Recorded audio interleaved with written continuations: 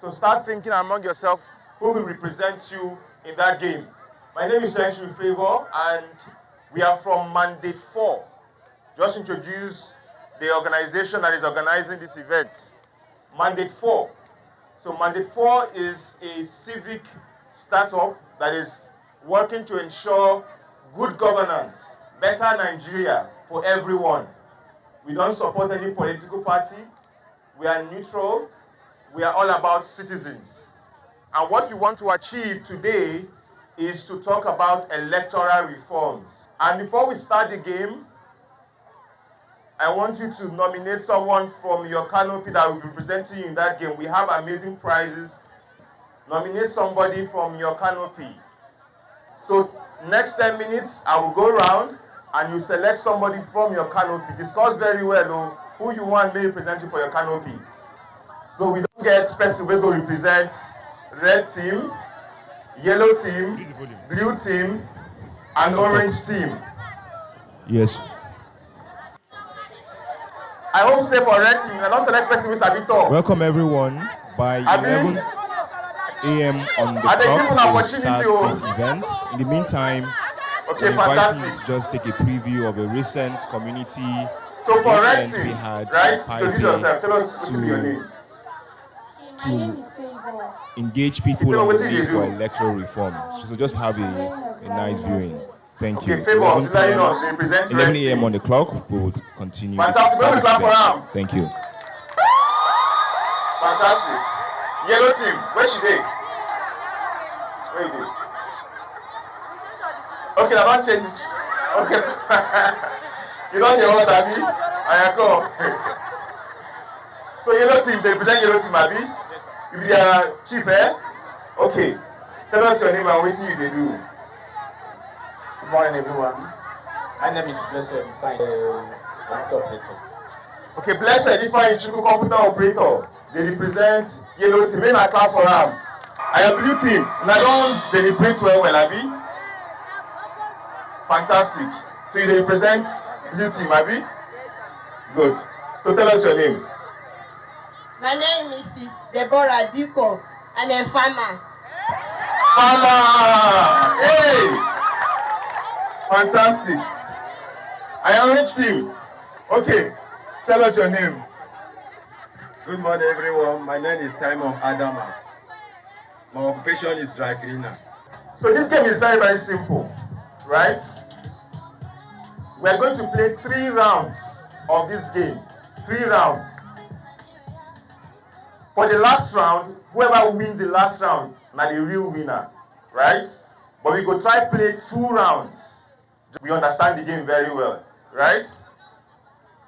Now, the end of this game, the person will win fictionally, go rule the entire house, go be the chief of red, yellow, blue, and orange.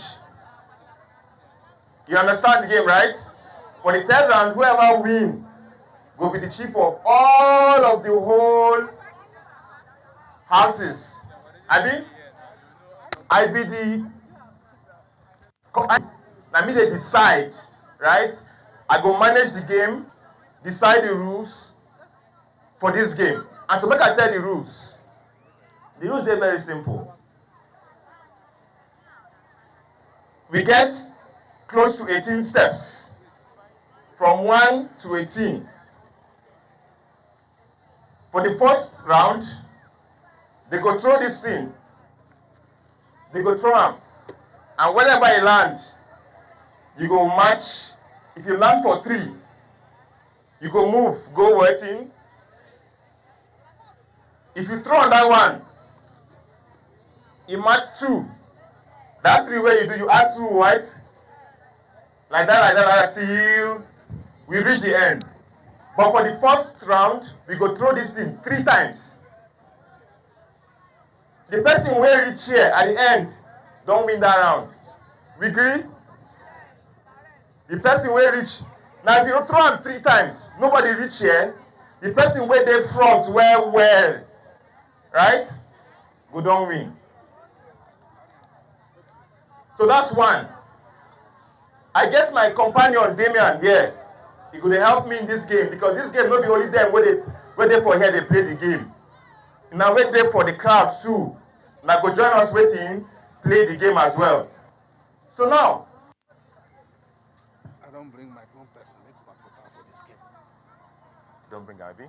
Aya, enter that game. Go join them.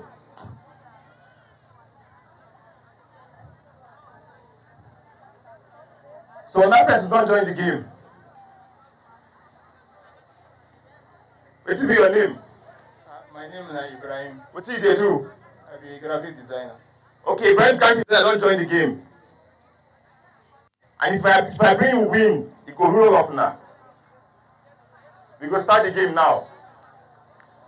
Damian. Yes, I take that thing. So, then we start with which canopy? I will explain later. Just wait. I will explain later. Just cool down. I will explain. Just wait. Just wait. When we give red team. Throw. 2. Climb 2. Give Ibrahim 2. Good.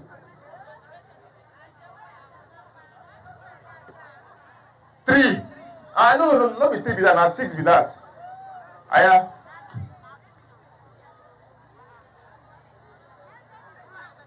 Yellow team. Throw.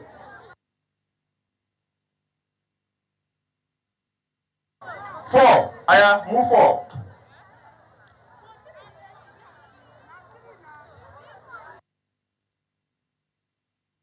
3. See, I'm here. 3. Move to 3. 4. 6. 2. Wait. Just cool down.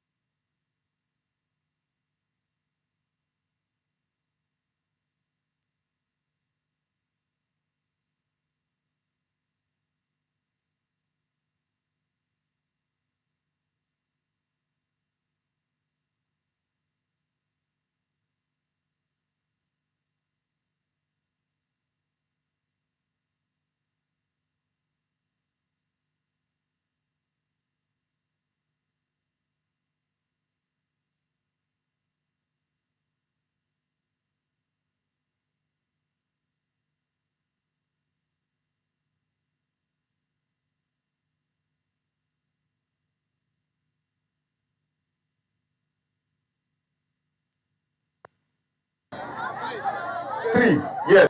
When we start, first throw don't go, Abi. We go do the second one. 4. Move. 4.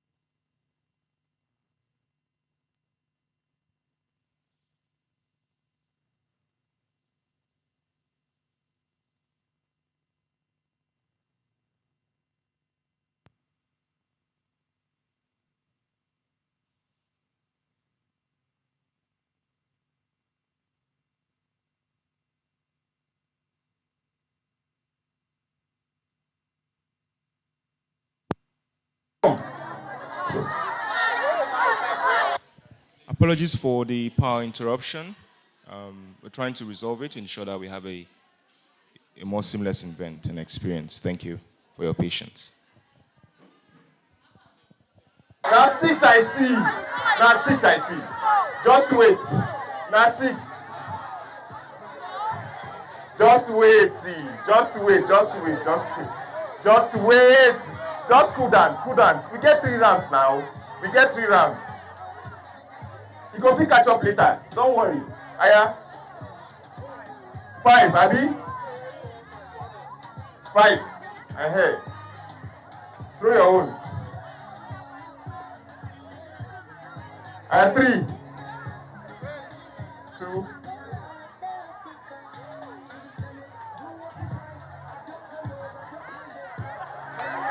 Six. Okay, now 6 I see. Move on 6. My brother, throw him again. Make throw him again. All right, throw him. Go back. Wait. Cool down. Cool down. We get 3 rounds for this game, remember. We get 3 rounds. The last round be the main one. These first 2 ones, they test them. You understand? The first 2 rounds, we dey test the game. Don't worry, just cool down. I throw him. 2. 4 plus 2 now 6 now, Abi? Yes, 6. Yes. Where we go again? Throw him inside this thing, no throw him outside. 4. Stop for 10.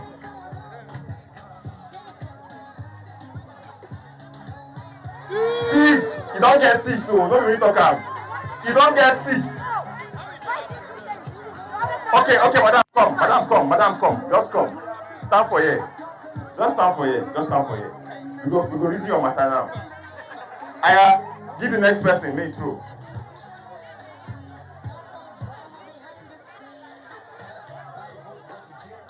1. Now 1 is gone.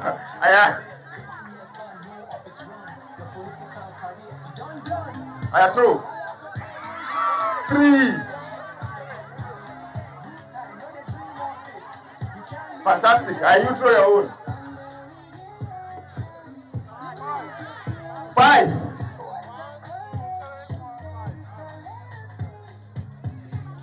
So now, based on the first round, if we use the first round go, might go meet my madam when they do calculation.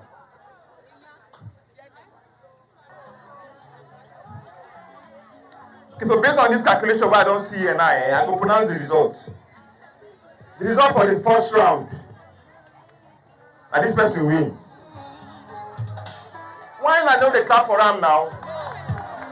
Okay, you know waiting. My understand why I'm not happy. My understand. Madam, tell me why. Give her a mic. Good morning, all. The first round, this lady threw 3, I think, right? Then she was at the 3. He threw 4, but he was at the front. Then the second throw, he threw 4, but you can't throw the back. You didn't count through the top. Okay. So you count 6 instead of 4. That was what happened. I was trying to. You count 4. You count 6 instead of 4 at the top. Stay here. That was what happened. Okay. And he was ahead. So he was ahead. Yes. Okay. Any other observation again? I think one person for you asked one question one time like that. Thank you, madam. Just stand for there. Just to conclude on what she said. When he first threw, for me, I saw 3, not 6. The second one he threw now was 5, and you mentioned 6. Because I'm seeing from here, the top I'm counting. And moreover, this man, he threw his own and he fell out, which is not, it's supposed not to be counted because it's outside the box. So we don't count that one, and we say may throw him again. For me, that's the reason why I said they should first suspect, based on you said, based on your camera, they should first suspect we, the audience, will be monitoring and see what exactly is going on. Clap for both of them. They don't give us any other comments. Remember, I say Remember, say, this person, they represent red team. Okay. I think I have something to say. Based on your topic, what I have to say is, this is just an example of rigging election. Because you are not being fair in this aspect. You are counting this person's position in the wrong way, while you are counting others in the right way, which is not right. But is he part of the community? He's not part of the community. That is what, from the beginning, somebody asked you.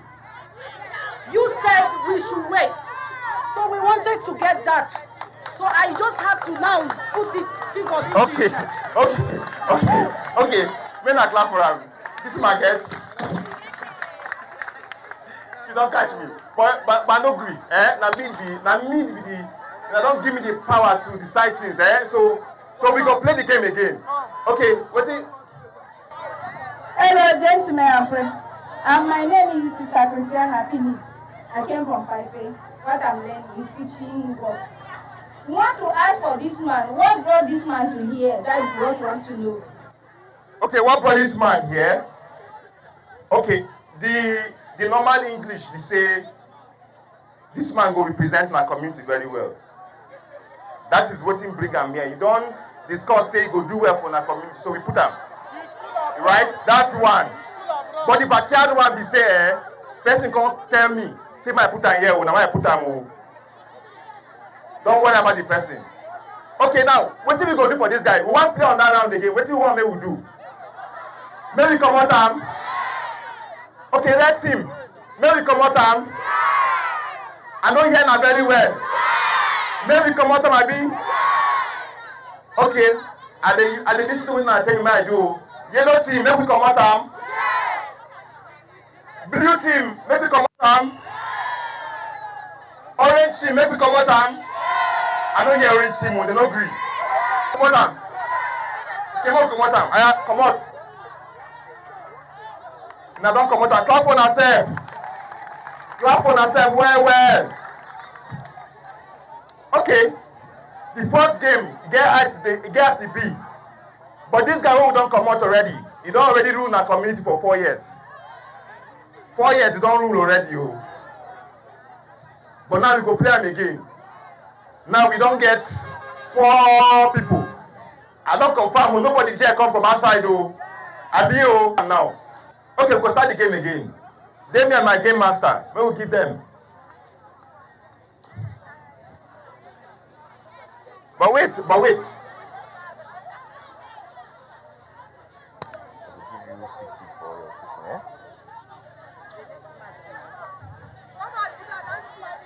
Okay, we'll play the game again. Play your own. 6, yay!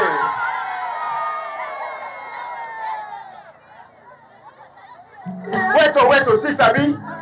Good. You play your own.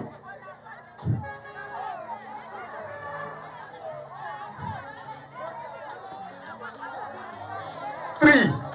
Count them. 1. She go there for 3.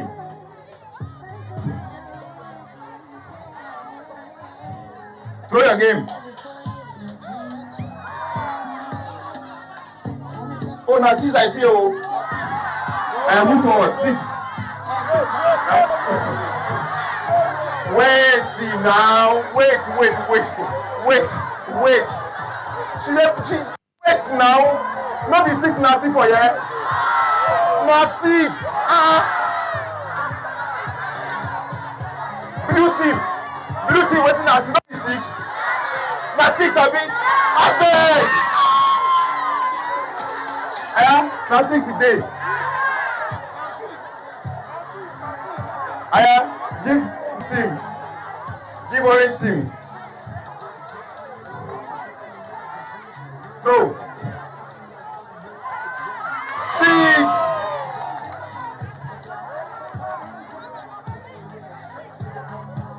Give him.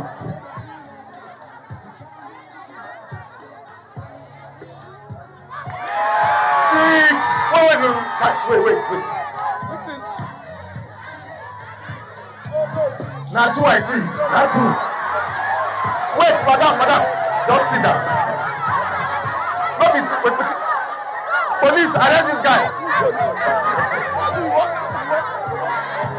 Put her one side. Now 2, I see for them. 8. Not be 6, I see. Now me, they see the result. Now it's not clear. My glasses, they show me the exact result. Now me, throw your own. Okay, now 5 I see for here. I have 5. No. Now 6 I see for here. Oh. Now 6, come. 12, think I go 12.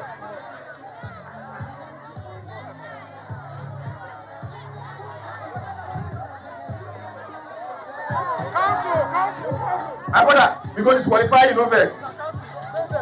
You get disqualified.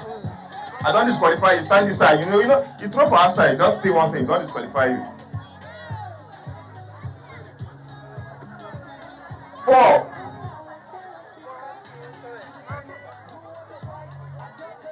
Make it throw. 3.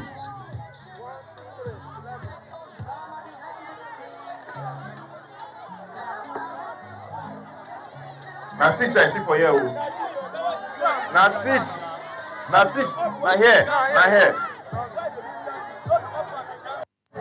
We don't play the second round. Wait. Why are they vexed now?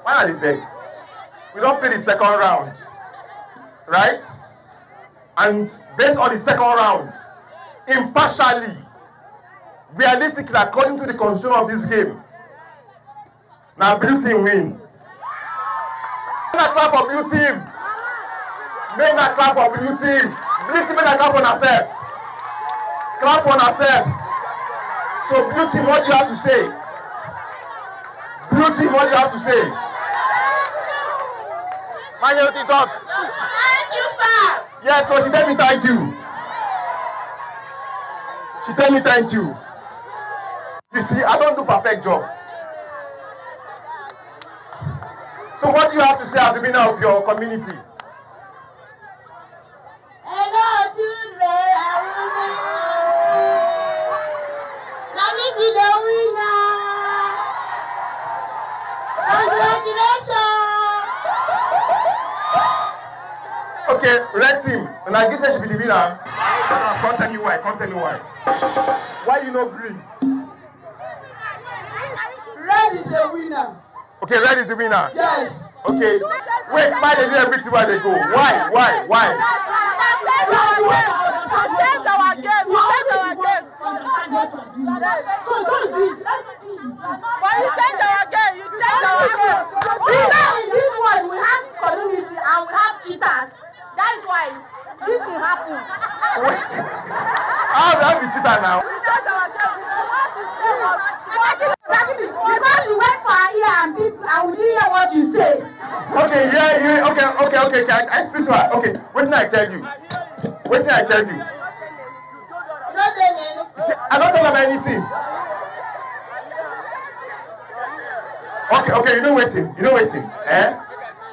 We go play the last round. But for this last round, now the final round. Anybody will win this last round now, go win. I go ask the people who don't play, waiting they think about your position. Tell me.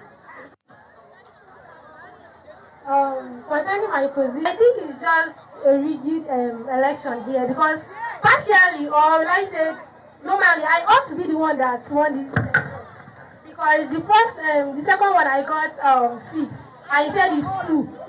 If not, I should be at number 16 by now, but that was not the case. Okay, that was not the case, Go to court. Are you? Thank you so much. This game actually proved the system of political election in Nigeria. That is what people have come to enlighten us on how to correct it.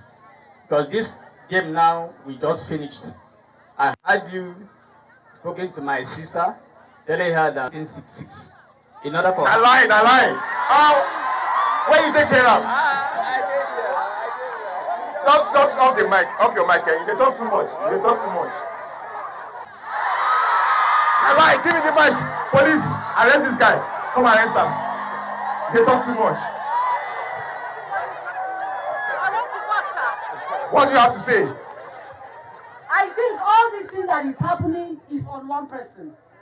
Do you know why I said it's on one person? INEC chairman. If we are able to remove the INEC chairman in Nigeria, all these 10 tenors that we did, we are suffering, we will not be suffering today. No. I am not the INEC chairman. No, I am not. This game, you are the INEC chairman. I am not. See, no. This game, you are the INEC chairman. I am not. You are not. I'm not. You are. Okay, you know what? Let me tell you a secret now. Let me just tell you a secret. The secret is very, very simple. This game has rules. Rules we are not telling now. Right? And you people have the right to change the rules. So now, I want to play this game. We go play this game the third time. And then, you will let me know how we should play this game. Right? Properly. The first one. Now want change me? Okay. Who want change me?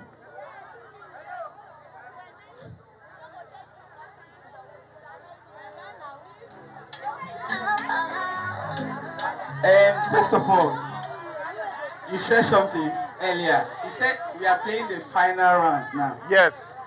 I understood you very well. But I don't know why hundreds of people are here and one person, just one person, will be the one manipulating everything.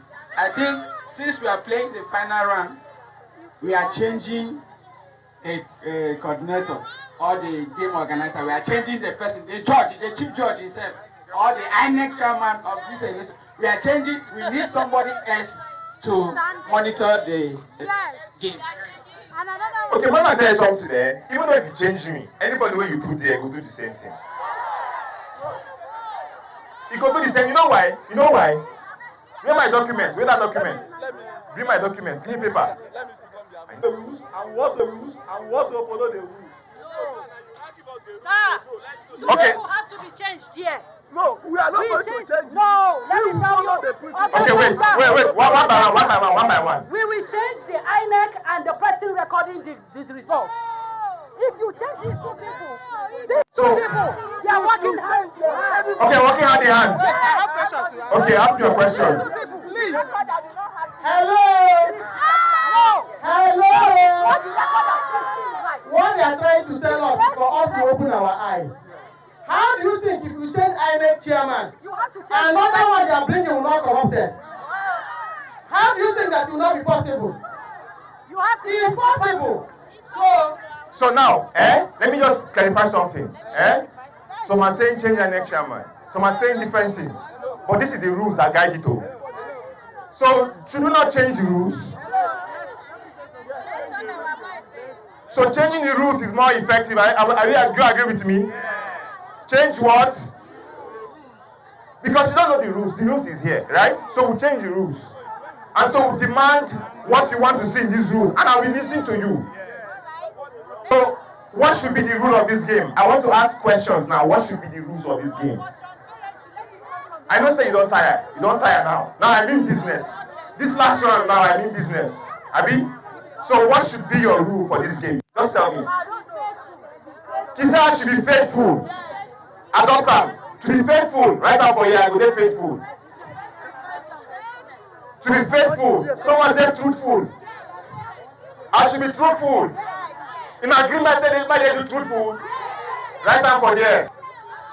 To be sincere. I don't hear you very well. To be sincere, my brother. To be sincere. Why should I be sincere? Because we know that this country is full of corruption. So we beg you, may you be sincere so that we will do this game in the right way. So the sincerity, you don't write them here. Man of integrity. Yes. Man hear you. Your word. When is two, write two. Okay, when it's 2, I should write 2. Yes. How many of you agree to that? How many of you agree? If you say yes, my hand now. You don't agree? Yellow team will agree. Blue team will agree. Orange team will agree. Okay.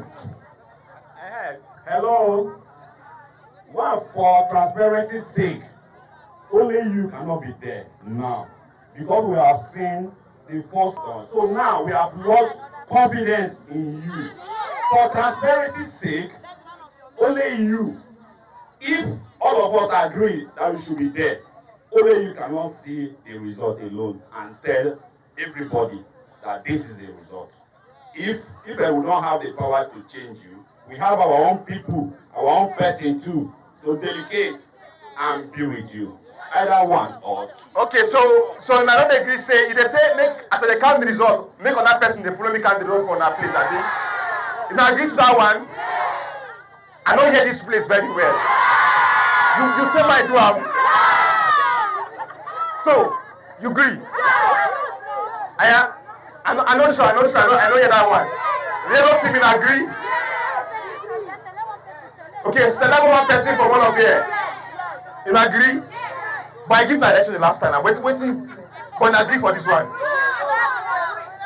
Tomorrow you go video another person. I go do the I do for now. Okay, this one's not agree. Blue team not agree. Oh, my clear blue team not agree. We do free and fair. Oh, okay. Oh, orange team will agree. Make one person from that team follow me the count result and agree for that one. Right time for the constitution. Right time, Madam Lawyer. You don't write them, Abi? Okay, make I read the contract I don't agree, make I do now. I dey update my software now. The first one be say, in agree say, make I dey faithful. Make I dey truthful, Abi? Make I dey sincere. Make I get integrity. Make I dey transparent. And make I dey honest. Make my two be two, Abi? And I can't agree say make one person for una canopy come follow me, they check the result, Abi? Okay, based off of this, I don't update my rules. Okay, these rules, red team nominate one person who go join me, count the results. Okay, you want to join me? You agree for her? Yellow team, nominate one person who go follow me, count the results. You will go. Blue team, now see they interested? Nobody. No one person. May we continue. Orange team, who go represent now? Orange team, one person will go put us count the results. You won't follow. I come. Okay, so who they represent? Red team. Make it stand for here. Red team. Who they represent? Yellow team. Now you, Abi. Who they represent? Blue team. Now orange team. Now because they don't watch me now, I go there very, very careful. Because now, if I don't hold my hand, I go there very careful. Oh. Anybody will win this one, don't win them. Now hear that one? Okay. 3 rounds, remember. The rules be saying make your box no fall outside this thing. If you fall inside that one, your throw don't get disqualified. Now hear that one? The number where you throw, and the exact number where you go progress. If you throw 2, now 2 you go there. If you throw 6, now 6 you go move forward. You agree that one? So this one, now the last game, and whoever wins this game, don't win. Aya. 1. Wait. Look like 1. Now 1 you see. Now 1 I see. You see 1? Yes. You see 1? Yes, sir. You see 1? Yes. You see 1? I see one. Aya. Make the climb go 1. Thank you, She media. there for 1? Thank you, media. Okay. What do we see for here? Event. Now for So we're about to start. The game you just witnessed was a project, community awareness engagement we did at Pipe community to sensitize members of that community on the need for electoral reform. And we leveraged the game to achieve that. The end of the story is that the community came together and they agreed on a set of reforms, and based on those reforms that were agreed on, the game was played again and a winner emerged.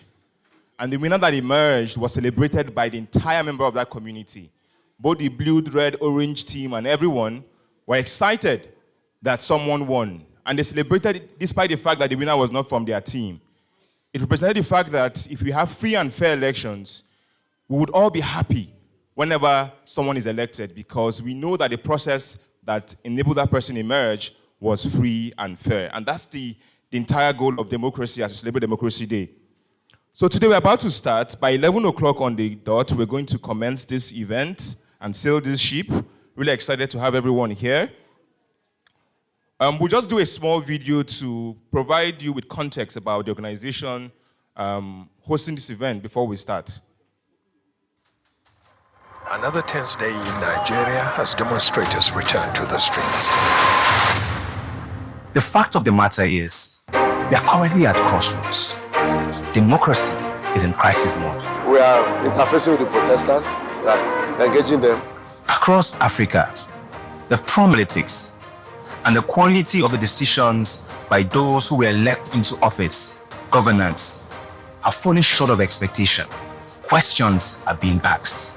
Governments have been toppled. The army from Burkina Faso in the west. The country is part of the so-called Cool Belt of Africa. Since the year 2020, this belt has... There is a growing realization amongst citizens of nations in Africa that Africa is not working for its people.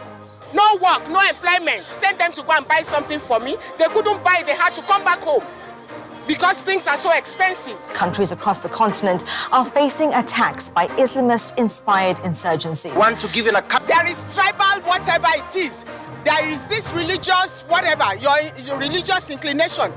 For how long are we going to continue like this? If you're like me and you believe that Nigeria, Kenya, Senegal, South Africa, you name it, that we can get it right and evolve from the current state that we are in, the question on your mind right now is, how do we rewrite this story?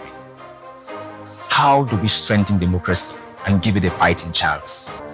Our thesis at Mandate 4 is that to rewrite this story, you need a critical mass of stakeholders in the democratic process to act efficiently, decisively, and at scale.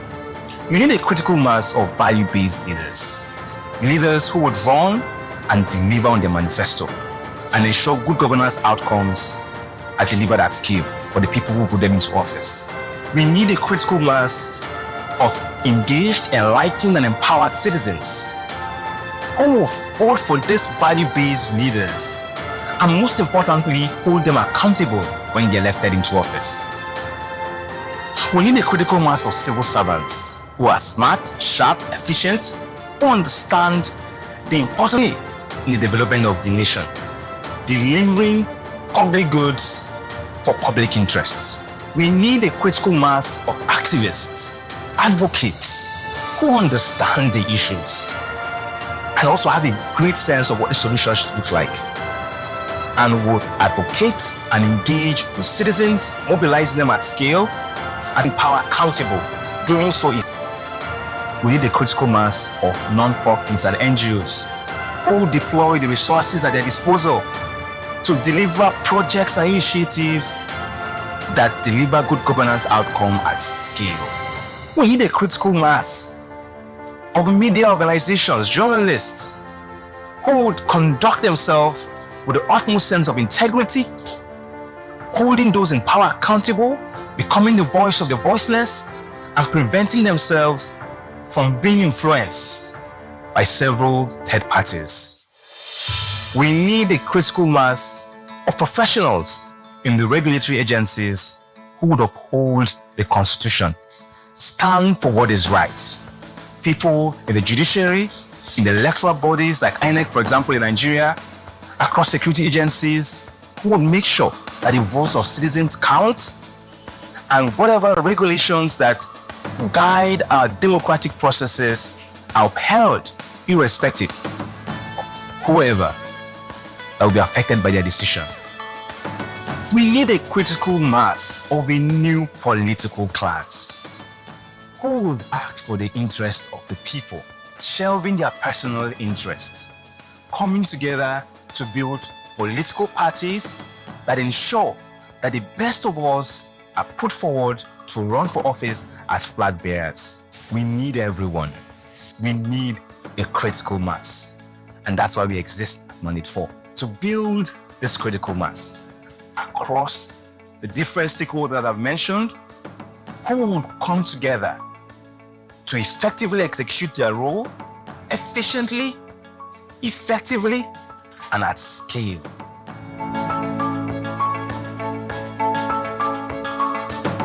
In order to create this critical mass, we founded Mandate 4, a nation-building civic startup on a mission to elevate the quality of our politics, strengthen our democracy, and ensure accountability, unlock Africa's potential. This is the most important part, and ensure good governance outcome at scale for Africa's 1.2 billion people and 2 billion people by 2050.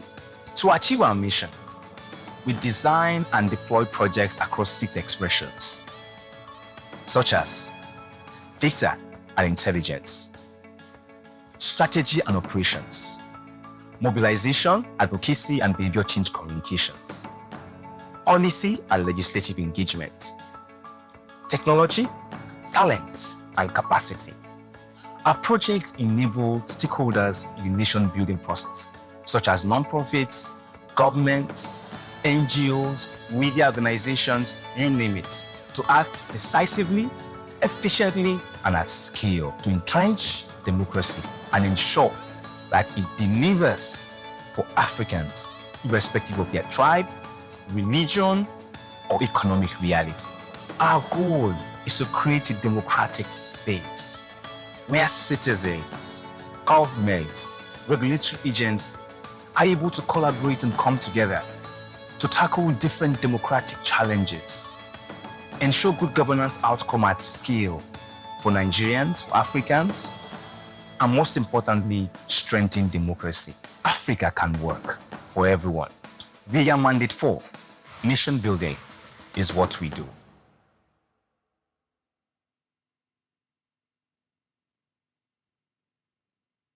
Nation building is indeed what we do. On behalf of the team, I'm really excited to have everyone here. We're about to start this event. It's currently 11 o'clock, and this ship is about to sail. Really excited to have everyone here. We're going to start with the national anthem, the national pledge. So we'd like everyone to rise on your feet, so let's take the national pledge.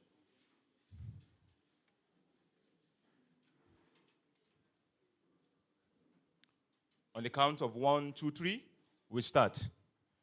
I pledge to Nigeria, my country, to be faithful, loyal, and honest, strength, to defend her unity and uphold her honor and glory, so help me God. Amen. Thank you very much. Are you excited to be here? Today is Democracy Day, an amazing day for most of us. And why is it Democracy Day? Because 26 years ago, Nigerians stood up. Nigerians spoke with one voice.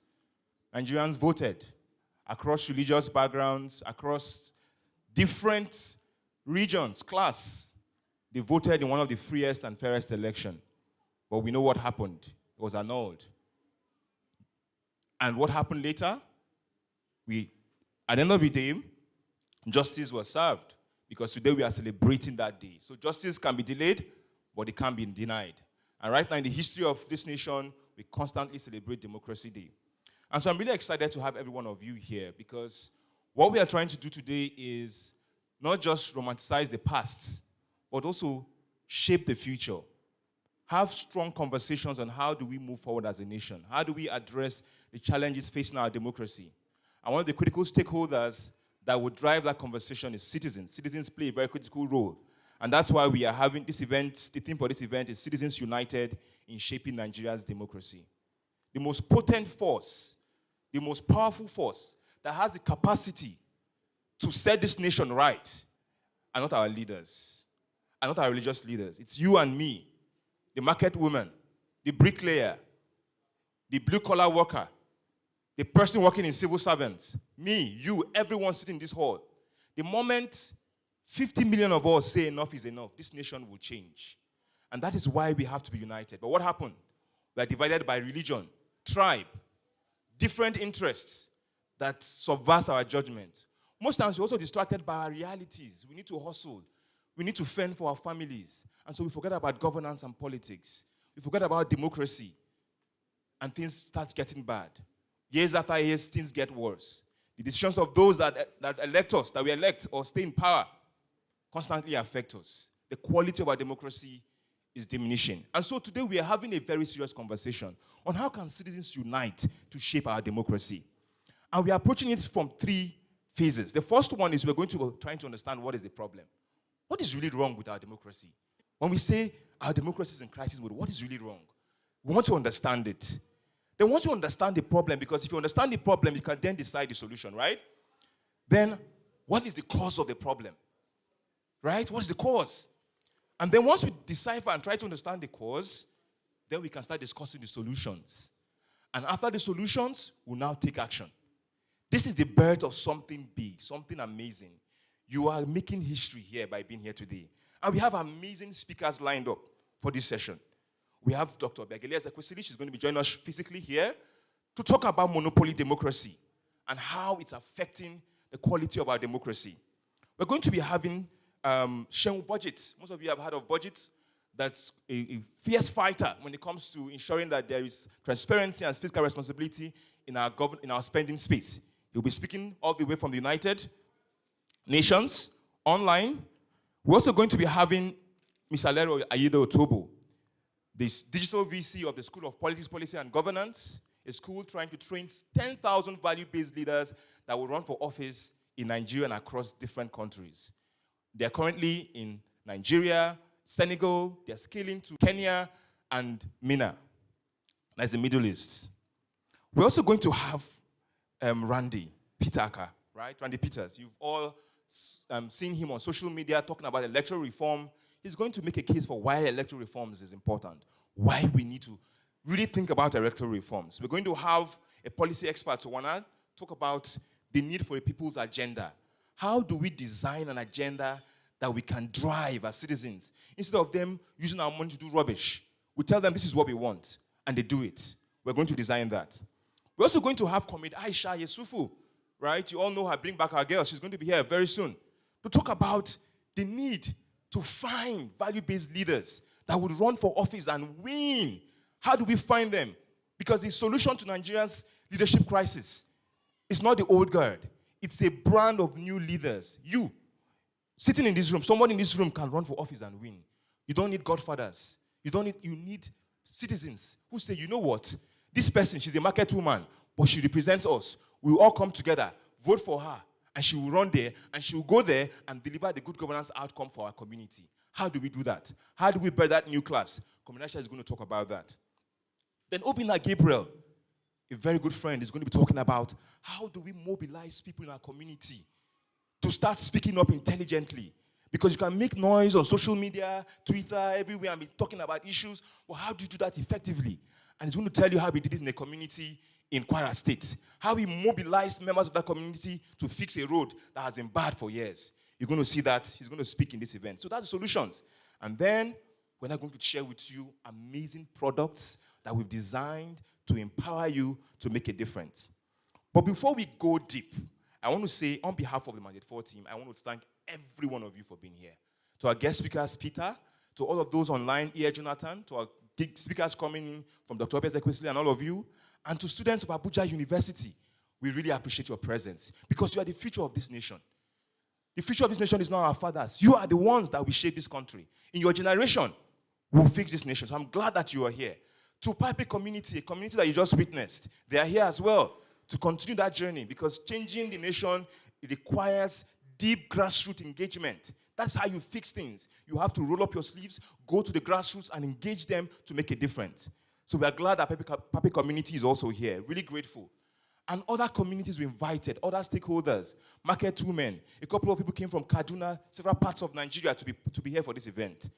On behalf of my team and Nigerians in general, we want to welcome you to Citizens United, Shaping Our Democracy event, our June 12th Democracy Day Town Hall, an event that we're going to consistently organize. Now, but to start this event, we want to start by painting a picture, because we need to situate why we are here, the reason why we're all gathered, why we want to fix this democracy. Because you need to know what we are fighting for you to know where we are headed. And so the media team is going to play a media production that paints a picture of what will happen if we live here today as citizens to fix this country. What can happen? Media team, let's play the Nigeria 2050 vision video so we can see what is possible if we all come together to fix this country. Are we good?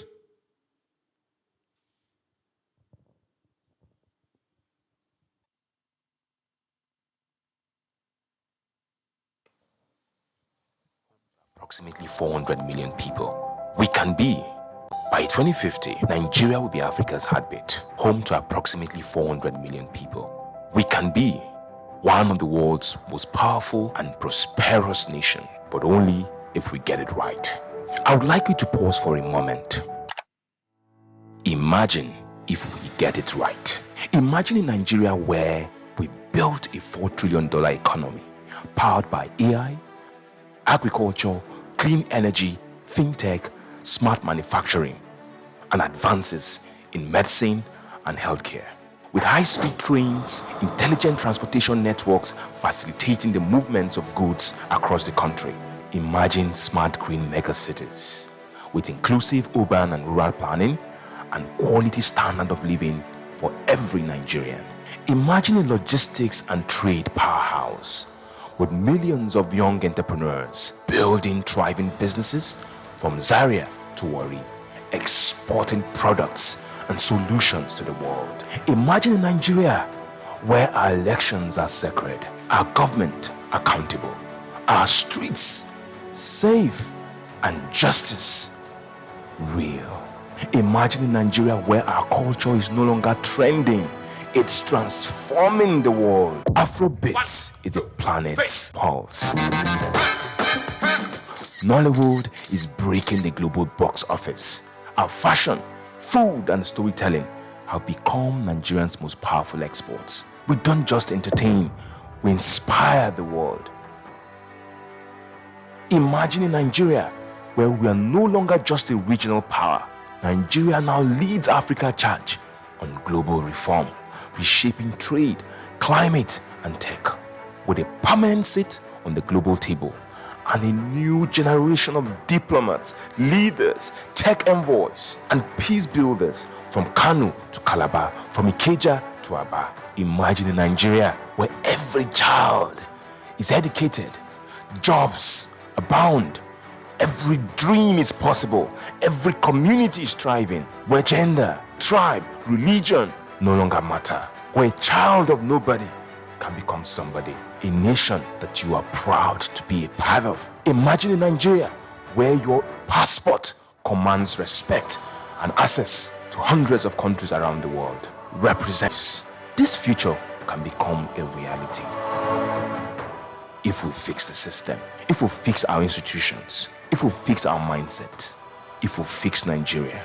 Nigeria 2050 isn't just about where we'll be, it's about who we'll become if you, yes you, decide to be a right to act. Nigeria needs you. Will you answer the call?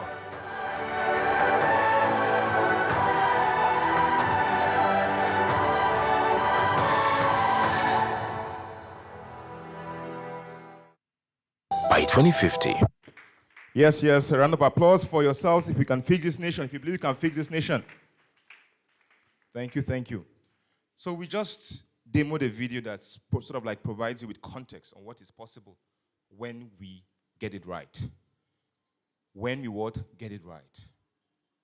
It is possible. It is doable. Not in the next generation, in this generation. I mean, most of you have witnessed the rise of China. Where we are as a nation, in terms of the quality of development, they were an agrarian society, right? Mostly producing raw materials from the farm. Right now, China is, in quotes, a global power. leading in AI and several industries. Singapore, you name them. And they did it in a span of the lifetime of this nation. Span of 30, 40 years. 30 what? 40 years. And the beautiful thing about technology and the way the world evolves, that it took them 30, 40 years to get to that point. But because of the way technology and globalization is happening, there's exponential growth that can occur. So you don't have to start from the scratch, from where the other nations started from. You can actually just start.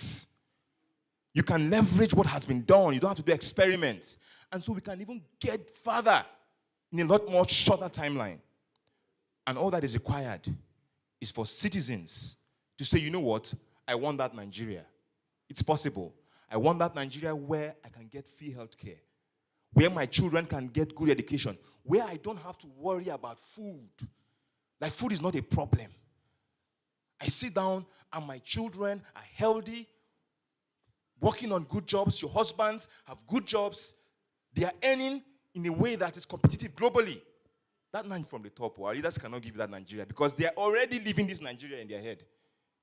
Right? The money that they have affords them to live this Nigeria in quote because they can travel abroad, enjoy Paris, enjoy China. When they come to Nigeria, they fly private jets, they come back home, they spend money on diesel and gen. They don't know what you're experiencing, so they don't have any incentive to bear this Nigeria. They're not as hungry as you are. Media, are you ready?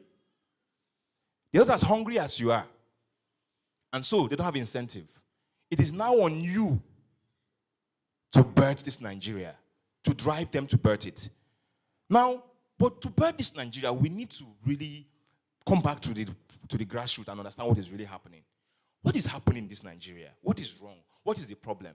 And so we went to the streets to engage market women, students, diasporans, retirees, to hear from them. Let us get a sense of this Nigeria that we're talking about. Let them articulate the challenges facing us. And so we're going to play a mini documentary called Dashed Hopes to give you an understanding of the state of things. And after this documentary, I want you to be ready because we're going to engage. This is a town hall. I won't be the one speaking. We want to hear from you. What is wrong with this country? What do we need to fix in this country? It's a town hall. We're going to talk. That's why it's called the Democracy what? Town hall. So if you're shy, I'll come and meet you and put mic in your mouth, oh. Right? Anything where you want to talk. Make we hear them. Right? So we'll start with just giving a sense of what is really wrong. Media.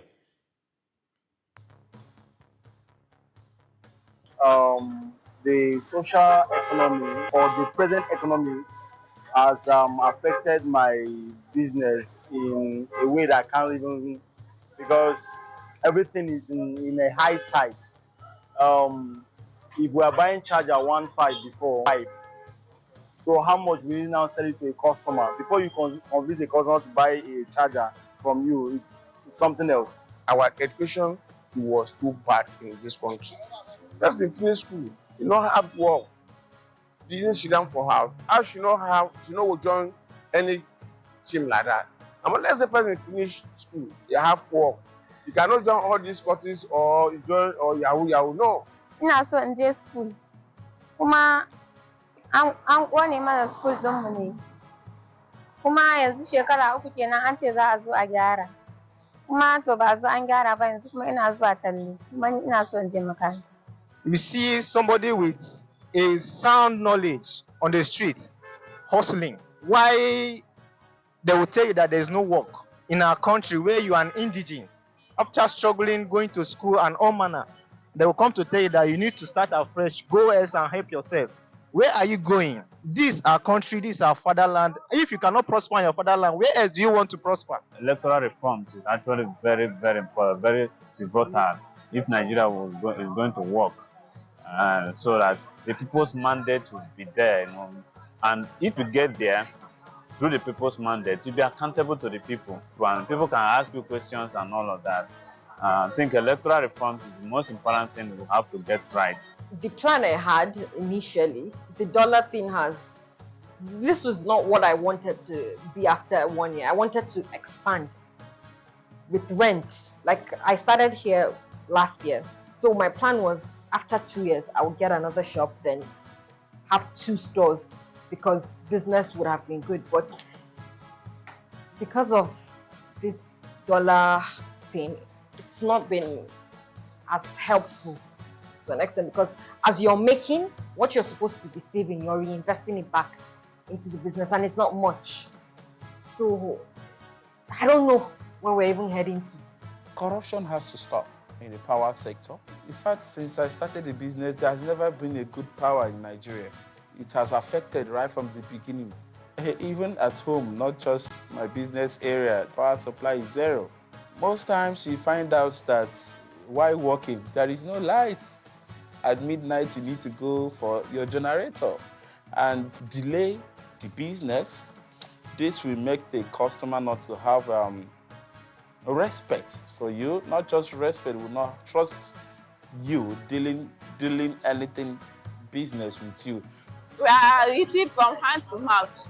Food is too cost. Everything is too cost for an average citizen. I'm afraid of that vote, to stay you the fight. The one where we voted, we did not use it. The other ones previously voted. If they will not change the system of the voting.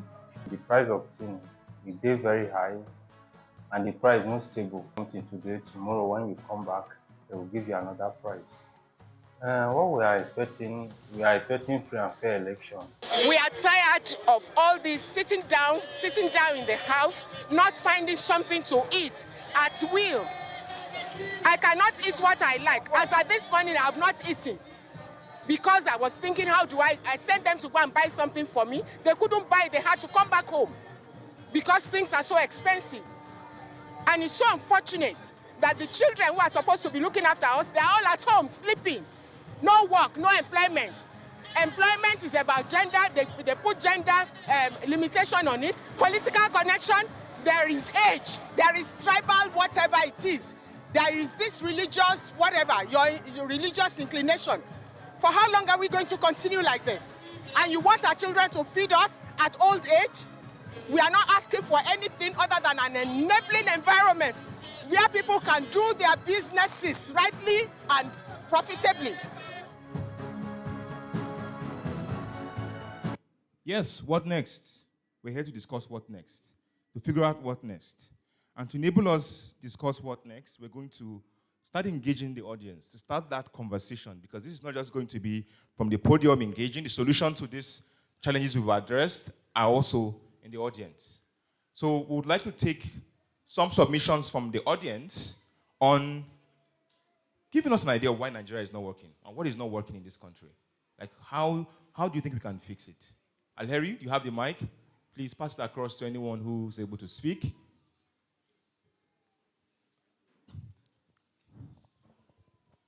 Your name, you can stand up and your name. All right, good day everyone.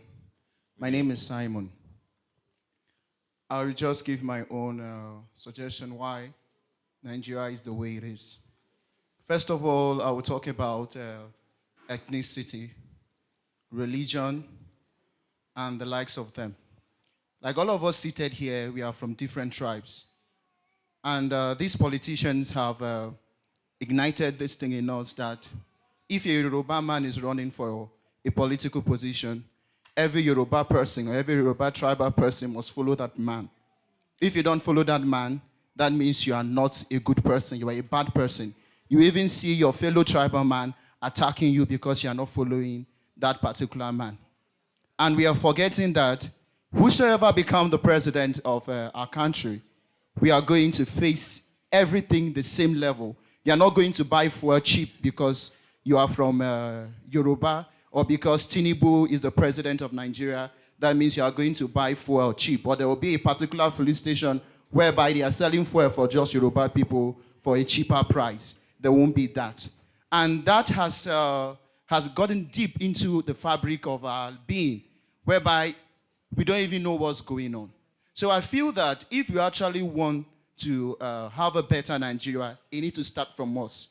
First of all, the persons that are coming to represent us, we look at them. Is this person credible? Remove religion, remove tribal, anything. Whether the person is Yoruba, whether the person is Igbo, whether the person is outside, Ibibio, Efik, or whosoever, whatever culture the person is representing, remove it aside and look at the individual, and based on his track record and what he has done in various areas or various spheres of where he led the country or the society, then we now start, coming out to vote for them. Another one is bullying. And most of us, we are scared because we remember what happened during the NSAS.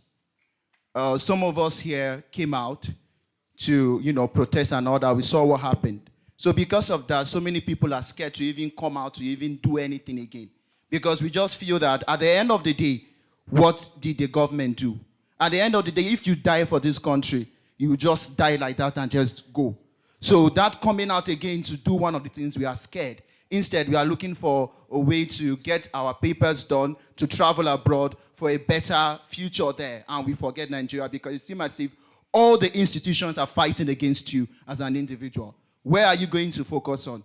If there are some institutions here that are helping this country, that means we will have hope. We say if this thing is going wrong, this person or this institution will be able to stand for us. But every institution we have in this country is being captured. So if you come out and do it and defend your votes, at the end of the day, you will die and you will just go like that. So these are the challenges we are being faced in Nigeria. There are a lot of them. But that NSAS actually gave a lot of youths, like my very self, that scare. And I believe that the way forward, yes, for us to actually make sure that our votes should count, we need to stand up and fight. But as we are fighting, we need to know that these institutions are going to back us up, are going to stand for us before we can do what? Come out. If not, we'll keep having this thing over and over again. Thank you very much. Thank you very much. Let's give a round of applause for him. This is a democracy day town hall. We are talking, we are engaging, right?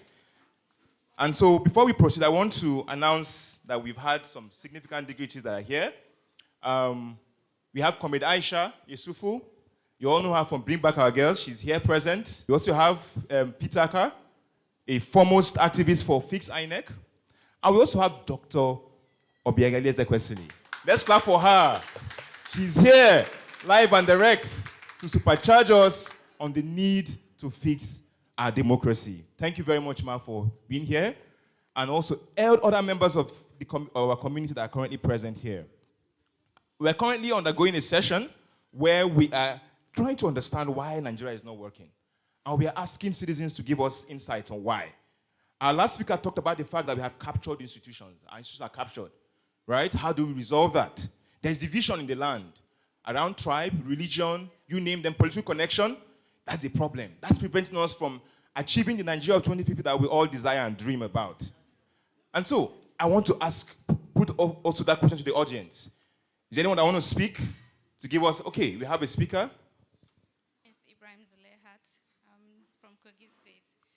Well, I would love to start with Plateau, Benue, Niger, Kogi was supposed to be the backbone of this great nation. But what's going on today? The skyrocketing moment of youth unemployment. And when we speak, the first thing we hear is get a skill, do something, learn this, learn that. But there's no skill you want to start today that will require at least 100,000 naira for you to start. Do we have that? Do we? Please. If I start shouting here now, oh, my stomach, go to the hospital, we need 50K right now. How many people here will boldly bring that out? Not because they are stingy, but do they have it? Now you're hoping on one uncle, and that uncle is also hoping on another person's uncle that is in the government house. Please, how right is that? Secondly, I'll talk about intercommunal clashes. And our government, permit me to say, are just being silent. These days, we're not even helping each other. Your neighbor's house is burning, and the first thing we do is, my neighbor, right now, she was sleeping. It seems she left her gas on. We don't know what's going on. Nobody is even trying to call the fire service. Nobody is even trying, what do we mix? Is it water and omo that is local what we do? Nobody. How are we helping this nation? By ourselves. We're not just hoping on the government. No. The fire service, you're staying in Kuje, and fire service, in fact, for it to get to your house might take like an hour. That's if there's even fuel in the car. And thirdly, the infrastructure. Our roads are really bad. I won't even talk about the hospitals, because I'm sure everyone here has an experience with one hospital or the other, either private or government hospitals. We're tired of being kept quiet. We're tired of being told, we'll be fine. Don't worry, you just graduated now. It's just 6 months. You just finished service now. Don't pressure yourself. I will pressure myself. I will. I want to get married. I want to live a good life. Now, people are japping. Don't you want to japa too? Everybody wants to japa. But who are we going to leave this nation for? We plead. Don't keep us quiet again, please. This nation should listen to us. Please. The future is uncertain, but one thing is sure. We won't keep quiet. We will always speak. Thank you. Thank you. Let's give a round of applause for her. Youth unemployment, communal clashes, lack of public facilities, hospitals. The nation should listen to us. Just imagine, the nation should listen. That means she's saying we should all listen to what her. That means we should all listen to our what? Ourselves, because we are the nation, right? So we should all listen to address these issues. If you want to achieve that vision that we painted, Nigeria 2050, the nation, citizens like you and I, we have to listen to ourselves. We have to discuss and say, this is the problem, and how do we address it? Thank you very much. Any other hand raised? Okay, let me just take from the back. Just take from the back. Please go ahead. Your name, please. I'm Desire Zaza. I'm from the Niger Delta. As a young adult of marriageable age, supposed to be living a well life, I'm from where feed this nation. With the money my state produce, Nigeria, the Federal Capital Territory is being developed day in, day out. But we can't access roads to go home. If I want to go home, it takes me a whole day, which is not nice. Abuja is being developed day and night, but I can't access, there are no roads to get home, which doesn't make sense. The oil being produced in my state is being used to feed the north, which doesn't make sense.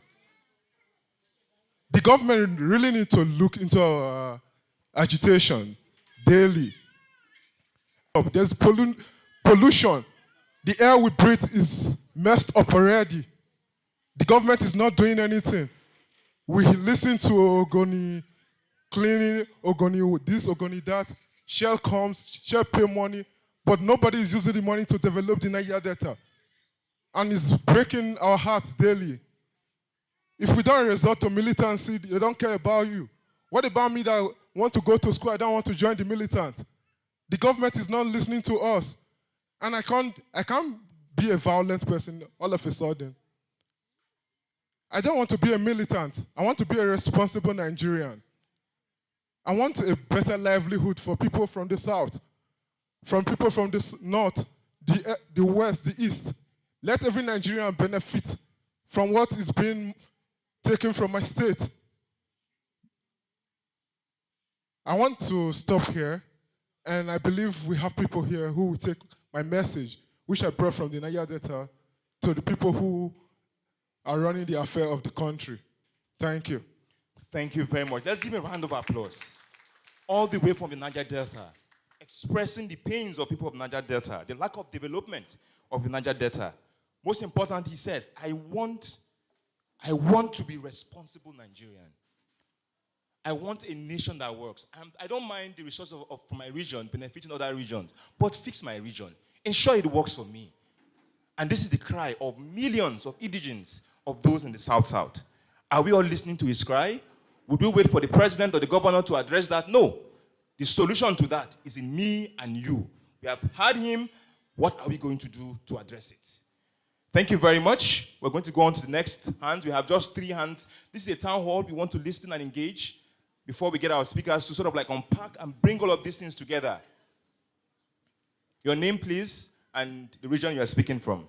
Good day, my fellow youth, my fellow Nigerians. My name is Zaka Henry. and I'm coming all the way from Paipi. I'm from Kaduna State. Well, please, I want to say a few things, and I believe these are some of the things that are making Nigerians not to progress, not to move. I believe all we need is boldness as a youth.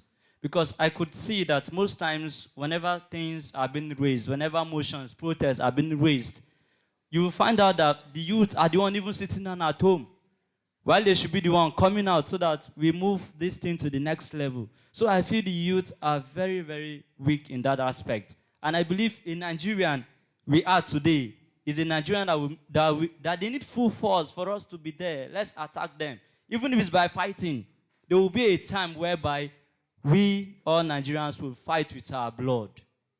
We will fight and take it by force. So why not now? Must we wait for other generations to come and do what we are capable to do? We are strong, we are healthy, we are bold, we are smart, we are intelligent. We need to be the one ruling those people, not them. Now, second thing I will say is, now I'm very pained and very, very not happy because I found out that we have been allowing the old men to rule us, whereas we are capable. I don't get it. Citizen, come out as presidents. They would just, we have people there. How is it so? Why is things happening that way? Please, we need the youth to stand up and put themselves in there so that even if anything happens, we can fight ourselves. Do you understand? We can fight ourselves, show them that yes, we have the strength, we'll fight ourselves, we'll do it man to man.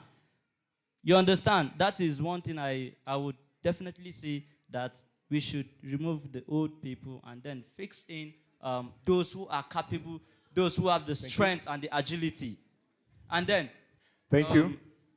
The third thing I want to say is, please, those INEC reform, I've been watching a lot of things on social media, INEC reform, and the whole thing.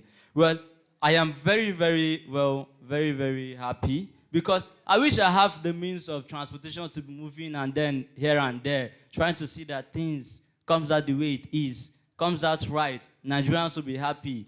You eat, you assess things that you know that yes. you are capable to assess without looking yourself as if you're not worthy. Because sometimes we youth, we look at ourselves as if we do not want some certain things. Whereas we want everything that is being brought out in the country. Thank you. Yes, we'll go to her next. She has been raising her hand for a while from Papi. Clap for him, please. But I just want to address a couple of things. Boldness. She talked about the need for boldness and to get youth engaged, right? The fact that we have to work, we have to fight for this nation. But most importantly, I want to add to that is also the need for us to organize. Organize effectively, efficiently, in a way that challenges power. Young people make up the largest percentage of the population of this nation. Imagine if we organize effectively, a lot can change. Young people can get more young people into office, and he's advocating for that. Thank you very much. Please go ahead. Good morning, everybody. My name is Butari Ramtosin. I'm talking about Nigerian as a whole, because we are all suffering. What is really going on is from the bad governments. I could remember when they did end bad governments. The youth came out, especially from the massacre Kubwa.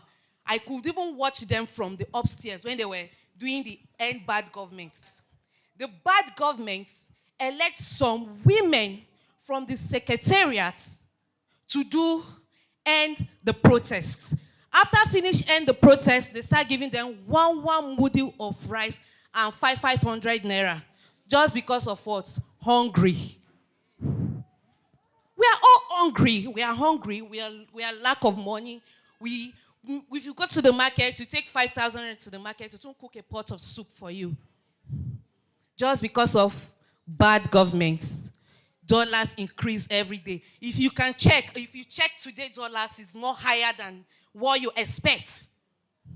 And tomorrow, somebody who wants us to vote, to say, vote for me, I'll give you good road, I'll do education, I'll do this with different mouths. It's all business. And we youth will all going to vote for him, going to vote for her. Seriously, I really love this program. I really love this mandate. You are doing well. Thank you for that. Because it will enlighten us. It will tell us what is really going on with us. It will open our eyes, just like an eye-opener, watchdog to us. The youth, let's wake up. Let's wake up. If people are doing protests, stand up and protest. Don't do, see, and there is a time, this end protest, my husband came out that he wants to go and wage war. Because he's a military officer. The first thing I told him, how much is your salary? If you die, what will the government give you? They won't give you anything. The only thing they'll do, they'll just do pension and all that. Ask you to leave the barrack after everything.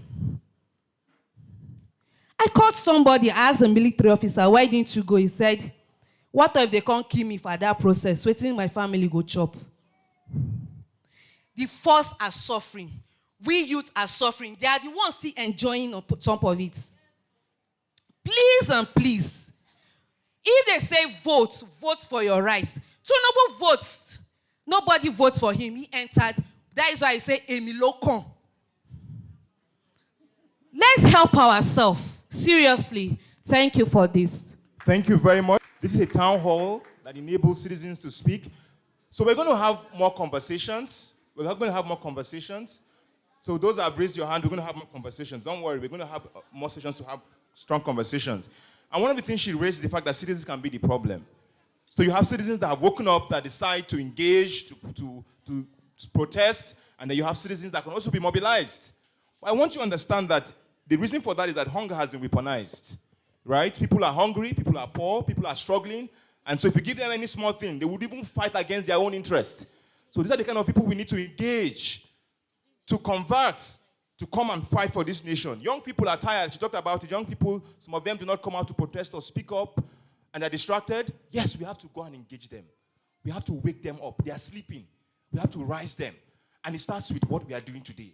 It starts with me and you talking, converting, engaging at the grassroots, making them understand that while they are sleeping, somebody else is going there and they're taking their life savings. Somebody is going there, eating their life, cutting their life short. Somebody is going there, destroying their destiny while they are flexing, having fun in clubs. We have to go and wake them up. And that's what we are trying to achieve at Mandate 4, in collaboration with other organizations doing the same. So, if you follow this event, the first phase of this event was the solutions, and was basically what is the problem. Trying to get people to understand what the problem is. Let's situate it. We painted a picture of the future that we want, Nigeria 2050. We watched that video, we saw it, and then we came down and tried to understand what's the problem really is. We watched a video called Dash Topes, where we engaged people from different parts of the country. So it doesn't look like you are mad, that what is happening to you is not happening to the next person, right? And then we've engaged in this hall, and you've listened from your colleagues. They've mentioned the same things you are used to hearing, from unemployment, communal clashes, lack of public services, you name it. Now, we've assessed this from a qualitative perspective, right? We've engaged, we're now going to approach this from a data-driven perspective or quantitative perspective, because data is king. In God we trust, according to Dr. Obi. Everybody else bring your data. And so today, I'm going to be inviting Dr. Damian. Dr. Damian is going to take us through his presentation on the report that we published online on the state of our democracy. So that way, you understand what the data is saying about how things are bad, how we need to turn things around in this country. Damian, over to you.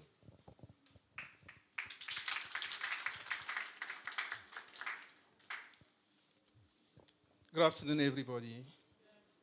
I wish to use this opportunity to welcome you again on this event. So today, I'm going to make a qualitative analysis of the state of our nation, our democracy. My presentation today is just an abridged version of our research. So if you want to have the full version of that research, you get it at mandate4.org. So now we carried out this research for over for a few months. We carried out this research, collecting data through a process we call mixed method research design.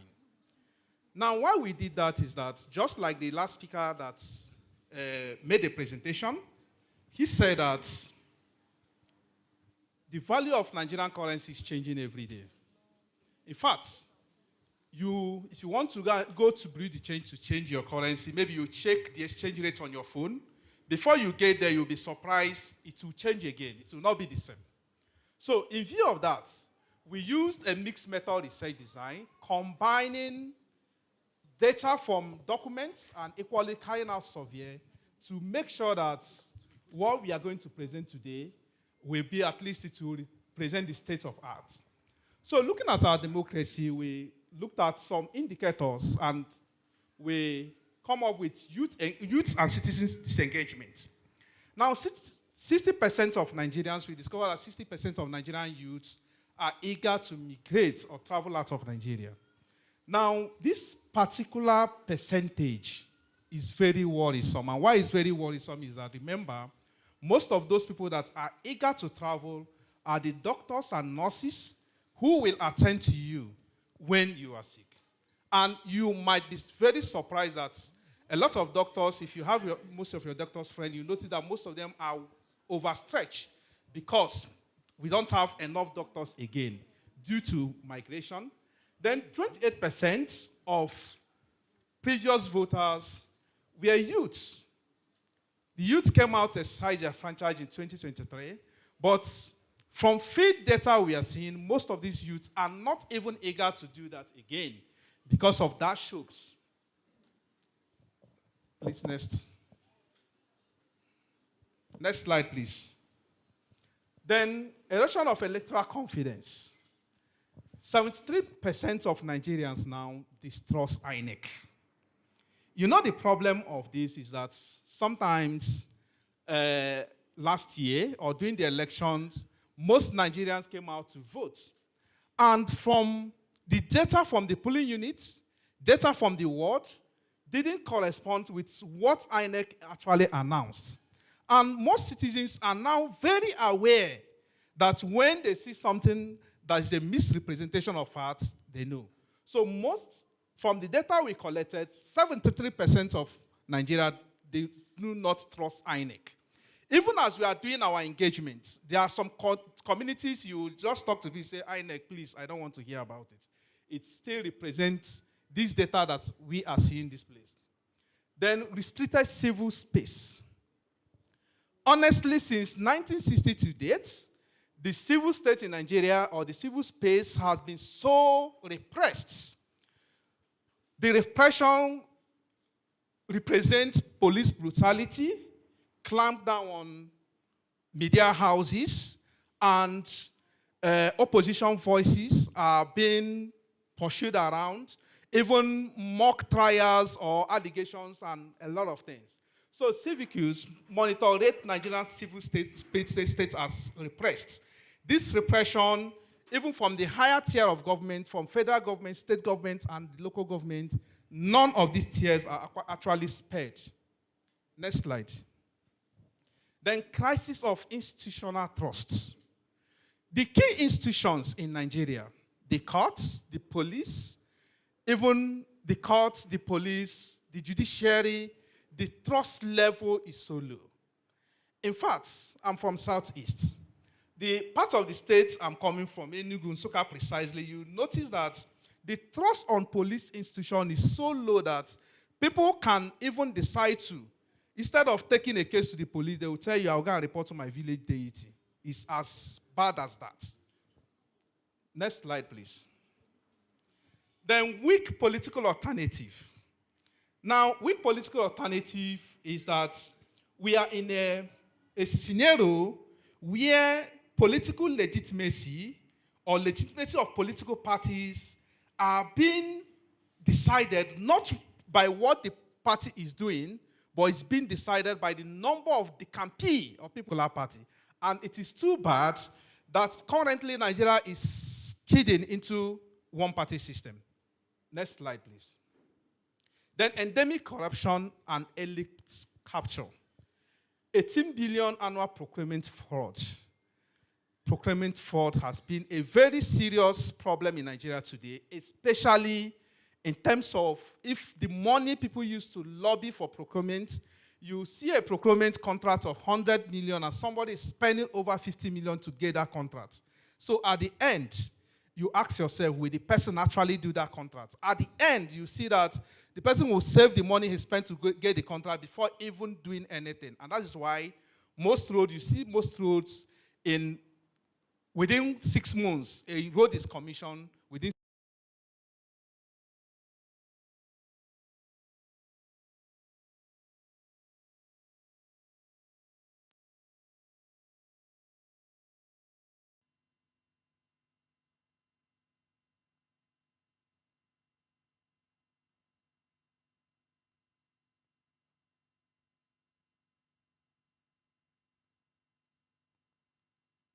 Different security problem.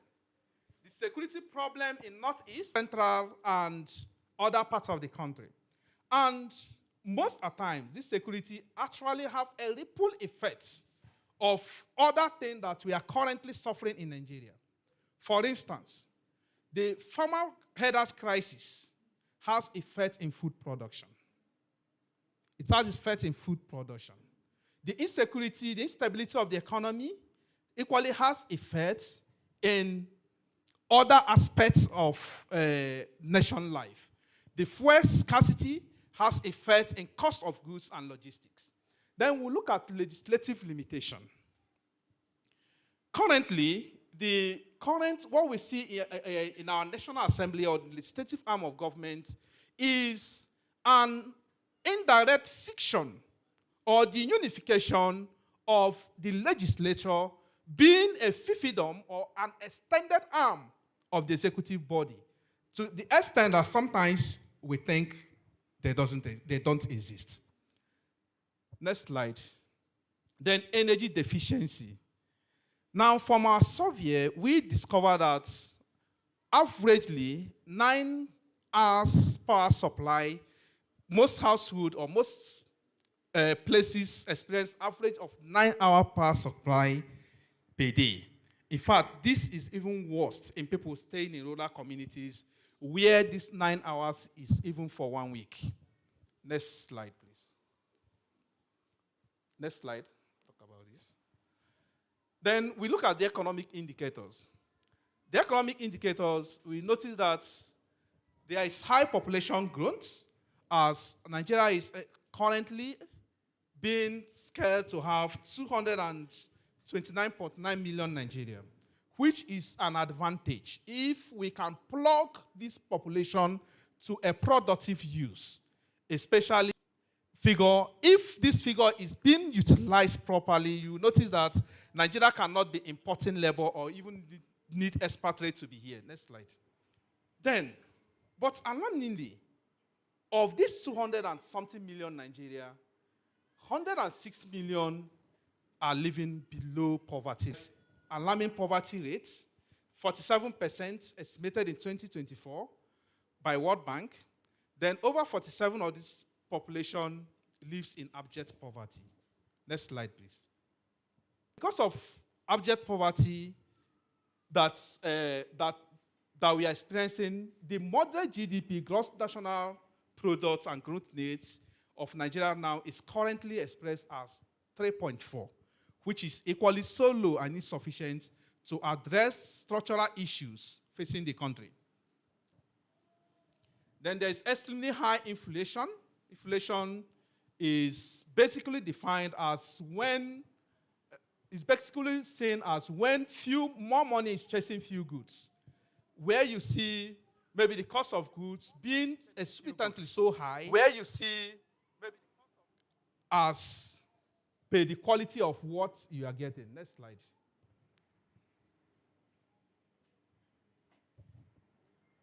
Next, please. Then critical youth employment. Youth employment is another factor that has a lot of ripple effects to economic situation in Nigeria. This youth employment could equally be linked to the general Japa syndrome that we are experiencing. It could equally be linked to armed robbery. It could equally, most importantly, vote buying in this nation cannot be effectively be addressed if youth employment continue to rise. Because youth unemployment has a correlation to people being even prone to be bribed, even prone to be given money to sell their vote, even being prone to be used as political thugs as far as this country is concerned. Next slide. Then the poverty crisis is equally increasing at 38.9% across the nation. Next slide. Next slide. Then the debt burden. Nigeria debt burden, in fact, getting a stable or maybe reliable data on Nigerian debt burden is difficult. Why I'm saying it's difficult is that I might be speaking about 65% here, and as I'm talking, someone is somewhere equally borrowing another money. And as we were talking about the federal government, the state government is equally not late out of this. So for a comprehensive version of this report, you can get it in our website, mandate4.org. Thank you.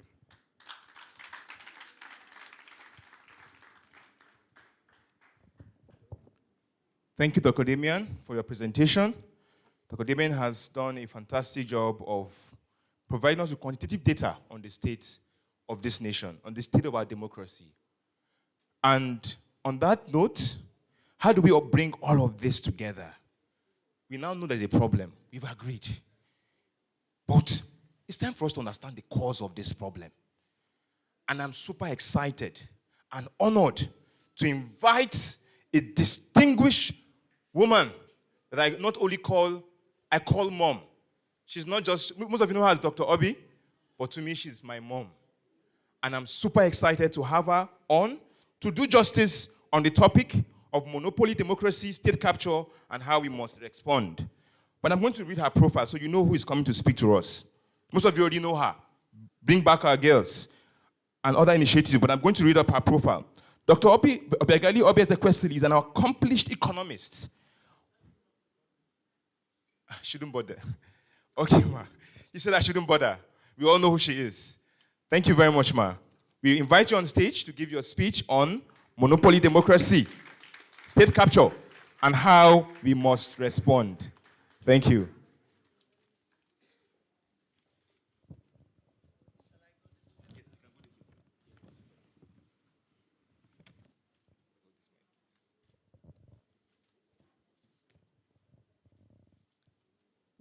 Well, thank you very much for inviting me to this very important gathering of citizens of this country.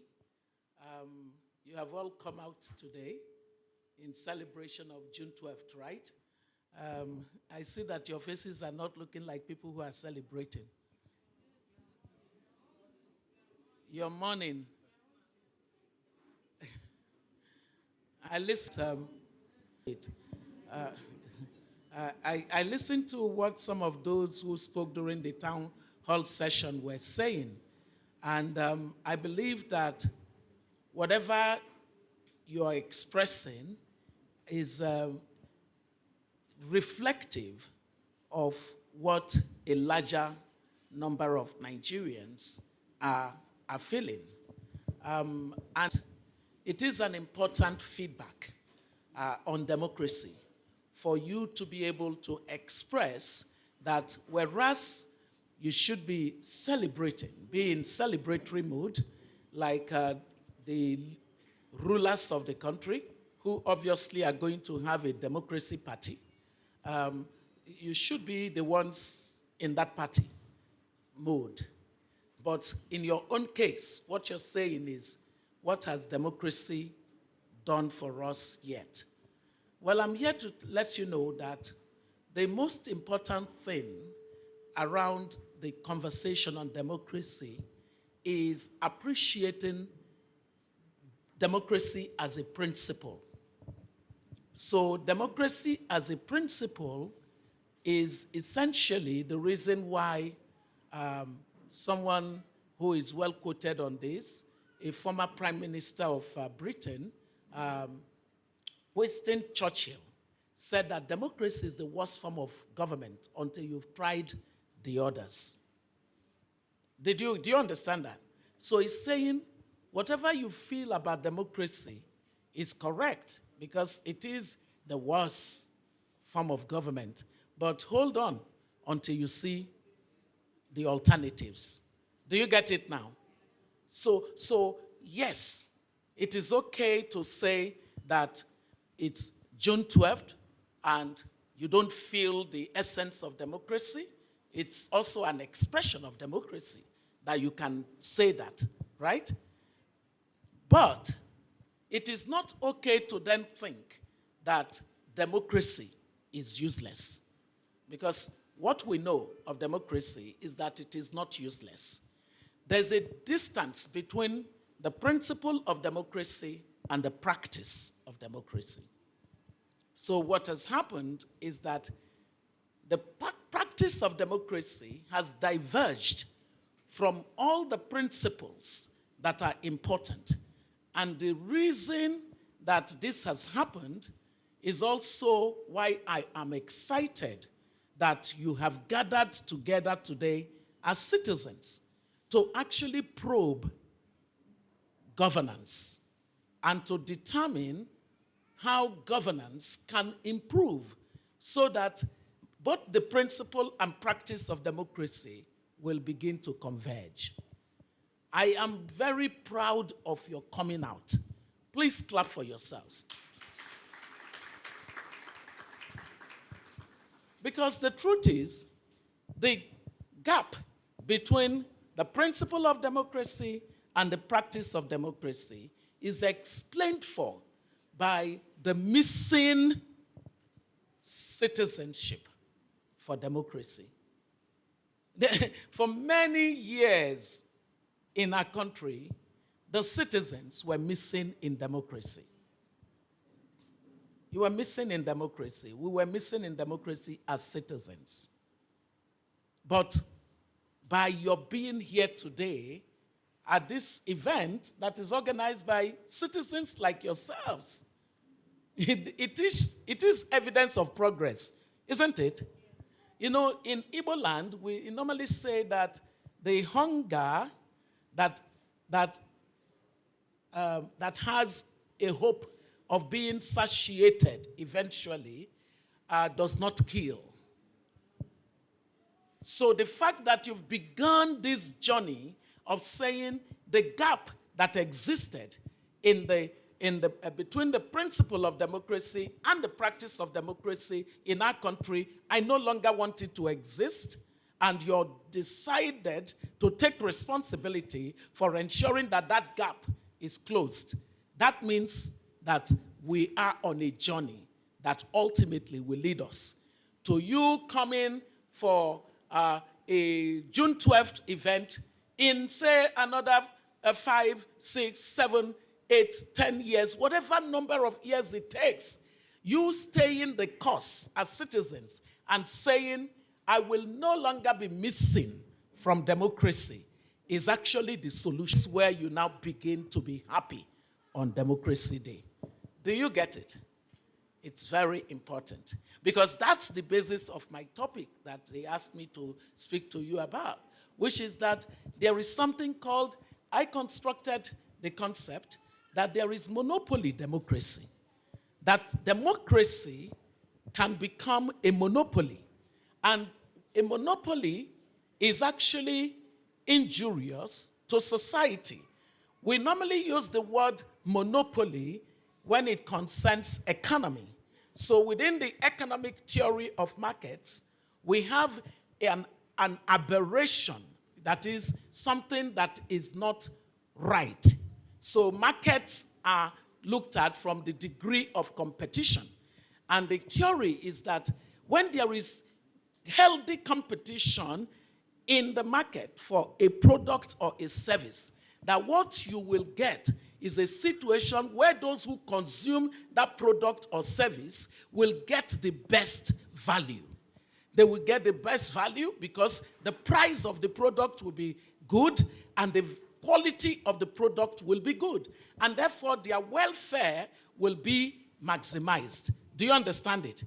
I hope I'm not speaking the kind of grammar that you're not under. Are you understanding the grammar? You're following? You're following. Okay. So this concept of competition is the bedrock of democracy. A democracy that does not stand on genuine competition is going to distort itself.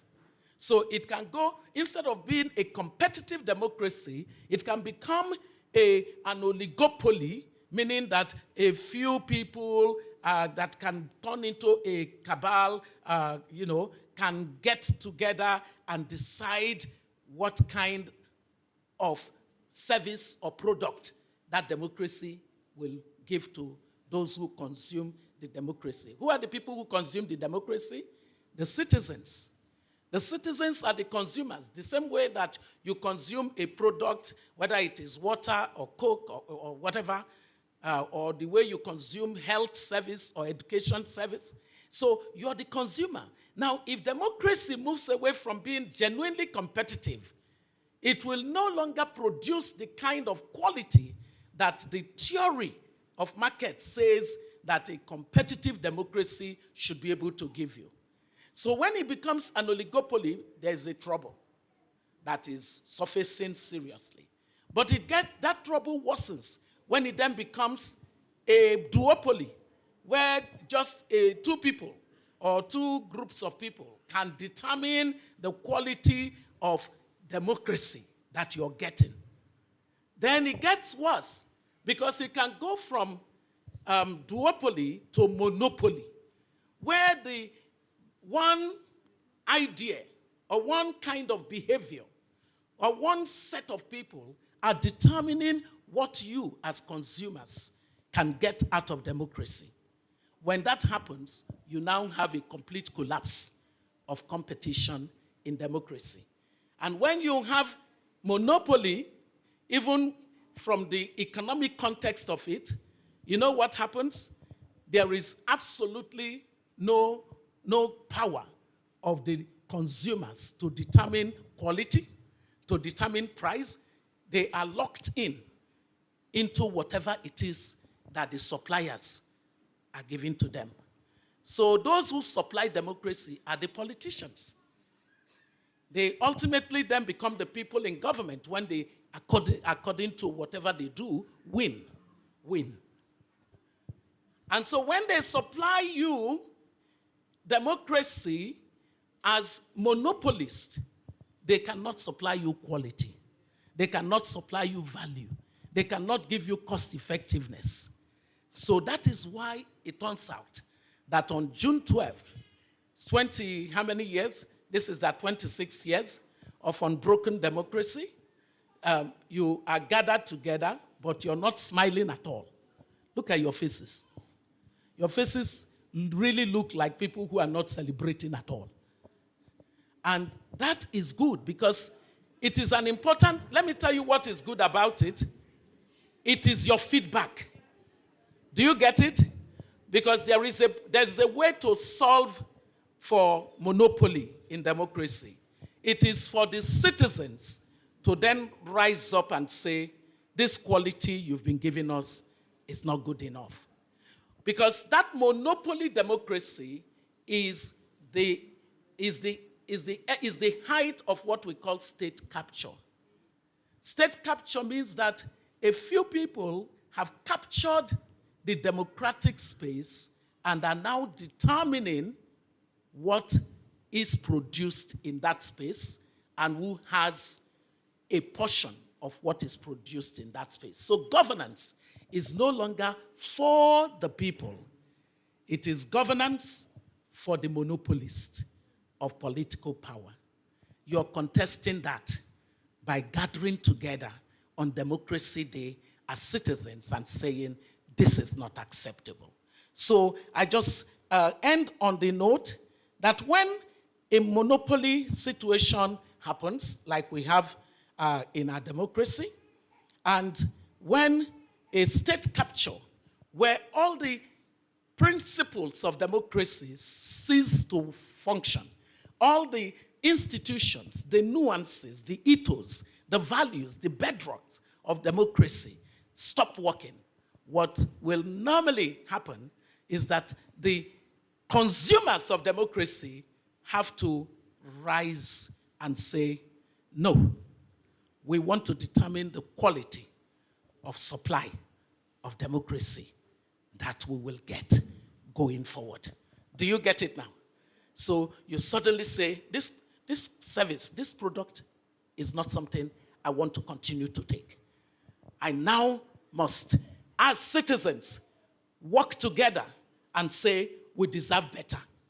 A Nigerian saying we deserve better, that's what it essentially is. We deserve better governance. If you don't get good governance, it is impossible for you to stop being unhappy. Your unhappiness is tied to the quality of governance. And therefore, you gathering and saying, going forward, as citizens of our country, we want to determine a better quality of the governance that we are being given, is your journey toward salvation. So let me thank the Mandevina Century and his many other colleagues have done such a brilliant work. I was very happy to see the data work, because as he rightly quoted me, in God I trust, but every other person must bring data. So the data that you people came with, there was a lady who got up and said the exchange rate and what it is doing.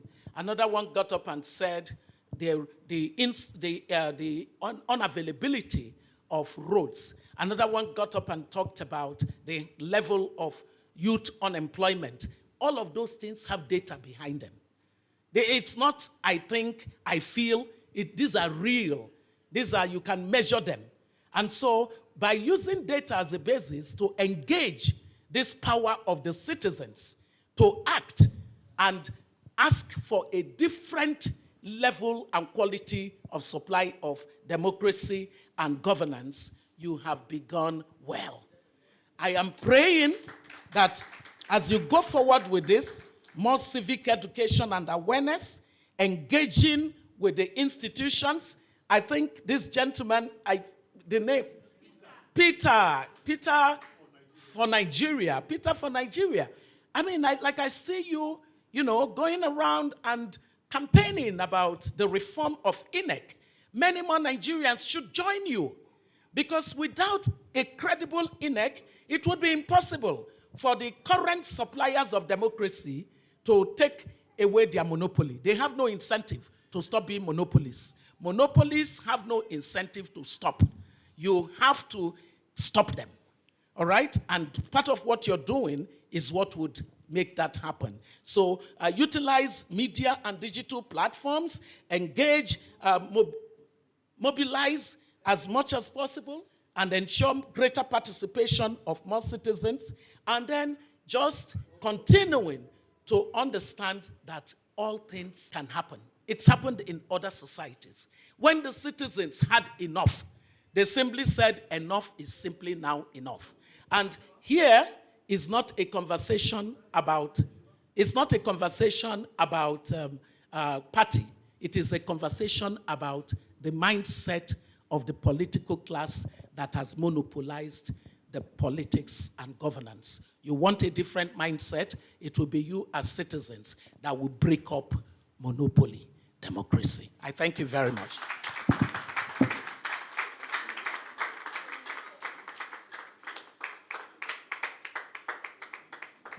Citizens are the ones to break up the monopoly democracy. She made a very strong, thank you, Dr. Obi, for your powerful speech. You've charged us, you've given us a task that we need to wake up. We need to what? We need to what? I'm not hearing you. We need to what? Because we have been missing in action, no? We have been missing. The current form of our democracy is monopoly. And it's not about the number of parties present, though. She said it. It's the current political culture.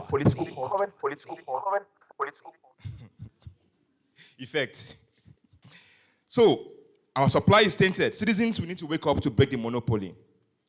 And when monopoly and state capture occur, we are the ones that can fix it. So Dr. Obi has set the stage for us. We spent time understanding the future of this nation, how we can get to Nigeria 2050. We also went further to hear from Nigerians to understand the root cause of the problem. Let's understand what is wrong, right? We had quantitative data. From you all, you spoke, those we met on the street spoke. We had data that we presented. And then we now said, now we know that there's a problem. We need to understand the cause. And Dr. Obi has told us that the cause is what? Monopoly democracy. The supply is tainted. We have to fix it. And the only response to that, according to her, is not those that are benefiting from it. It is what? The citizens. You and me. So when you say Nigeria is bad, things are wrong, it's not our president that is the problem. We are what? The problem. The moment 200 million of us wake up and say enough is enough in this nation, everything will change. So when you point and say the government, one hand is pointing back at you and saying, what will you do to address monopoly democracy? Now, to address monopoly democracy, citizens needs to rise up. But at the same time, there are also other pillars that needs to also respond to monopoly democracy. And we're going to be inviting Mr. Olusegun Onibinde of Budget. He's not currently present. He's currently out of the country. He would have loved to be here, but he sent us a recorded speech of what he wants to share with us on the need for citizens' accountability. That citizens would need to wake up. But before we introduce his speech, I want you to engage. Let's get those on social media to know what's happening here. You have your phones. You can hashtag Citizens United. Say something. You heard what Dr. Obi said. Whatever she said, let's get more people online to know what she's saying. What is happening in this room? Let's take the energy from this room out of this room. So use the hashtag Citizens United. You can tag us at Mandate4. You can tag us at Mandate4 online, Mandate4 HQ on Twitter and across different platforms. You can use hashtag FixINEC and engage in this conversation. And also under the June 12th Democracy Day. You can use those hashtags to just make sure that people on social media are aware and are engaged with what is happening here. So, I'm just going to read out his profile. Olusegun Onibide is a civic technologist, fiscal transparency advocate, and a co-founder of Budget. Most of you know Budget. Nigeria's leading civic tech organization. He empowers millions with easy-to-understand public finance data, promoting accountability and open governance. He's a TED Global Fellow and a global voice on open government. Sheung advises institutions on civic innovation and fiscal reform. Context. Before now, we don't understand what's going on with our budgets. We don't understand what's going on with the money that our collective wealth. What he has done is that he has been able to go and gather all that data, all that information. Now we know what is wrong with our budgets. Now he has given us that information. What are we going to do? Now you know that there are insertions in the budget. What are you going to do? So she is going to speak on the lack of citizens' accountability. So media, let's roll his speech. Like I said, he was not able to attend physically because he's currently out of the country, but he wanted to be here and he wanted his message to be heard. Please roll his speech. Thank you so much, Mandate4, for your effort and for the work that you have put in championing conversations around our electoral reform and strengthening our democracy. It's extremely apt on this day, Democracy Day, as we now celebrate. I'm happy to share a few thoughts with you today about what democracy should mean. And I think recently I've been reflecting about how do I even fully simplify this. I've put it in 4 buckets, and I also put 3 things around it. One is the fact that if we want this democracy to thrive, it must lead to development. It must deliver sustainable development. I personally believe that democracy that does not deliver development is in peril, is in crisis, and it will soon lose its legitimacy. And so it's extremely important that we ensure that as we build democracy, we work towards getting it to deliver the right development for the people, for the underserved, for the overlooked, for the challenged.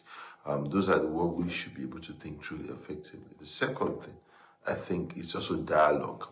Even though people will say debate, I would prefer dialogue. Democracy is supposed to strengthen dialogue. I mean, that's why we call it a democracy. We must be able to have a tete-a-tete, I mean, that's the French would call it, where we're able to have a conversation about what is happening, and be able to have those conversations without any form of malice, without any form of anger. We're able to understand our rights to have different opinion view, as long as we are all subscribed to some certain level of standards and value systems. So debate and especially dialogue, where we all both listen to one another, is important. The third point, in my own view, very important in democracy, is competitive electoral system. And it's not just competitive, it has to be fair. I'm happy that you've led the champion, you've championed the conversations for electoral reform and fixing INEC, and because that is central to democracy. If the people do not have a way to change political office holders, then we can't call that democracy. And it must be a system that is fair. It must be a system that is right. I mean, it's not just someone trying to create this one-party system structure. So democracy must engender competitive electoral system. And then the fourth point in my own view is the protection of human rights. There's no way we're going to talk about democracy without protection of human rights. Human rights must be protected. It must be supported, especially for the minority rights, the people who can't speak up for themselves, especially for the fiscally challenged, for the people living with disability, for women, or for people with a history of discrimination. I mean, so we must also ensure that democracy protects the right of everybody. So it's not just the majority rule. It also must be that the rights of the minority must be well protected. And if we do this fourth is development, dialogue, competitive and fair electoral system, and we also protection of human rights. It's supposed to create a system of that is able to strengthen legitimacy within the democratic system. And that's why there are three things I want to wrap around it. And those three things is legitimacy, trust, and also the rule of law. If we can't do these four key things, if people do not have the respect for the rule of law, if we're going to talk about democracy, we're going to protect rights, deliver results, we're going to have dialogue, we're going to basically have a competitive electoral system, it means that we must also champion that we must build a democracy that is founded on the rule of law, a democracy that thrives on legitimacy. Because if you go and rig an election and you go to the courts to validate,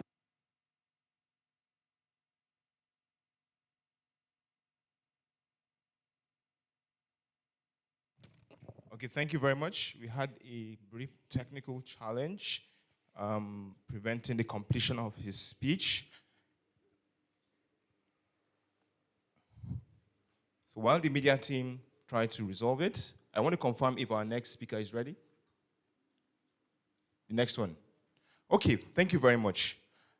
I want us to give a round of applause to Mr. Sheon Olubide for his speech. Please let's give him a round of applause. He made a very, very strong case that when democracy does not support development, then it's defective. If democracy does not support development, it's defective and it needs to be fixed, it needs to be addressed. And there needs to be a sense of competitiveness in our electoral system. We have to ensure that we have a competitive electoral system. Our democracy needs to be one that protects human rights. And not just the rights of the majority, but the rights of the minority. And there's a need to strengthen dialogue. Dialogue is important because democracy without being able to, freedom of speech is not democracy. It's authoritarianism. We have to have a democracy where you can express yourself as citizens. You can come out, protest, engage, dialogue, speak with your House of Rep without being afraid of being put in prison, of being arrested.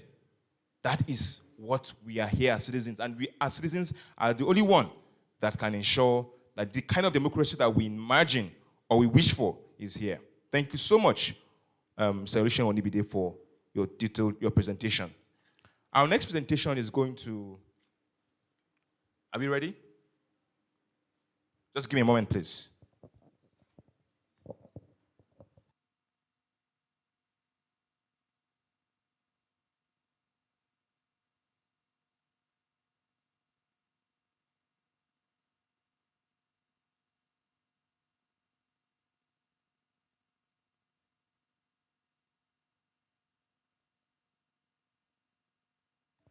Now we understand the role of citizens. We also understand that the supply side is tainted, which is the quality of leadership, the quality of the importance to fix the regulatory side. We would now try to understand how do we fix the pipeline of the quality of leaders that emerge. In that structure of monopoly democracy, you have the regulators, you have the citizens, you also have the supply side made up of leaders. There's a leadership crisis currently bedeviling this nation, affecting this nation. And we have Ms. Aleru Aida Otobo. She's my boss. And also a strong influence in my life. She's the CEO of the School of Politics, Policy, and Governance, where I'm a proud output of. Ms. Aleru Aida Otobo is the CEO of the School of Politics and Governance. She is a transformation strategist with an invaluable understanding of sector-wide reforms across the continent. She's also the founder of Incubator Africa, a development agency established in 2012, and the visionary behind the Education Hub, a state-of-the-art virtual catalyst center for transformation. Her passion lies in igniting, equipping, and developing reformers and reform entrepreneurs. The School of Policy and Governance is currently in Nigeria, Senegal, in Kenya, and scaling to other countries across Africa. And the next round of applause, please. Trained over 700 graduates, leaders that will transform this nation. So if you're looking for leaders that will fix this country, they're already trained, though. They're waiting for you in 2027 election, right? And so she leads that school, the expansion of that school for the past 4 years. And she's going to be delivering her speech. She would have loved to be here to even give her speech, but she's currently in another engagement. And she said, Century, I can't miss this event. And so what I'm going to do is I'm going to send you my speech so that you can play it and ensure that the audience understands what we stand for, while I'll also be online listening in on this event. Thank you so much to everyone that showed up for this event. Thank you so much. Media, please let's roll her speech.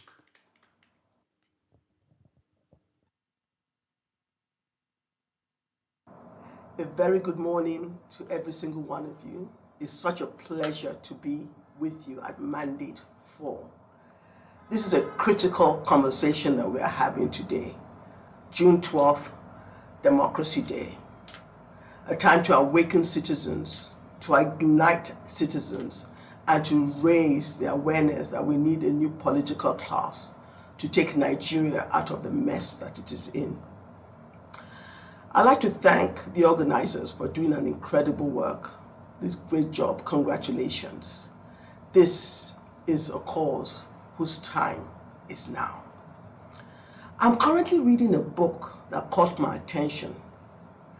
As soon as I saw the title, I knew I had to buy the book. And what's the title? Leaders Eat Last. And I thought, wow, that's interesting. Leaders eat last. And then I thought about our leaders in Nigeria. Our leaders don't just eat first, but they eat it all. As transactional leaders, their primary thought is, what's in it for me? Not what can I give to the citizens? In a country suffering from multidimensional poverty, a country with over 20 million out-of-school children, a country whose major commercial city, Lagos, not only smells, but is untidy and is chaotic. It is time to put a stop to the trajectory of growth, the decline in our growth, the decline in development. Now is the time to fix Nigeria. And why is it so urgent? I remember over 20 years ago, I was serving as a technical advisor to the Minister of Education, whom you heard earlier, Dr. Obia Sekwesili. She invited 12 of us to serve her in the Ministry of Education. After she left to become the Vice President for World Bank. I stayed on, and I was invited to be the senior policy advisor, and I worked with over 4 ministers and ministers of state in the Ministry of Education. That's when I realized, beyond every shadow of doubt, that we had a leadership problem. That we had not just a leadership problem, but we had a leadership crisis. Why do I say that? Apart from Dr. Obiang Ezekwesili, every other minister that came had one agenda, and it was a personal agenda. What can I get out of this ministry? What can I take out of this ministry? Not how can I improve the educational sector. As a result, 20 years later, the education sector is still in a state of crisis. Each of these ministers elevated their personal agenda above the public good. They were there for one thing, to eat first and not to eat last. Our leaders serve themselves, serve their parties, and not citizens. Our politicians focus on winning elections, not governance. Corruption has become a culture, a cancer. In October 2019, I went on a life-changing journey. I attended a roundtable in Berlin where Dr. Obi presented some deep findings through deep thinking research that she presented that we now call the triangular pillars of democracy. And the movement called Fixed Politics started. Why am I raising this?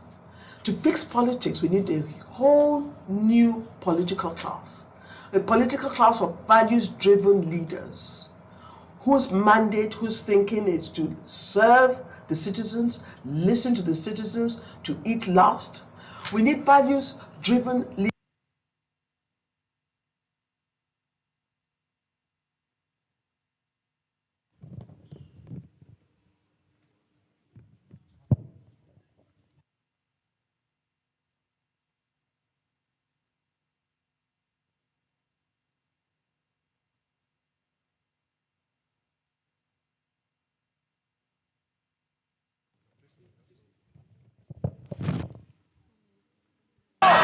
The youth in Kenya has taken to the streets to demand change. Another tense day in Nigeria as demonstrators return to the streets. The fact of the matter is, we are currently at crossroads. Democracy. Oh, apologies, we having a bit of a technical issues with the videos sent in by our speakers that could not be here present. But we would have to move on because we have quite a number of items on the agenda to deal with. Really grateful for the message. The key theme, just to summarize or to add some context to that powerful presentation that was cautious as a result of technical challenges, is that there's a leadership crisis in Nigeria in terms of the quality of leaders. And there's a research that attests to that.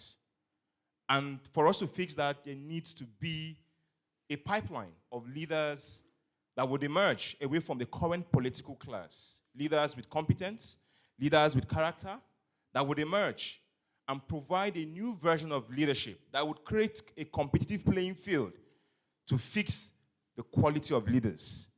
And I'm really excited that the work that the SCPG is doing, which she is the CEO of that organization, of that school, they're doing a very effective job in addressing that deficit by building a solid pipeline that would enable leaders of repute to emerge.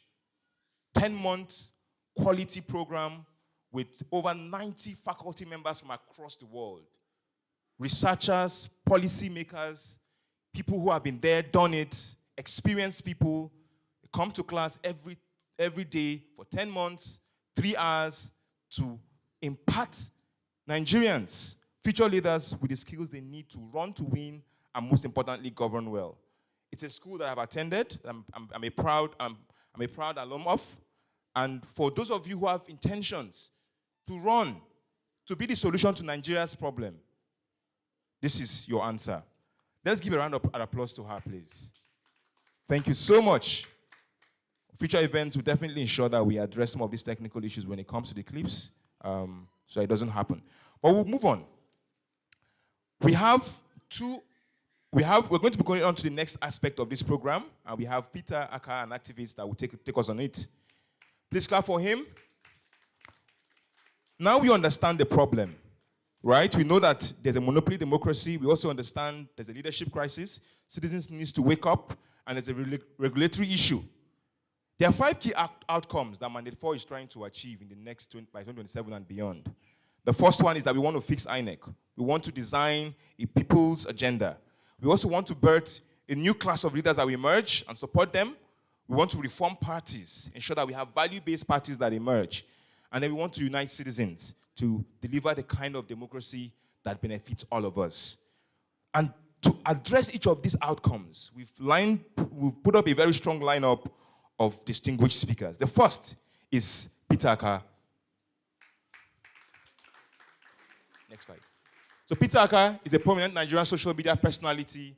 Okay, he wants to just go ahead. He has an engagement. Thank you. We all know him. Please, let's clap for him, please. Nigerians, clap for yourself now, even if you know, clap for me. There are students from University of Abuja here. Greatest Nigerian students. Greatest Bo. I want to say. I want to sorrow. I want to yi magana. God bless you. Put your hands together for yourselves.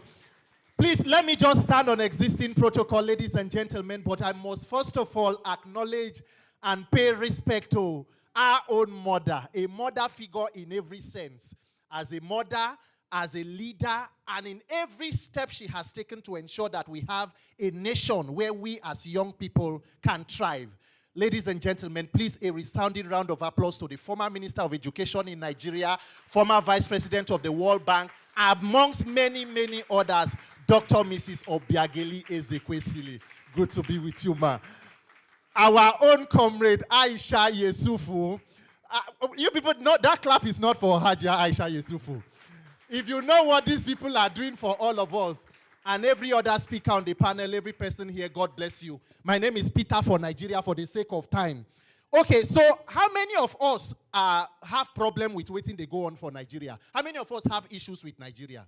Just wave, raise your hand wherever you are. Okay, so every hand. Okay, how many of us they vex for the things where they go on for Nigeria? If you they vex, say vex. If you they happy, say very happy. Okay, so that is nobody happy. All right, very well. Clap your hands together. Put your hands together for yourself for that response. Okay, very quickly, what is a democracy? Just one person, quickly, before we go. What is democracy? Oh yeah, fast.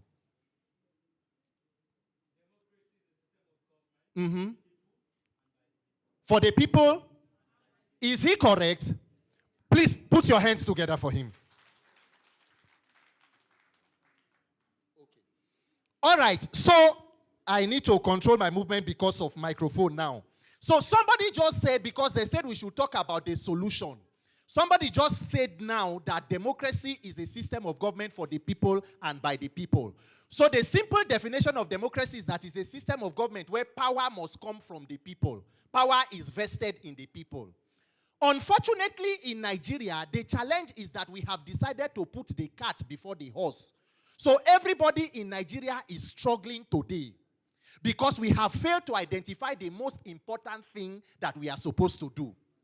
Everybody they vex, everybody they happy, but I'm sorry to inform you that anger is not a plan. Say you are dissatisfied with the system is not a strategy.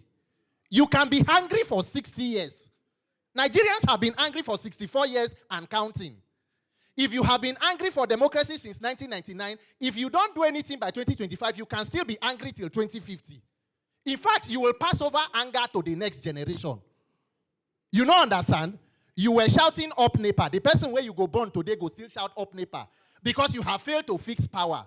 Now, what is the solution? Everybody has been paying attention. What Nigerian political class has done to us is that they have given everybody take-home assignment. Everybody is struggling to fix something, and then we have left the fundamental basis. The late literally Professor Chinua Achebe said things have fallen apart and the center cannot hold. The question is, if the center has caved, what will happen to the things that are supposed to get support and stamina from it?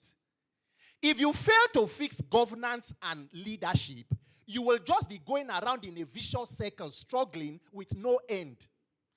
Everybody complains. Let me give you two examples, insecurity and economy. Why will insecurity not end in Nigeria?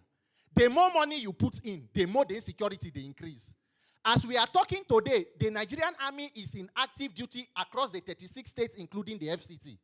There are more than 50,000 internally displaced persons in Nigeria in the FCT alone. But remember the words of a former Minister for Defense, General T.Y. Danjuma. He stood in the open somewhere in Taraba and said, the armed forces, they collude. They collude. Have you heard statements of former military men who fought Boko Haram?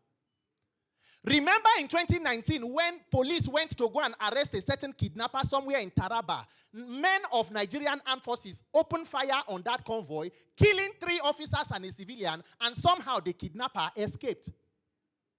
So how will insecurity end? Who is benefiting from insecurity? What of economy? We saw statistics. Economy will not grow because more than 60% of your budget is outrightly stolen. You are not investing in critical sectors of production. You are not diversifying your economy. It is not about ending subsidy regime. The question is, have you ended the corruption in the subsidy regime? If you take away corruption, you can pay subsidy. Subsidy is paid in different forms in different countries. The problem is that what we call governance in Nigeria is organized criminality. So Nigerians are busy struggling to change things that are out of touch. But when you now talk about INEC and electoral reform, people think that it is a mirage. But let me tell you, that is the only solution. Because guess what? You are talking about inflation, insecurity, economy. The persons who put you in that situation are already planning to come back in 2027. So if you fail to hold them accountable in 2027, so you wait for another 4 years till 2031. Maybe the person who will come after them go easy pass for 2031. Nigerians, the solution to the Nigerian problem is getting a system of accountability. The problem of Nigeria is not just that you and I have refused to be participating in democracy. It's because we have failed to hold anybody accountable. You can do anything in Nigeria and go away with it if you have the connection. Buhari had 8 years. Buhari brought in a successor. Buhari is a statesman.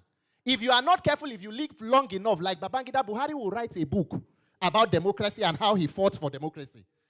If you do not do anything, President Tinubu will finish 8 years and will also write a book about how he built economy and fought for democracy in Nigeria. That is why today, as it is, every attention on what we are doing and why we came here today, you see me screaming everywhere, is that we must fix the system to which you can first hold people accountable.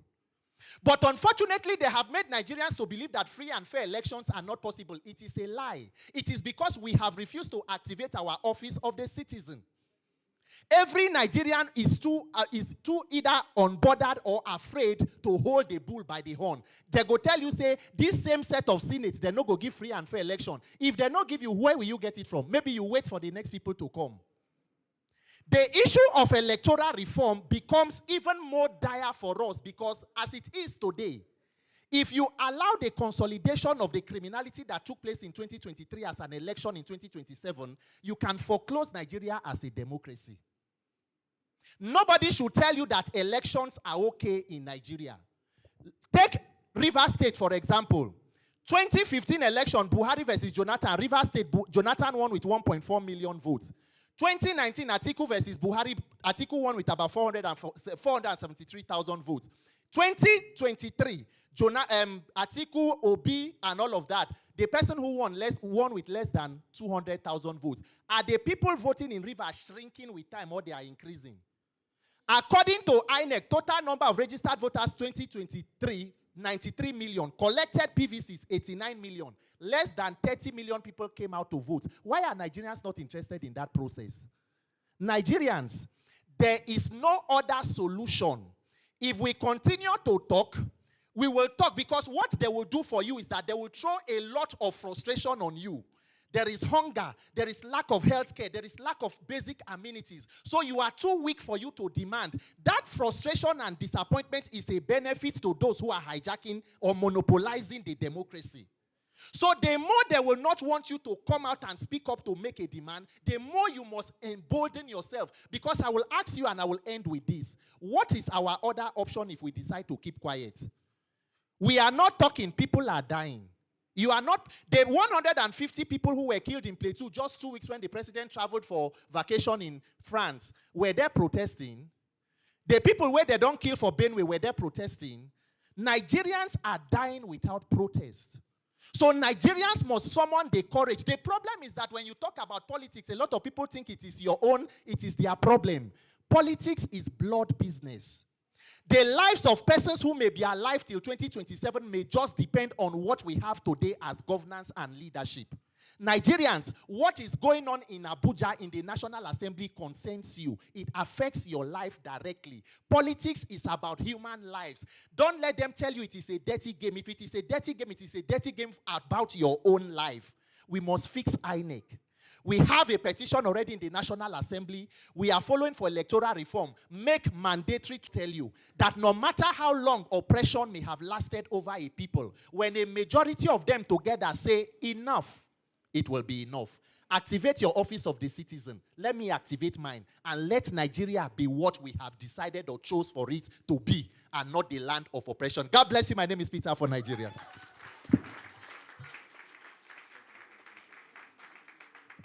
Round of applause for him again. Hot one. Wow. Do you feel like you need to go and fix INEC right now? I feel that way. That we need to fix INEC. We need to fix the regulatory agencies, because without fixing them, that vision of the future that we are imagining cannot come alive. He mentioned that they've submitted bills to the National Assembly for reforms, and there are quite a number of other organizations that are currently working to also ensure that there is a better electoral process. And one of those organizations is also known as the People's Opposition. The People's Opposition is a coalition, a community of like minds, of people who say, you know what, enough is enough. We need to hold the government accountable. The opposition parties are not doing the work that they're supposed to do. And so they've come together to do something. And I want to invite Effie, a member of that community, to come and speak to us too about electoral reform and what the People's Opposition is currently doing. Welcome, Effie.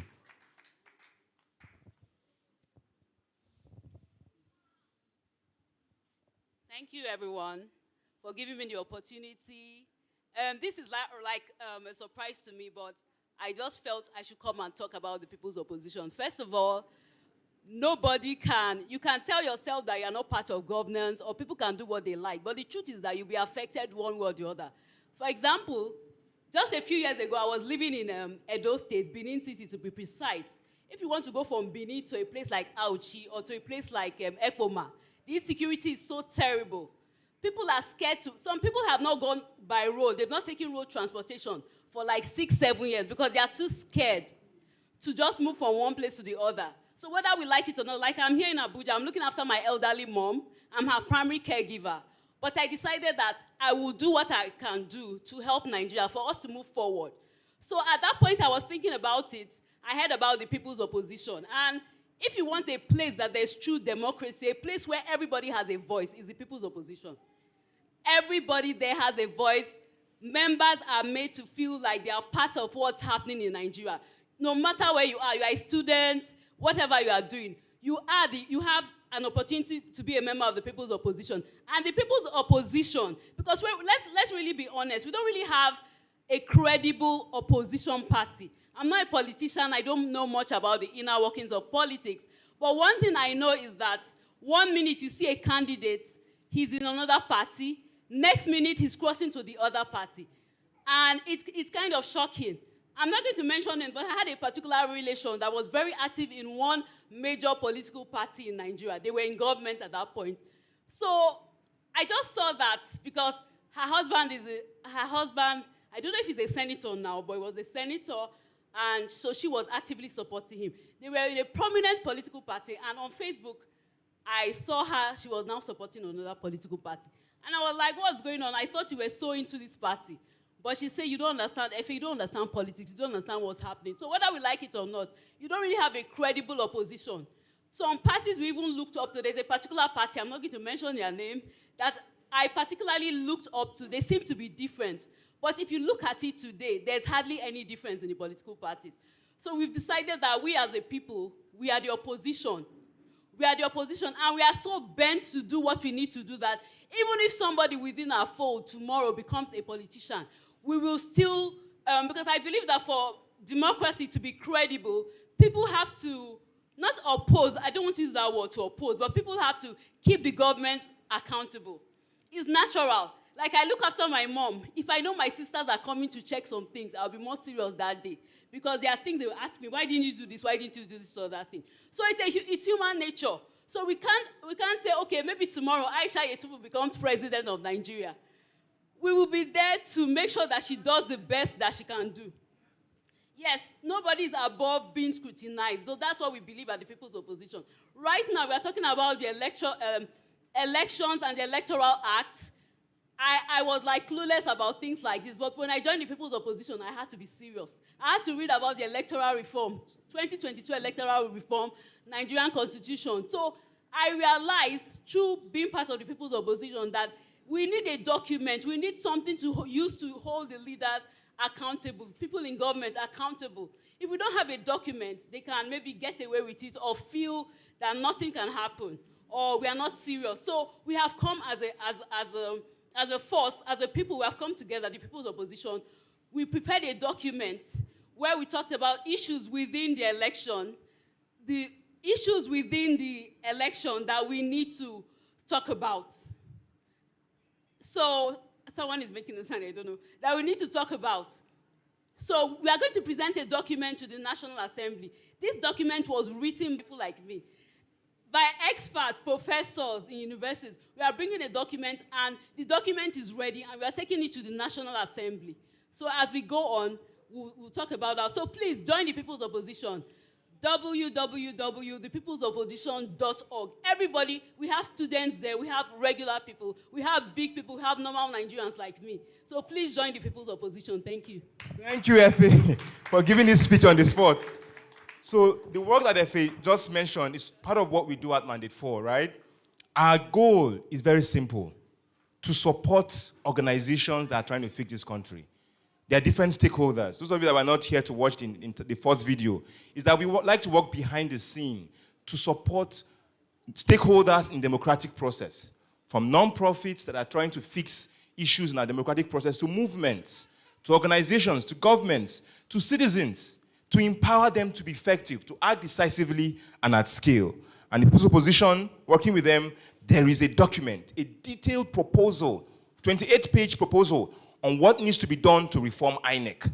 If they pass that bill today, right now, you won't talk about INEC again. Because in that document, we've proposed amendments to the Constitution. We proposed amendments to the Electoral Act, to the Police Act. All those things are there in that document. And Mandate 4 as well has also done significant work on that. We have a 3-part report, which at the end of this, towards the end of this program, I'm going to unveil. A 3-part detailed report that also addresses the issue of electoral reforms, and also a detailed proposal on how to address it. Mandate 4 is very excited about collaborating with non-profits, stakeholders, nation builders, activists who want to fix this nation. Our job is very simple: enable them to be effective, leveraging strategy, technology, media, communications, and everything they need to fix this nation, to transform this nation. Now, we're going to be inviting Comrade Aisha Yesufu. You all know her for Bring Back Our Girls, a reformer extraordinaire. She's going to be talking about the need for a new class of leaders. A new class of leaders. And how we need to find them and back them and ensure that they succeed. Comrade Aisha is a fearless Nigerian socio-political activist, a businesswoman and co-convener of the Bring Back Our Girls movement, renowned for her unwavering advocacy for good governance, education, and human rights. She became an iconic figure during the NSAS protest. Most of you know that hand, right? Yes. Against police brutality, a powerful and outspoken voice. Aisha Yesufu continues to inspire and challenge Nigerians to demand accountability and fight for a just society. Whether you like her or hate her, the worst thing is that you cannot ignore her. She's the force of nature. welcome to the stage, Comrade Aisha, to come and talk about the need for a new class of leaders and how do we find them and back them. Thank you very much. Thank you so much. Hello, everyone. Someone asked me today, say, why are you wearing black? I say, I'm mourning. You know, the democracy that a lot of people fought for and died for is being truncated. And it's really sad, right? So, my people are now well done. They don't speak BB grammar since. Maybe we take and go another level. How na day? How na day? How na day? No, I bet man know they smile, but women know they smile. The thing no easy. But the thing is this, they said, how do we get citizens? You know, say all these things where they happen are our fault. You know, ba? You know that one? Now our fault. Now we they allow the sea finish. Now sea finish, now they happen. Now we they allow her. Because if not be say for sea finish, the people where they enter, how they supposed to enter? Not be true us. Now true us they supposed to enter be. But because we know sit down gidigba, we just feel say, no concern us. After all, nothing we are go do, we go matter. But it matters. You say, my votes don't count. You think say your vote not. You think say if your vote not count, they go try. What did they do? They go do them. You think say they go even try re-election? Now because your vote counts.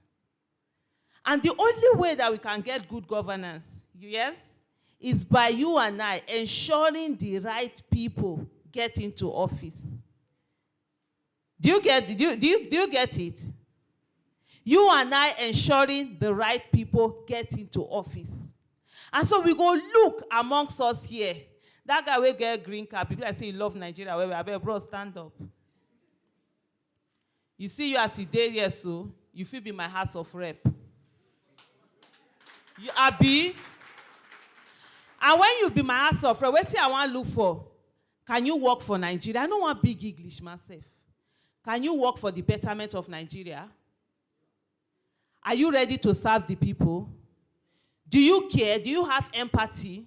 That means say the life where you do enjoy, you want me everybody enjoy. You want that kind of thing? You want that kind? I dey ask you question because na candidate you be so. You want that kind of thing? You want me everybody enjoy. When you become House of Rep member now you dey enjoy. You want me everybody enjoy. So now that kind of thing me they look for candidates. And I know say if you go there I get problem. You know say we get problem. Our road no good. Our children where they school they know they get the kind of education where they get. You go speak for us. So if you get that kind of candidate you go vote am. My people are there ask una now. Una go vote am. So why we know they vote that? If he stand now, why we no go vote for them? Bros, stand though. Now House of Rep member you they see so. You say you no get money. You dey wait, make him bring money, make him give you. Make you use him money, make it enter there. And you dey still call am democracy. No, na business now. Bros, may I tell you one thing? If you use your money enter there, if you enter there, you go chop our money. Una dey get am so. Because now there, I want another auntie. Get one auntie. See that auntie the way they see her, she just serious. They see Madam Senator. Madam Senator, the one who wear glasses. So the guy will turn his head behind. Yes, the lady behind you. The guy with the pink robe, the lady behind you, yes. Can you please stand up, Madam Senator? Thank you. May no enter office now. You can't do me anyhow. Say I not do well. Madam Senator, do you care about Nigeria? Will you work for Nigerians? Will you care about the plight of the people? Character. If you say one thing, you go do them. If you see people they suffer, you go stand them. If you see say they want pad budget, where they say they want carry trillions, enter that thing, you go stand gidigba, look them and say then where? You go stand do that kind of thing for us. So are you ready to be a senator? My fellow citizens where they here, are we ready to vote for her? But will we vote for her? Somebody has said it, they said no money. Let me tell you something. You see when you go there inside house, You dey abuse politicians. Me una no vex o, candidate, e no easy o. When una enter National Assembly now, we fit no dey see una again like that. So may we make una stand now. Madam Senator, you hear ba? Oga House of Rep member, you hear me ba?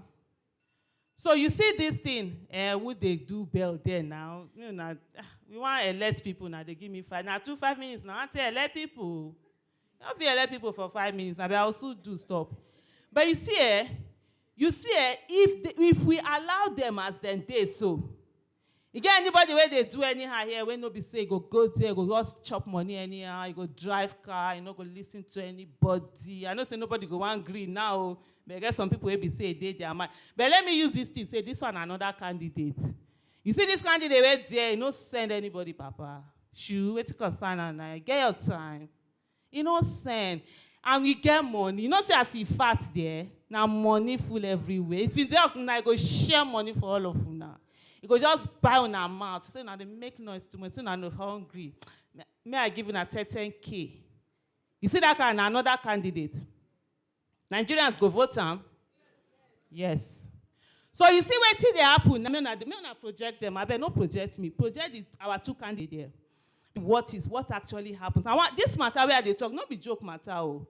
I want where we go house today for middle of the night. Stand up, ask yourself, sit down, think calm. Say, waiting they happen. You see this candidate where they represent another candidate be this, right? We go take money do. People go vote him. You know why? On that day, go carry money. Because during campaign myself, you get money to do billboard, to do everything. These other 2 candidates, we say they go work for, and I'm going to tell them, say, now grandma we go chop. Now so I will tell them. But guess what? When you go stand for house, after you don't vote this one finish. Because if you vote this one, remember what thing happen? He use the money bar. It's business now. When you go there, you must eat the money. Even me, where I dare here, if I use my money to run, I go tell you now, I no go ever sell, I go carry my money first. So that's why I no go ever use my money run. If anybody don't bring money, go there. We go run like that. If we lose, we lose. We win, we win. You know that kind of thing? So if this one bring the money now, you don't spend, you reach there. What you go first carry? In money. And you know, say if you do business, what do they take business? Do not be profit. So after you don't carry money, what will be the next way you go carry? Profit for that money. And you know, say the guy don't enter and I don't enjoy that place, he go want enter again. So what will go happen again? He go carry money where he go take on the next election. And then you see those 2 candidates. We they see them. Why not they project me now, Shu? I see me now show our candidates. I beg. Technology people, help us. Yes. You see those 2 people, right? When you refuse to vote for them because you said they don't have money, then they with you. When you stand for your prayers, you they curse your enemies. You there among your enemies. And that prayer go catch you because the prayer where you pray for yourself, you go catch well. Because now you go vote person where go steal your money. And then when you they punish God. Some people go they call Amadioha. Amadioha no go listen to you. Because the guy pay, I say, oh, go agbe, right? Oh, go agbe, yola agbe, yori. Oh, la agbe, yola. Ole mamie, umi pegolo. You chop money. You no go do anything. So all that prayer will not they do. If you like, they speak in tongue. If you like, or go, they let you category, they abuse, they do, they read Surah to Yasi. You no go catch them. Why? Was it not business you people conducted? They paid and they collected that mandate. But you see, these are candidates here that are ready to work for you, that don't have the money. When you bring money, donate for their campaign, you don't see them say, now people will be say they get sense, they go work for you. We are talking about competence, character, capacity. I don't want to use big English. Courage, all those kind of things that you must be competent, you must have capacity, you must have character, right? When those people will get those things, and the reason why they don't go get money where they will give you anyhow, because all the time where they don't work for you for Nigeria, they don't steal your money. You see this one where they here, no, this guy, this babe, we stand here, so we just they throw away money like say no be anything. You know, I want to be that thing, chop my money. No, I know that thing now. Okay, you don't chop my money. Hey, I don't care. And the one where this one where they can't sing now, what do they call them? Fonts. No, they got another one, fonts, where they don't do now. That Davido song is about spending. Now so that one they spend. Why? Because when they day office, anytime when they get your money, they don't chop them. They go chop your money, they go chop your own, chop your children, chop your grandchildren, chop the one where they never even, but they don't carry out. Colombia and put them for one side. They will come, they give you 1K, 5K. You can call, they swear, say you get 5K. Ooh, who's sad? They don't sell you. So you see that one, so because now your money is chop, if he use them for you, you go take and slap your face. And you know what they happen? You go. Say you going to go meet your pastor. You go give him 1K. You go give him 1 billion. You think the pastor go pray for you? You when you there, you dey carry your 500 naira, go do sadaka for Malam. This one where they here, we don't chop your money. You go take 500 million, slap your Malam. Wallah, your Malam go pray. You go Mecca, go pray for it. You don't go even remember, say you did. Now so it be for body. And they tell us, I mean, we understand that. This message, understand that well, when now so it be. You no go do anything. As he entered there, you call the teller, say, we voted for you. You vote for me. Me, I come here, say, may I be this person? I bet me not turn that thing. So now, let's say, I may be this politician now. You can say, madam, we gave you our mandate. I buy the mandate now. I don't buy. I don't give you money. Which much you can't talk? But why are you not working for us? I paid you now. But you see these two candidates here that didn't have the money, but they had the competence, the character, the capacity. When say they want work for you, you understand? When you gather your small money, nobody say you go give them too much. For example, if 1 million Nigerians can donate 1,000 naira every month, 1 billion naira, 12 months, that's 12 billion. Or whatever it is, and we begin to say, let's look for these people. Me on no verse as in understand. Me on no verse. It's for a purpose. When you get to the National Assembly, you remember how we were raising money for you, right? They can't raise that money, and then you now use it. I'll stop me right up. Okay. And then we now raise this our small money, 1,000 here. Somebody has 100 naira, and they just brought 100 naira. It's okay. Somebody has 15 naira, 20 naira, and we put it together. And we do material, campaign material, we help them to do everything, and they go into the National Assembly. Then where they tell us that they don't go do what we want to. They will do what we ask them to. When we call on them, why? Because they didn't pay us. Now that time we say when you pray, if they do anything, you go report to God. Something you go fit do something. But when they chop money, you no call God. Then when they can't do the thing, they call God. God will answer you. God will not do for us what he has given us capacity to do for ourselves. For those who go sit down for us, no. And then the person go call me, say they look for money. I say, why you no pray for God? May I give you the money? When you call me, may I give you? If God will solve Nigeria problem, if he solve your financial problem now, you understand? We must do it. There are certain things that God, you first number one miracle where God give us in our brain. We got to use it. You get back? We got to use it. So these two, our candidates, so when they go there, we feel hold them accountable. But you see them, so Madam we wear glasses, Madam Senator, and then our House of Rep member, Honorable. I feel call you Honorable. Now those ones, I know they call them Honorable because they know they do honorable work. But as I see you so now, you go do honorable work, Abi. And Madam Senator, I can call you distinguished because you will distinguish yourself very well for Nigerians there, Abi. So that's our distinguished. You see the two of them now. If they can't go there, they can't do anyhow. They no agree, follow what you do. What can you do? Next time, nobody you raise money for them, you vote them out. And that is where the works of Peter Aka and the people's opposition is very important. This electoral reform, I see some people, they say, oh, it's not important, what is there? No, it's important. Because if you feed vote, your vote counts. And that's it. People no feel they do anyhow. Thank you, Madam Senator, our distinguished, and also our Honorable House of Representatives. So I will round up now to say,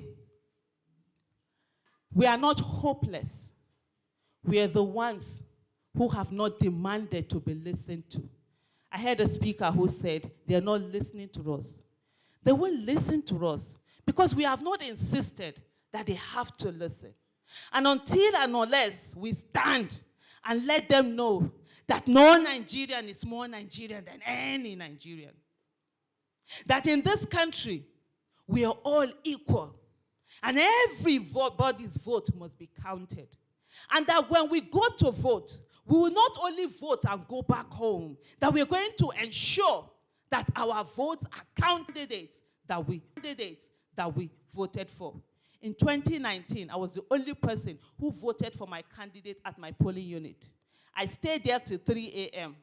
And the following day at 10, I was at the collation center, and I made sure that my vote was counted. Not because that my candidate had to win, but that my vote, that I voted, must be counted. And no INEC or judiciary or whatever will truncate my vote. And so every one of us, we must begin to have that mindset. You see, this democracy, it's not something to be toyed with. The people that are going to give us governance are going to come from the people that we elect. It's through election, it's through politics. And like Dr. Obi Ezekwesili says, if we don't fix politics, we will not be able to fix Nigeria. And I say to every one of us here, the kind of life that the child of the president enjoys is the kind of life you are supposed to enjoy. There's a country that got angry because their president's son was on social media showing off expensive lifestyle. They went to, is it Mongolia? Mongolia. They went on the streets and they had to resign. So let nobody tell you that you are not enough. There is nobody in Nigeria that is special or greater than every other person. And one of the things also, rather, that I want to say, we must not think that we will escape and leave others. We are as strong as our weakest link. So we have to make that weakest link very strong. If somebody has not eaten, we all have not eaten.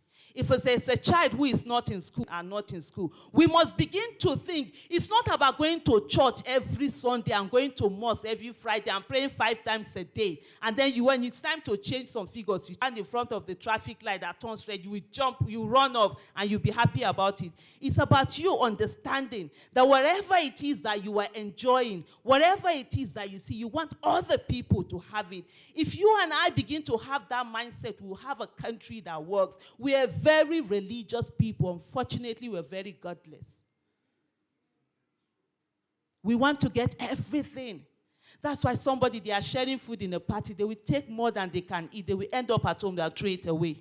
You want to cross road, the car that was driving very slowly, it will speed up because of the scarcity mentality we've imbibed in ourselves. There's abundance in the world. I want everybody to be greater than I am, because when you're greater than I am, it doesn't reduce my greatness. It just you have greatness there, and if I know you might be, oh, there are so many people who are greater than I am. So please, it's not a competition. But I end this now, and I'll send to you, I promise you, this is my end. Life is not a pizza man. Did you hear me? You see those people where they sell pizza. I want to shower. Okay, life is not a shawarma man. It will not come and supply you. You have to go out and get what you want. And you must do what you want today for you to be able to do what you want to do tomorrow. Because if you don't do what you have to do today, you won't be able to do what you want to do tomorrow. And so if we don't put in the work today and do the work, we won't be able to enjoy. So my brothers and sisters, I know it is difficult, but this is the time. Make we begin to walk the walk where we want to walk. Think about it. If you want to live to be 90 years old, how old are you now?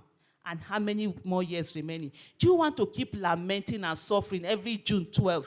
We'll be complaining that we are mourning. If we don't want that, we have to ensure right now that we begin to do the things that we need to do. And I say to every one of us, once again, that no Nigerian is more Nigerian than any Nigerian.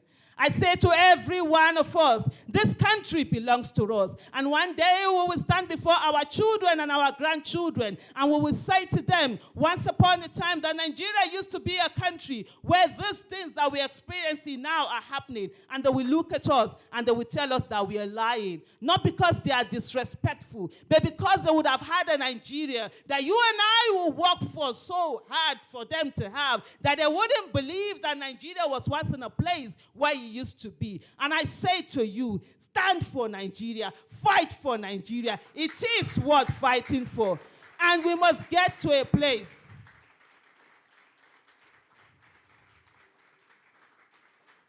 where the child of nobody can become somebody without knowing anybody.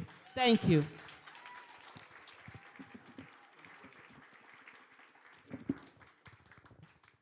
That last statement always gets me. Where a child of nobody can become somebody. Wow. To emerge that Nigeria, we need a new class of leaders. And she's talked about it, right? You have the old politician, and you have to have a new class. Made up of young people, made up of women, made up of people who want to reform and fix this nation. The program will continue. But we're going to have to take a very small break. And in that break, we have a music video presentation to share with you, just so that you can rest and take all that you've listened, all that you've gleaned from this event in. Media, are we ready? Good, good, good. So please tweet, share, comment, engage on Twitter, hashtag Citizens United, Citizens June 12th. And most importantly, you can tag us at Mandate4HQ on Twitter. Ensure that the conversations here are seen online. Thank you. Go ahead.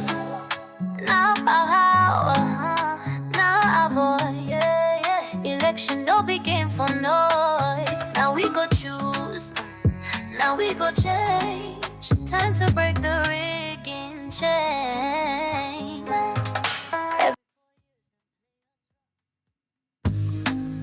Promise us plenty, but the road's still tough. Ballad box where them they snatch. Them rig on clean, then carry match.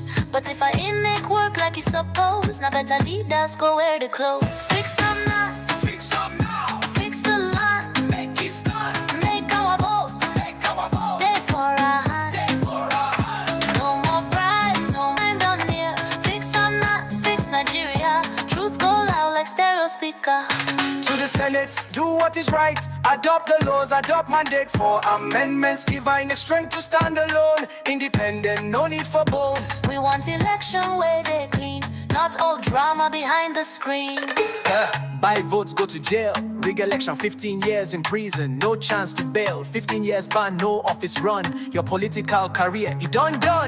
Cause wahala for polling ground. 15 years straight to the compound. Do time, no they dream office. You can't lead if you break justice. Fund the rig elections, lose your future. What's of collection center? Let us see. Cameras rolling, transparency. No more hiding in the dark.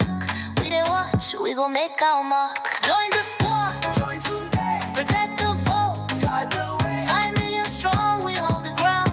Make sure rigging no go come around. Stand for truth, protect the rights. We go guard the vote all night. Pass for me, sign the petition.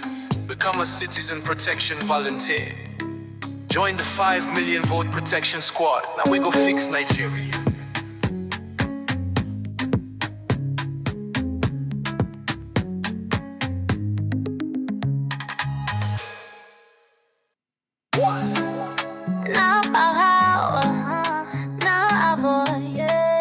Election no begin for noise. Now we go choose.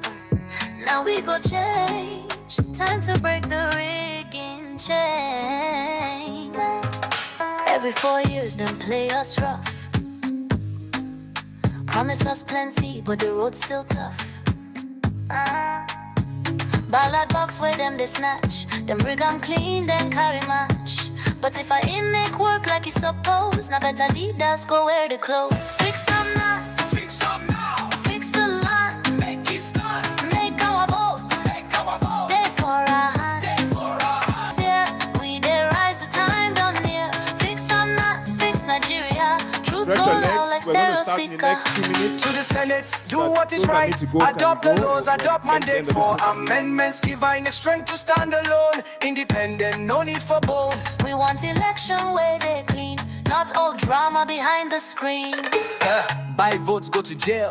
Rig election, 15 years in prison. No chance to bail. 15 years ban, no office run. Your political career, it done.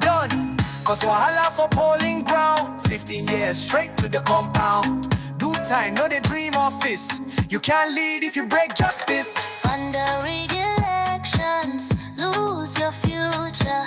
What's of collation center? Let us see. Cameras rolling, transparency. No more hiding in the dark. We dey watch, we gon' make our mark. Join the squad, join today. Protect the vote. Start the way. 5 million strong, we hold the ground. Make sure rigging no go come around. Stand for truth, protect the rights. We go guard the vote all night. Pass for me, sign the petition. Become a citizen protection volunteer. Join the 5 million vote protection squad. Now we go fix Nigeria.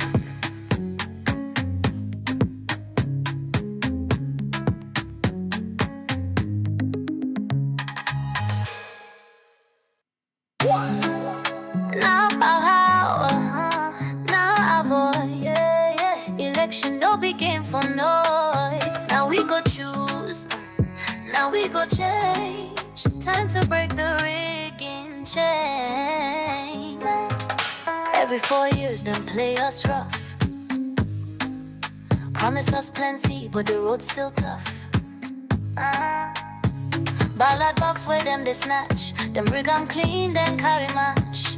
But if I make work like it's supposed, now better leaders go wear the clothes. Fix some now, Fix some now. fix the land, Make it start. make our vote. Make our vote. Day for our hand. Day for our hand. No more pride, no more fear.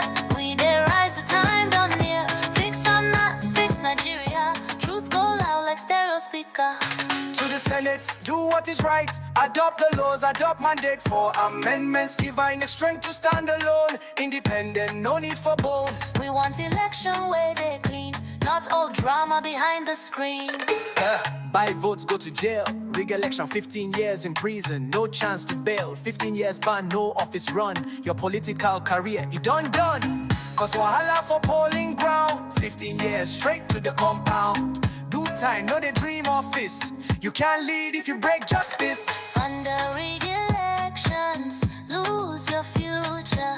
What's of collation center? Let us see. Cameras rolling, transparency. No more hiding in the dark. We dey watch, we gon' make our Join today. protect the vote. Start the way. 5 million strong, we hold the ground. Make sure rigging no go come around. Stand for truth, we go guard the vote all night. Pass for me, citizen protection volunteer. Join the 5 million vote protection squad. Now we go fix Nigeria.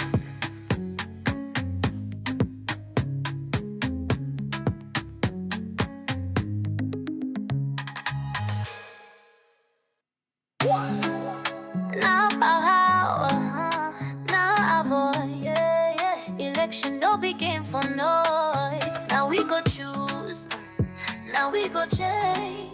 Time to break the rigging chain. Every 4 years them play us rough. Promise us plenty, but the road's still tough. Ballad box where them they snatch. Them rig on clean, then carry match. But if I make work like it's supposed, now better leaders go wear the clothes. Fix some now, Fix some now. fix the land, Make it start. make our vote. Make our vote. Day for our hand. Day for our hand. No more pride, no more fear. We dey rise, the time done near. Fix some now, fix Nigeria. Truth go loud like stereo speaker. To the Senate, do what is right. Adopt the laws, adopt mandate for amendments. Give INEC strength to stand alone. Independent, no need for bold. We want election where they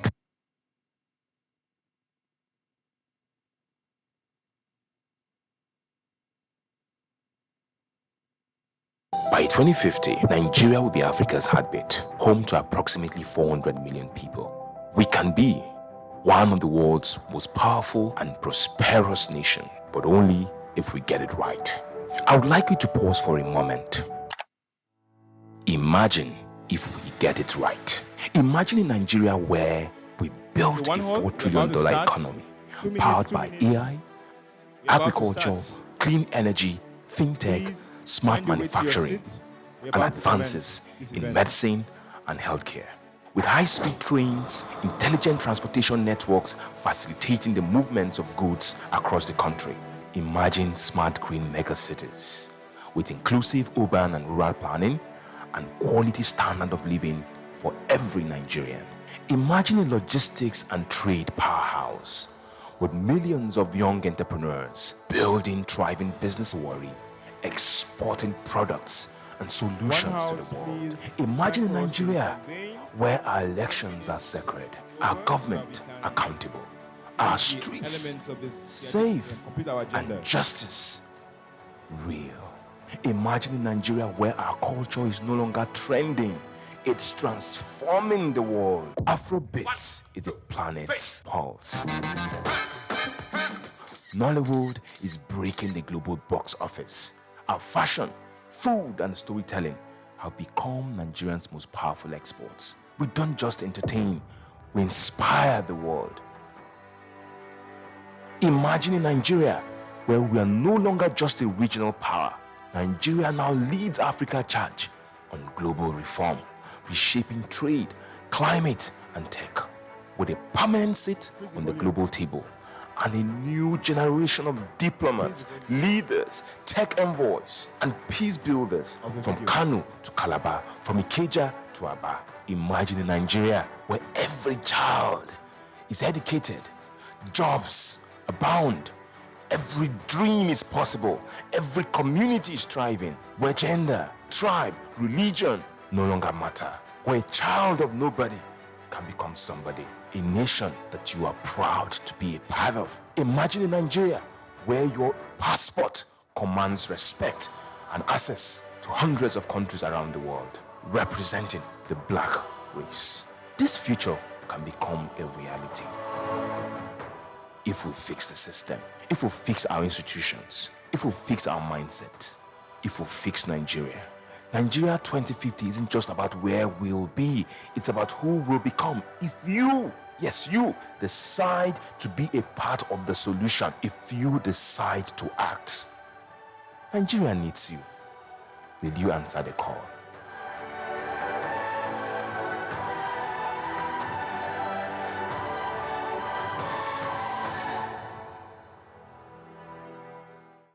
By 2050, Nigeria will be Africa's heartbeat, home to approximately 400 million people.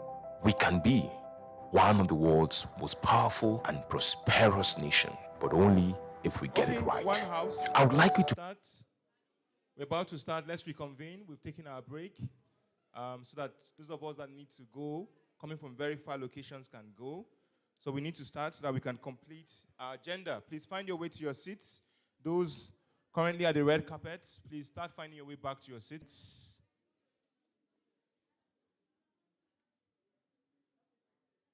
Pause for a moment. Imagine if we get it right. Imagine a Nigeria where we built a $4 trillion economy powered by AI, agriculture, clean energy, fintech, smart manufacturing, and advances in medicine and healthcare.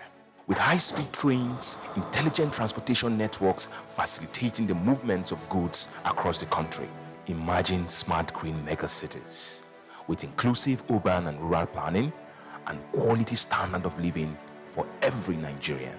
Imagine a logistics and trade powerhouse with millions of young entrepreneurs building thriving businesses from Zaria to Warri, exporting products and solutions to the world. Imagine a Nigeria where our elections are sacred, our government accountable, our streets safe, and justice real. Imagine a Nigeria where our culture is no longer trending, it's transforming the world. Afrobeats is the planet's pulse. Nollywood is breaking the global box office. Our fashion, food, and storytelling have become Nigerians' most powerful exports. We don't just entertain, we inspire the world. Let's come back to the hall. Imagine Nigeria, where we are no longer just a regional power. Nigeria now leads Africa charge on global reform, reshaping trade, climate, and tech, with a permanent seat on the global table, and a new generation of diplomats, leaders, tech envoys, and peace builders from Kano to Calabar, from Ikeja to Aba.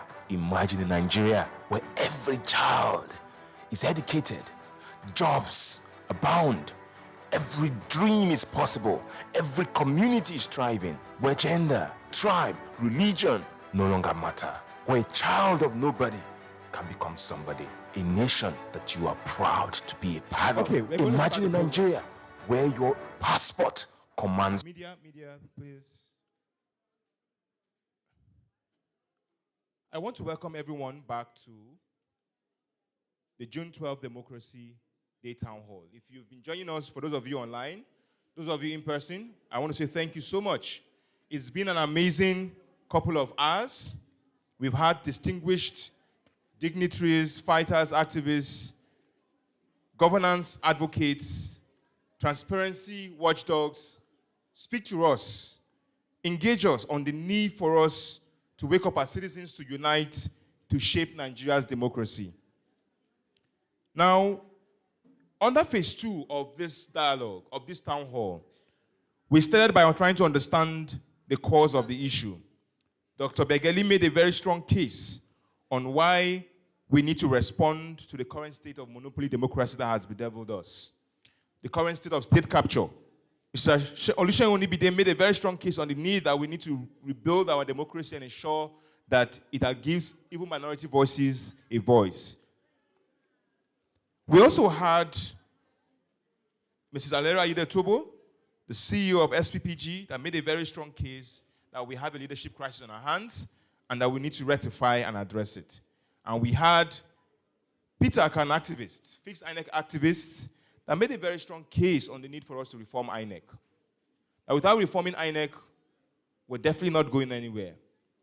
We also had Comrade Aisha, so far, that had made a case on the need for a new class of leaders, value-based leaders, that if we continue to vote the normal way, where we vote candidates, money bags, people with serious financial influence, we will continue to expect the same results. That the quality of our democracy is a result of our inactions. Now, I want to add to that in order to build this new class of leaders, beyond just the resources, there's also a need to train them. There's also a need for them to be empowered. Because the reality is that when you run for office and when you start to govern, there are a lot of challenges you're going to experience. It's a difficult position. You have the lives of millions of people in front of you to address or handle. And you need the capacity to be effective.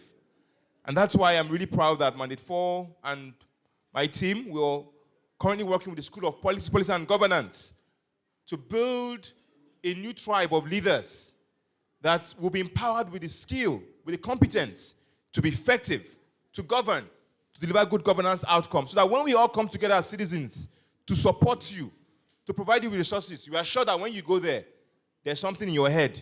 You're not going there with ideas and passion. You're going there with a plan, a strategy. And that's what the new class is all about. How do we enable a new class of leaders that would emerge? How do we back them? There are over 1,500 elective positions right now in the next election. 1,500 over.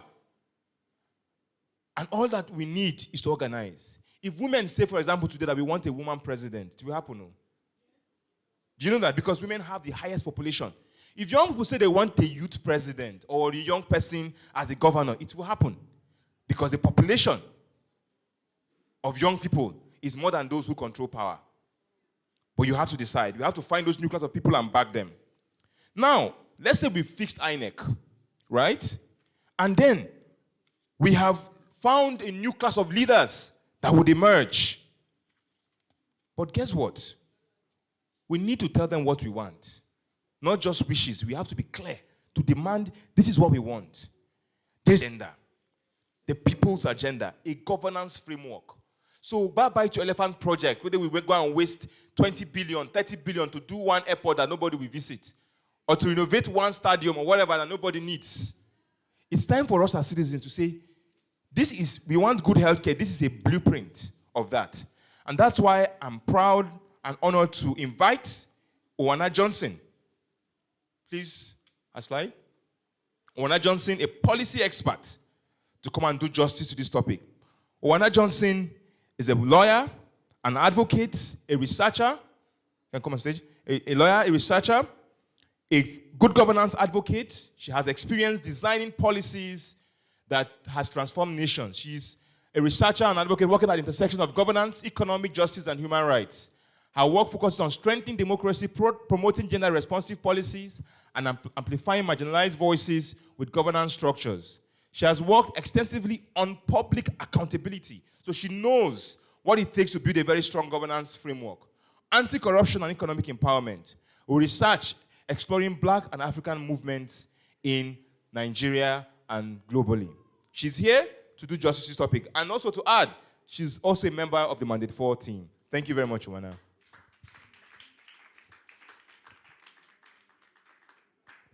Thank you very much. Good afternoon, ladies and gentlemen. So I was told today was Democracy Day.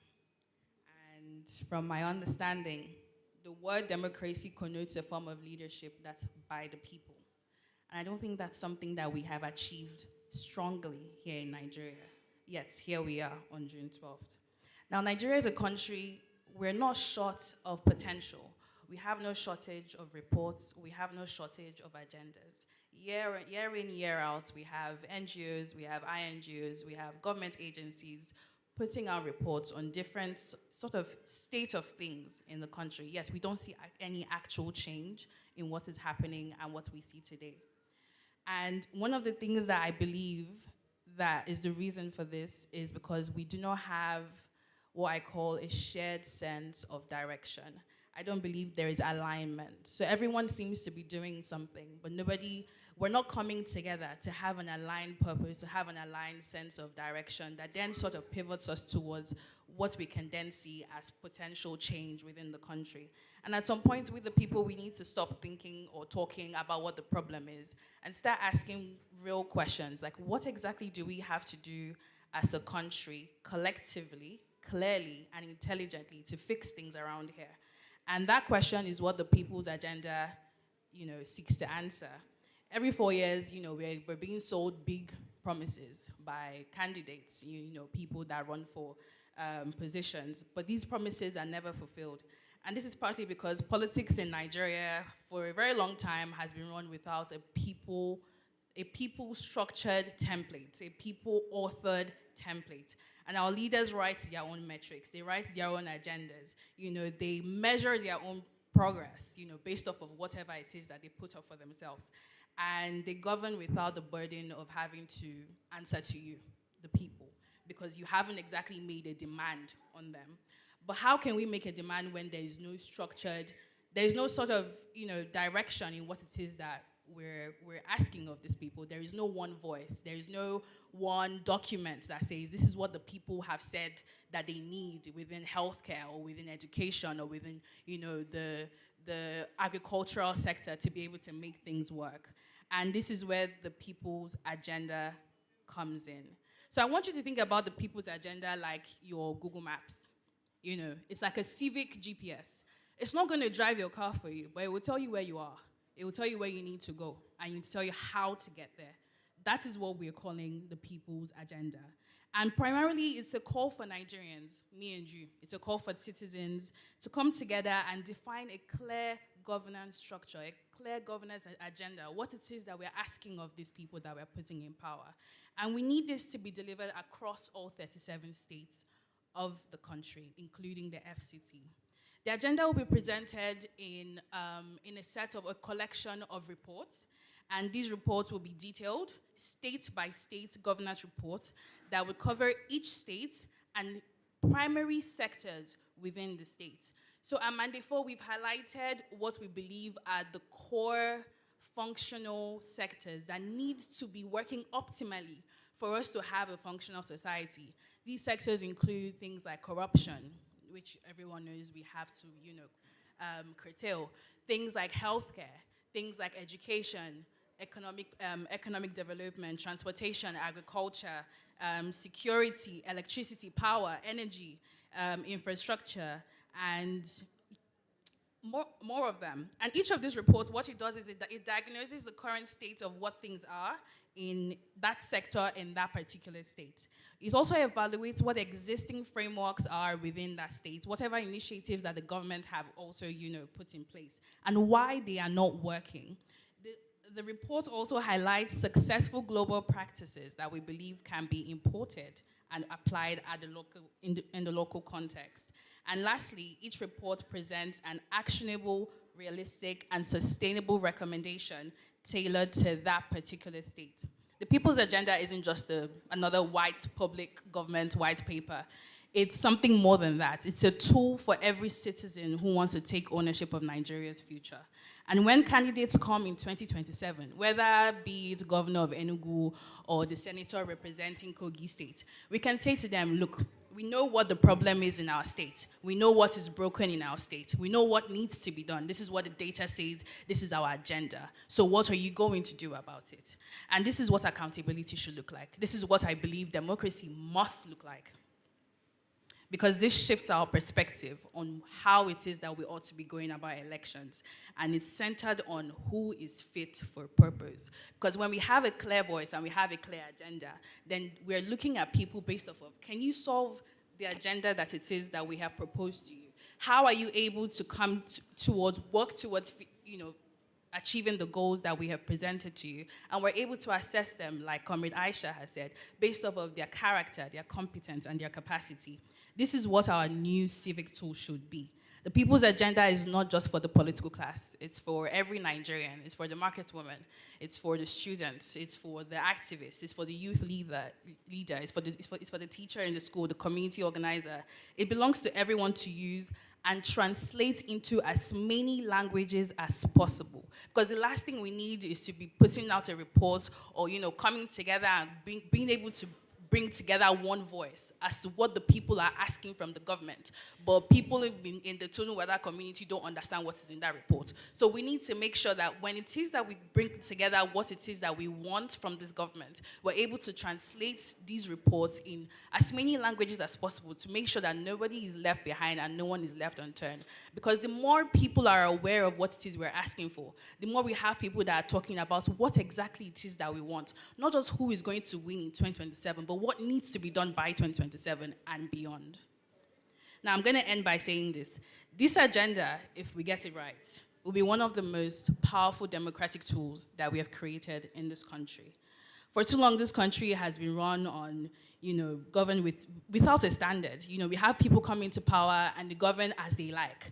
And we're creating that standard now. The People's Agenda is that standard.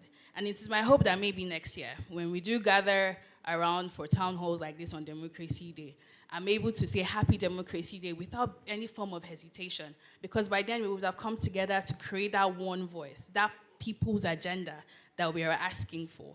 Thank you very much for listening, and Happy Democracy Day. Thank you so much, Shona. Thank you. Thank you. Thank you so much for that powerful speech on the need for a people's agenda. It's a document that would contain a blueprint. So when you say you need healthcare, it's there. The number of hospitals, the budget, everything clear.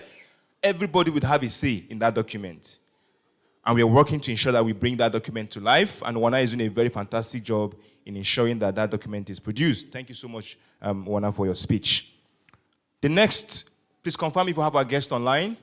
Our next speaker is here, Jonathan. Tech, do we have our speaker, Jonathan, online? Please give me a response.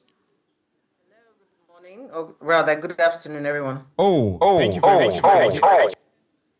Yes. So thank you very much, Hello, can you Glad hear to me? have you on. We're going to be having Jonathan. She's going to be speaking on the need to reform political parties. Because if we don't reform... Now I can't hear you. Oh, you can't hear us. We would resolve that shortly. Can you hear us now? Yes, we can. I can without the echo. Yes, I can hear you. Okay. Okay, you can hear me clearly now, right? Yes, but there's an echo. Yes, we'll resolve it shortly. Okay. So here is going to be speaking on the need to reform parties. Really excited about that because if we don't reform parties, the new class of leaders will not emerge. The current existing political parties will not allow value-based leaders to emerge very easily. And if we don't reform those parties to be fit for purpose, nothing can happen. Because the current structure of this nation is that for you to seek political or public office, you have to go through parties. So there's a need to reform parties to ensure that there are vehicles that where a market woman can run for office, for House of Rep and win. Where a bricklayer can run and win. Where a graduate can run and win. Where young people can run and win. We have to reform political parties. And we also have to give birth to new one. Here, Jonathan is an activist. Please, can you put up our profile, please? So we can all see our profile.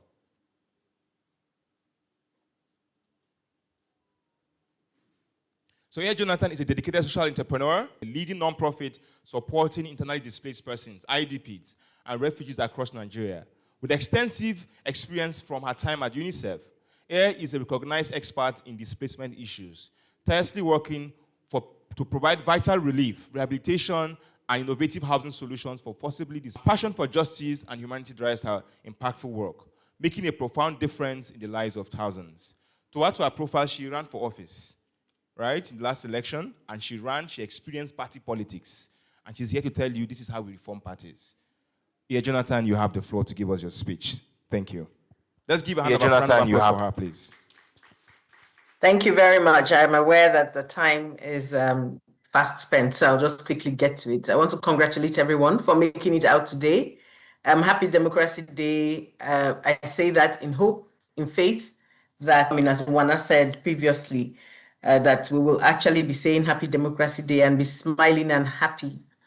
I want to thank Mandate 4 and all the partners for putting this together and calling us to have these really important conversations. But it's not just a conversation, it's a call to action.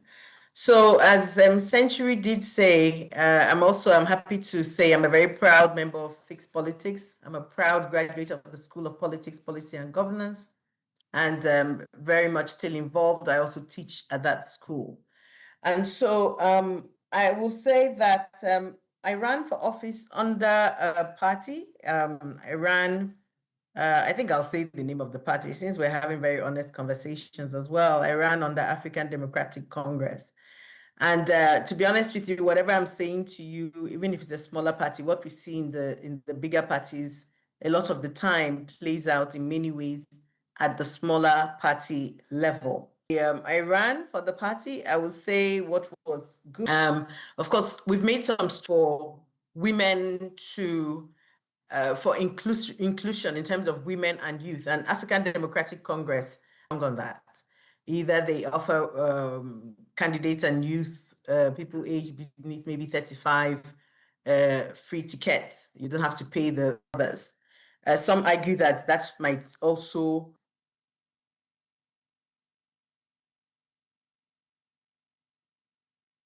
really, quote unquote, contributing financially.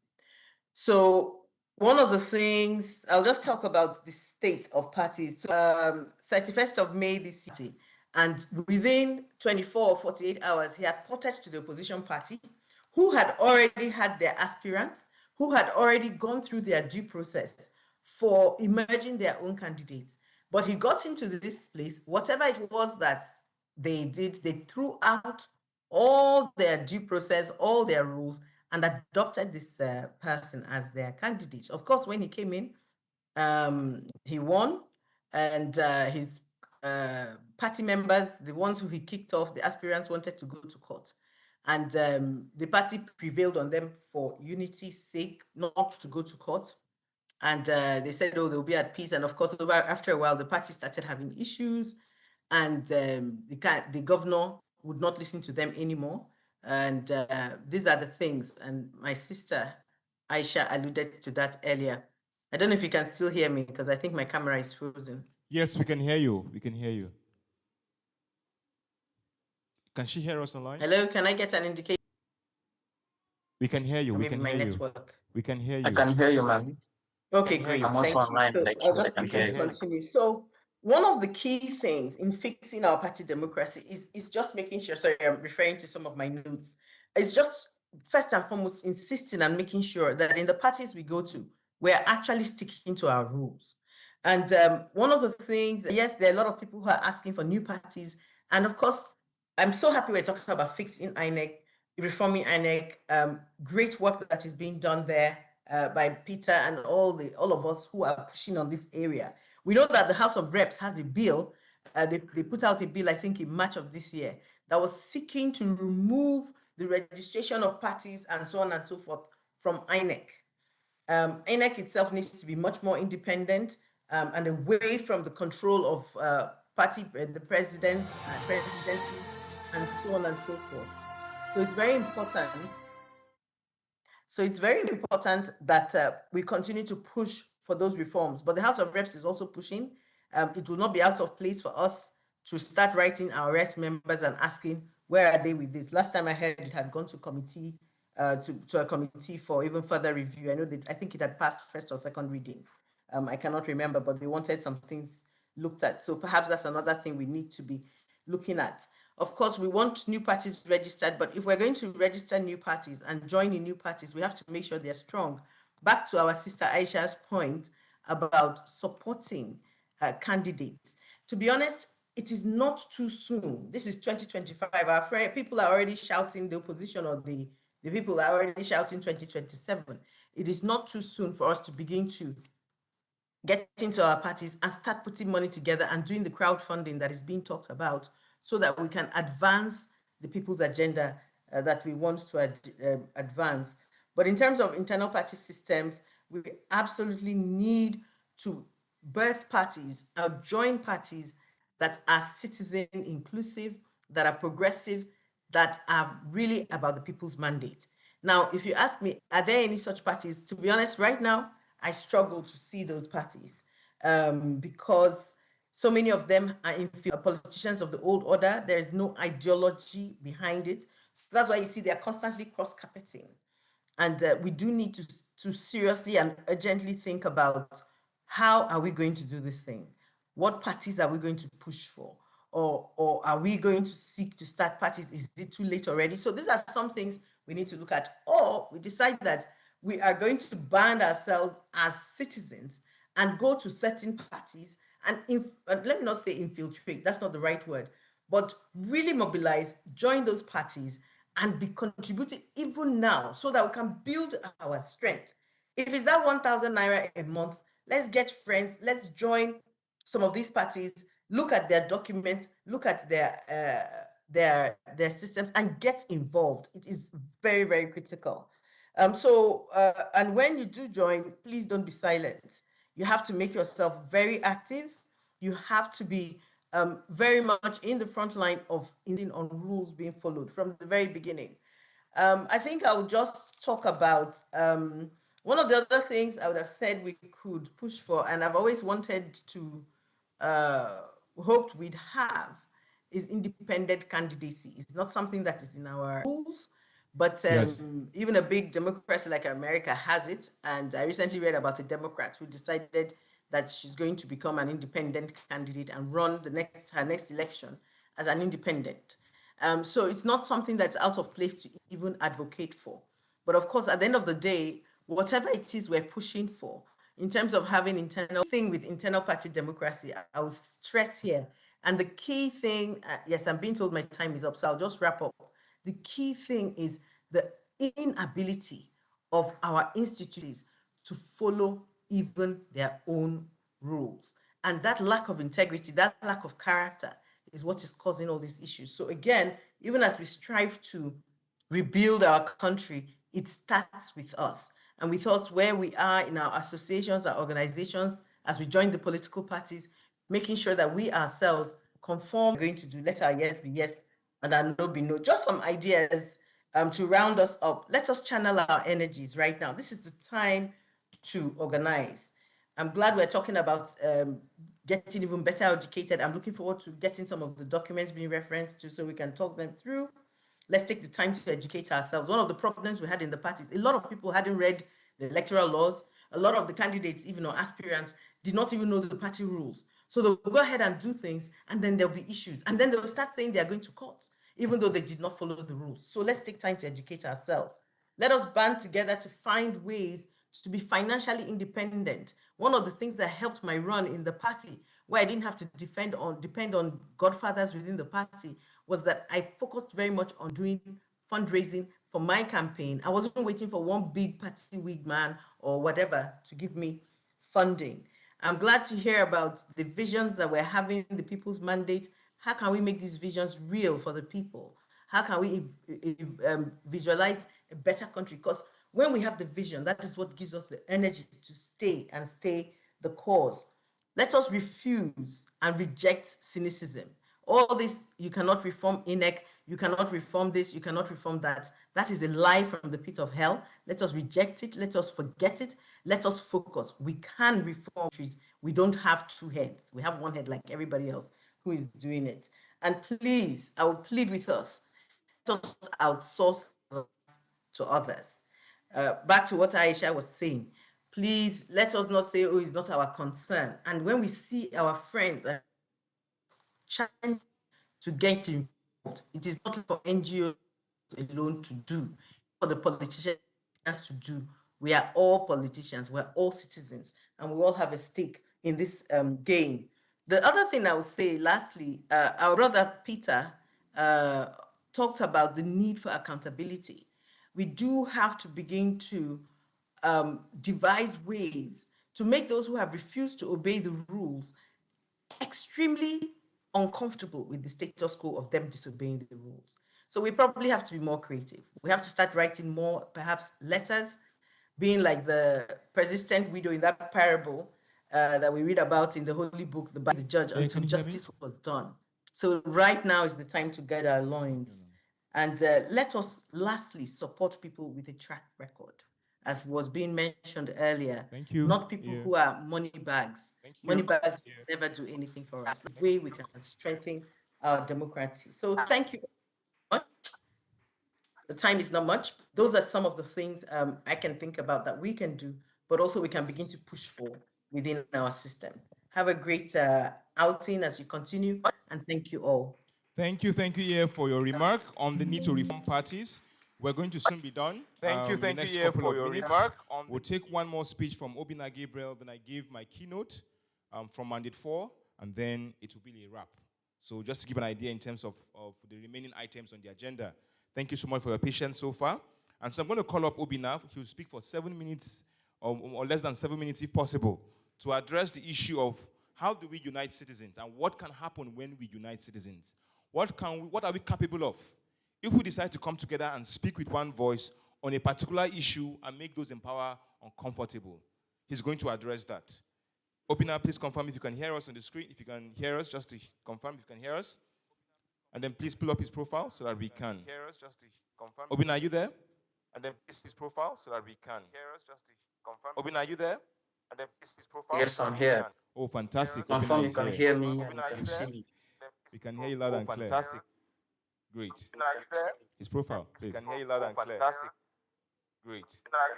His profile, please. Can hear you loud and clear. Fantastic. Essentially, we can skip Yes, my Obina is a dynamic Nigerian youth leader and an advocate known for his impactful community development initiatives. Now, during his NYSC program, he notably spearheaded the repair of a critical road in Ayegbame, Kwara State. He's not from Kwara State, but he spearheaded this. A critical road, transforming lives through dedicated advocacy and community mobilization. He's a firm believer in collective action. Obina exemplifies the power of youth engagement in addressing social issues. He brought together young people to create awareness on the need to address a deep-rooted problem in his community, and he was able to address that working with the people in that community. He's going to share with us some insights on how we can effectively organize in the next 7 minutes. Obina, please, thank you. You have the floor.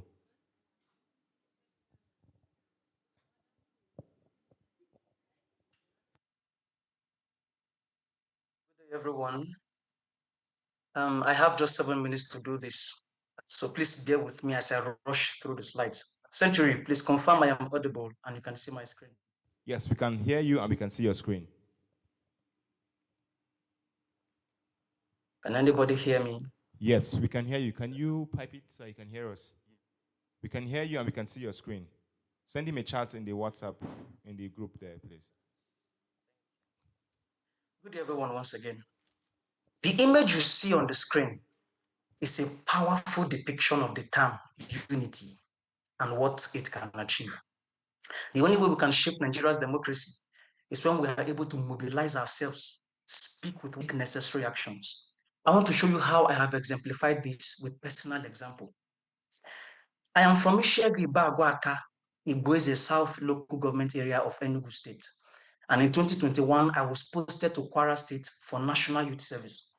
While I was leader in camp, I was member of Camp Court, I was president of my CDS, I was the best corps member in my place of primary assignment, I was the overall best corps member in Kwara 2021 batch A stream 2. I won the state honors award at the end of my service year, and that's the governor's award.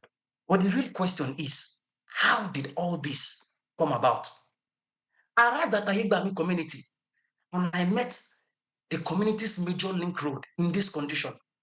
I carried out a research that showed that the condition of this road had claimed the lives of 2 kids. It had grounded businesses. It had blocked accessibility to myself. What can I do about this? Please take note. When I was asking myself that question, I did not say, oh, I am not Yoruba. It is none of my business. I did not say, oh, I'm not from Kwara. Oh, I'm not a Muslim. I am Christian. No. I saw myself as a part of that community. And whatever was affecting them as of the time was affecting me as well. So what did I do about this problem? Started mobilizing. I went to the communities association. I discussed with the elders of the community. I went to the youths. I mobilized the youths. I went to the other members of the community. All together, they gave me their support in writing, saying that wherever I was going to look for solution, that they were solidly behind me. Started writing to external bodies. I wrote to the Ministry of Works in Kwara State. That's the acknowledged copy of the letter you see on the screen. I wrote to media stations. I brought NTA Learning down the coverage of the road and aired it in the news. I went to Kwara State Television. They aired it in the news. I brought Sobi FM, the radio station. They came and did a live transmission of the condition of that road right there in the community. And as all of these advocacy efforts were ongoing, it got the attention of the then federal lawmaker representing the community.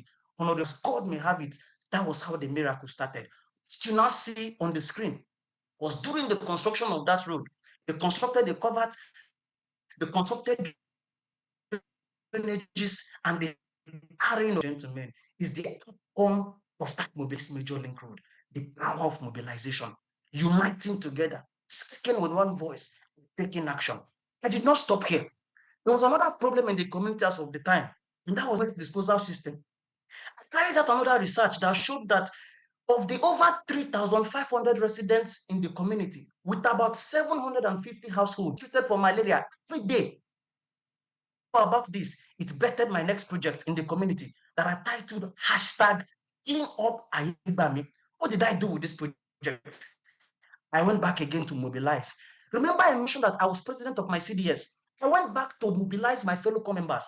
They joined me in marching around the community, sensitizing the people about the danger of this improper waste disposal system and what it was doing to us as a community. I went on to mobilize schools, different schools in the community, because I understood that as we were sensitizing the older generation, it was important to carry those that were coming after us along to mobilize the youths of the community. They joined me in moving around, picking up deaths from the streets and clearing piled waste. What followed after was community engagement. I partnered with the community-based organization in that community, partnered with medical initiatives. I wrote to Food and Beverage Recycling Alliance that is stationed in Lagos. They sent giant recycle bins all the way from Lagos down to that community in Kwara State. I partnered, they also provided an evacuation truck that was coming to clear waste from the community. I went back to the media. I brought back Sobi FM. They came and did another live transmission on this particular project. And what followed after was a medical outreach to close out the first phase of that project.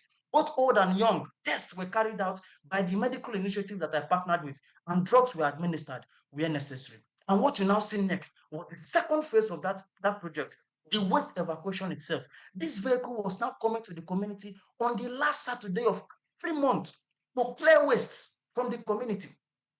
And the giant recycle bins, we're using them to collect recyclables. Whenever they get filled up, we sell them off, use the money to fuel this vehicle to come back and clear waste.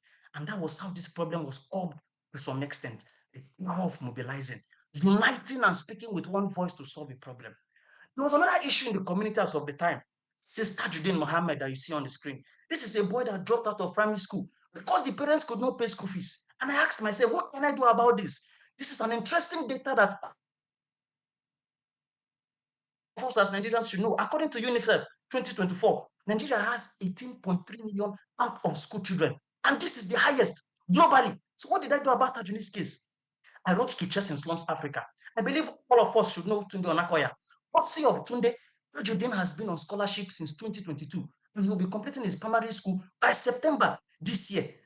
Of uniting, coming together to solve a problem, looking beyond things that separate us, and speaking with one voice to solve a problem that concerns all of us. I want to show you some interesting numbers. According to NYSC data, their report in December 2023, they have mobilized over 5.5 million graduates for NYSC. And for this year, 2025, they are mobilizing an estimate of 333,000. Now, here comes the rationale. Imagine if 10% of this number decide to carry out community development projects in their host communities. Imagine the level of contribution that would be to nation building. I want to speak to us in the room. There are about 250 to 300 of us in attendance. I'm throwing an open challenge to you. Many of you will decide to take responsibility in your communities. Please be on your feet or you raise your hand. This is an open challenge. How many of you will start taking responsibility in your communities? You are not looking at anything that is holding you back. You are taking responsibility. I want to solve this problem. I want to take action. Please rise up and show and identify yourself. Century is going to take your details. I am making myself available to support you, guide you, and handhold you to see those projects come alive. I want to close out as my time is rounding off by letting you all know I'm a proud graduate of the School of Politics, Policy and Governance, and application for the next class is currently ongoing. Many thanks for having me. My 7 minutes is up. I am Obinna Gabriel. Thank you. Thank you, Obinna, a proud graduate of the School of Politics and Governance. Thank you so much. So you can see the power of organizing, right? Community organizing. He was not paid for what he did. He was just a youth corper posted somewhere. I want you to understand this because of his existence. Because his parents spent 9 months birthing him. A community in Ayegbami currently have a road. I want that to sink in. A community now has a road. And what did he do? He united citizens. He brought people together. He saw a need. And they worked together to address that need. That's what happens when you unite citizens. He didn't just talk about it on Twitter. He went to the streets. He engaged communities. He organized. And that's really the theme for why we are here. We're here to organize. We're here to build. We're here to mobilize. We're here to reawaken. Because some of the themes we've talked about today cannot happen if we don't organize as a people. If we don't come together as a people and say enough is enough. If we don't say we need a new class of leaders. If we don't say we need new parties. If we don't say we need to reform our political parties. And so on and so forth. So I'm going to try to bring everything together. We've listened to amazing speakers. People have spoken. They've shared their ideas. They've talked about what we need to do. I'll try to wrap this up in the next couple of minutes on why we need to reform, Larry, on why we need to reform or fix this nation. And my speech is going to be titled, No One is Coming to Save Us. No one is coming to save our democracy. No one is coming to save this nation. No one is here for us. But I would like to start with the context that June 12th is more than just a date on the calendar. It's a symbol of struggle, sacrifice, and the relentless pursuit for true democracy in Nigeria. It also marks 1993, the day 1993 when millions of Nigerians across religions, regions, and classes united to vote for what remains the freest of elections.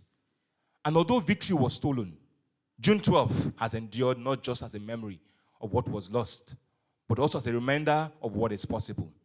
So today, we're going to celebrate not just to romanticize the past, but it's important for us to commit to the promise of democracy.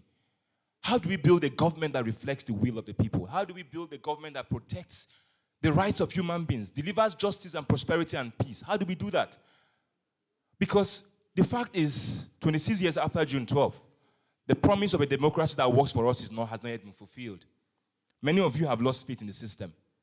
We have elections that are rigged. We have mandates that are stolen. We have politicians that recycle themselves while people suffer. Democracy has become a ritual without results. How do we resolve it? So to mark Democracy Day today, what I'm urging us all to do is we need to move from reflection. From celebration, we need to start reflecting. We need to now then move to action. Because the truth, as you have gleaned in the theme of this event, that no one is coming to save this nation. I repeat, no one, no politician, no international community is coming to save Nigeria. The fact is that you in this room, me, we are all that this nation has. If we don't fix this nation, nothing will happen. Now, this kind of clarity and understanding is what is needed if we need to break the cycle of helplessness that has held us down. If we need to rebuild this nation from the ground up, we have to understand there is no Messiah. Because every time we wait for heroes, we wait for saviors, we wait for breakthroughs, we wait for someone that will come and say, I will fix this country, I will save this nation. But the reality is that no one is coming to rescue us. The only force capable of rebuilding this country is us, an organized citizenry. Because the current system is rigged against us. We need to change it. We must change it. The current political system is built on patronage, on exclusion, on wealth. Now, if we try to change the system, if we try to play that game, we can't succeed because the rules are very strong. So what we must do as citizens to change the current status quo is that we need to shift the playing field entirely. We need to organize. We need to advocate. We need to build power as citizens.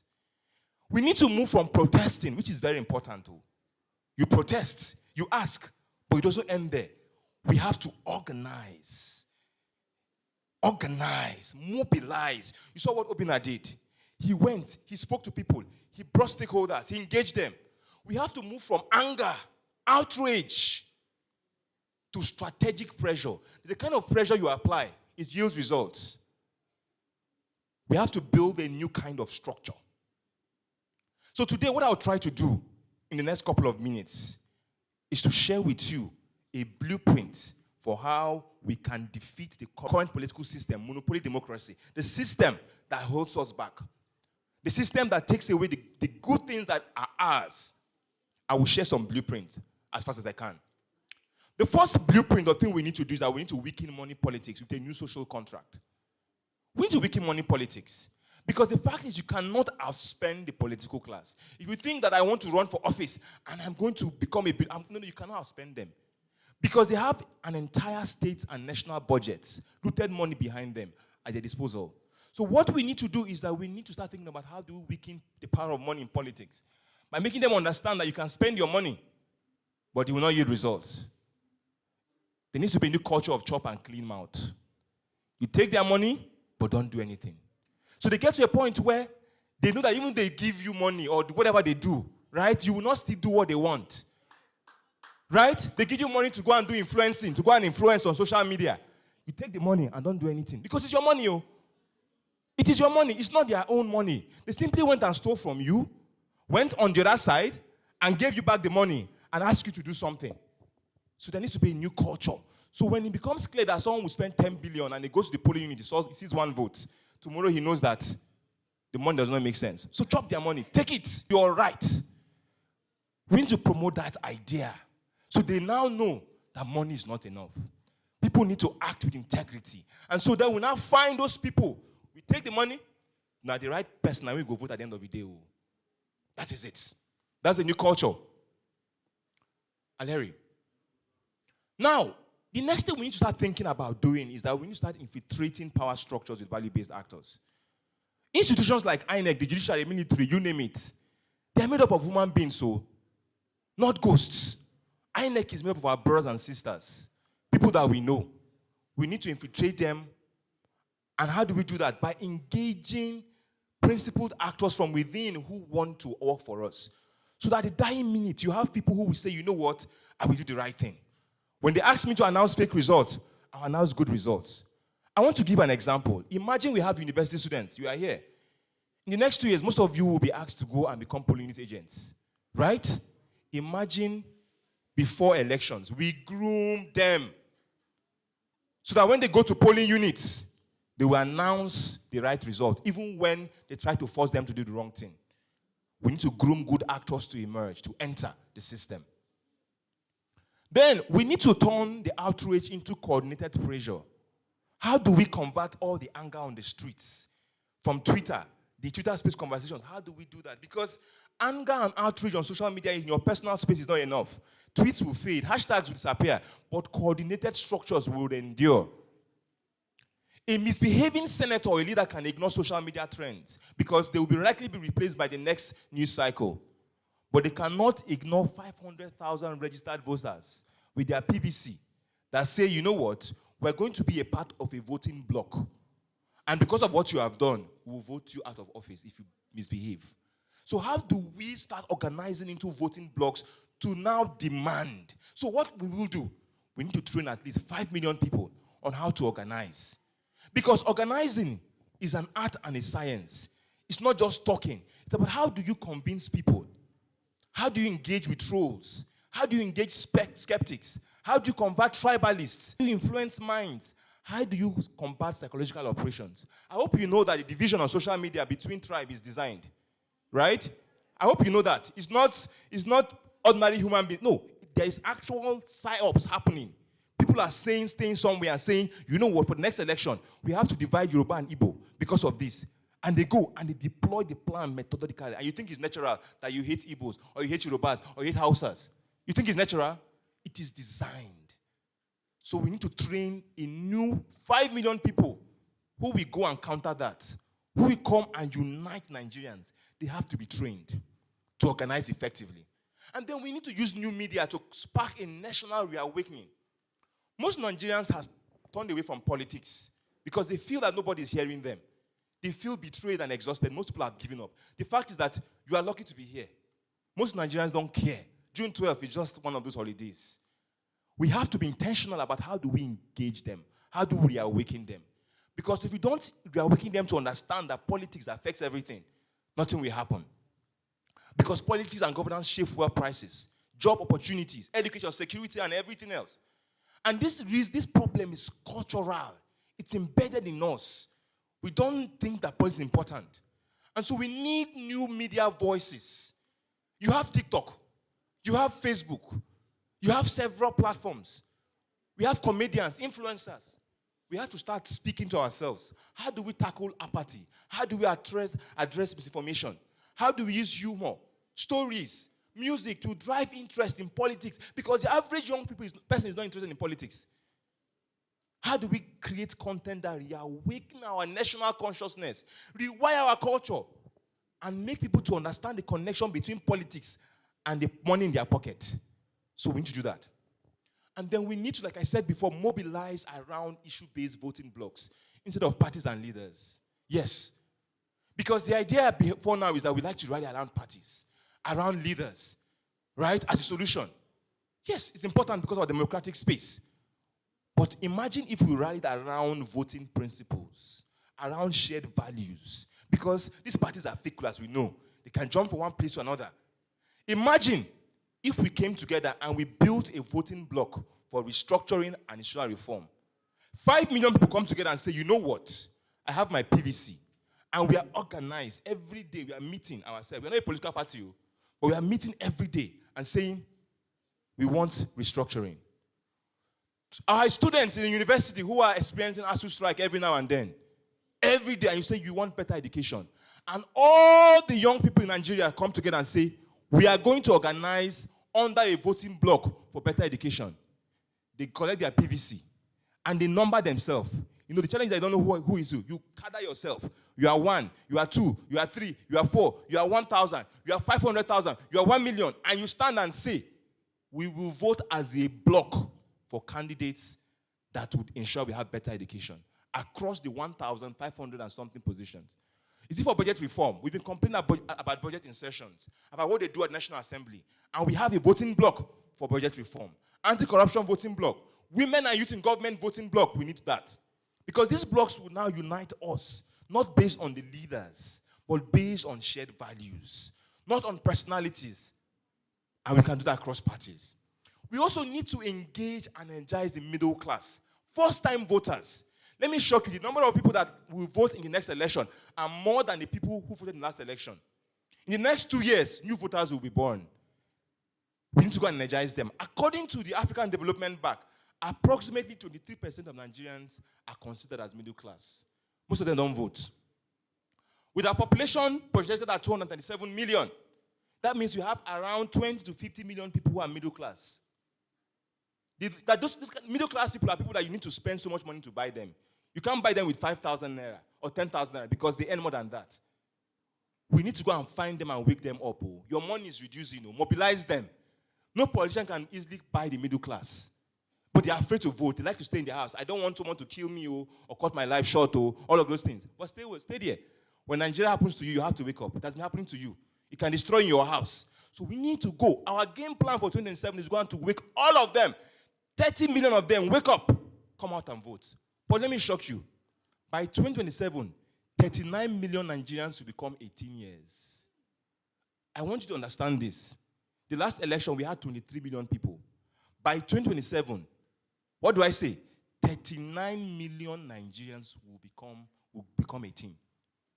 They will be voting for the first time. Hi, are you hearing this?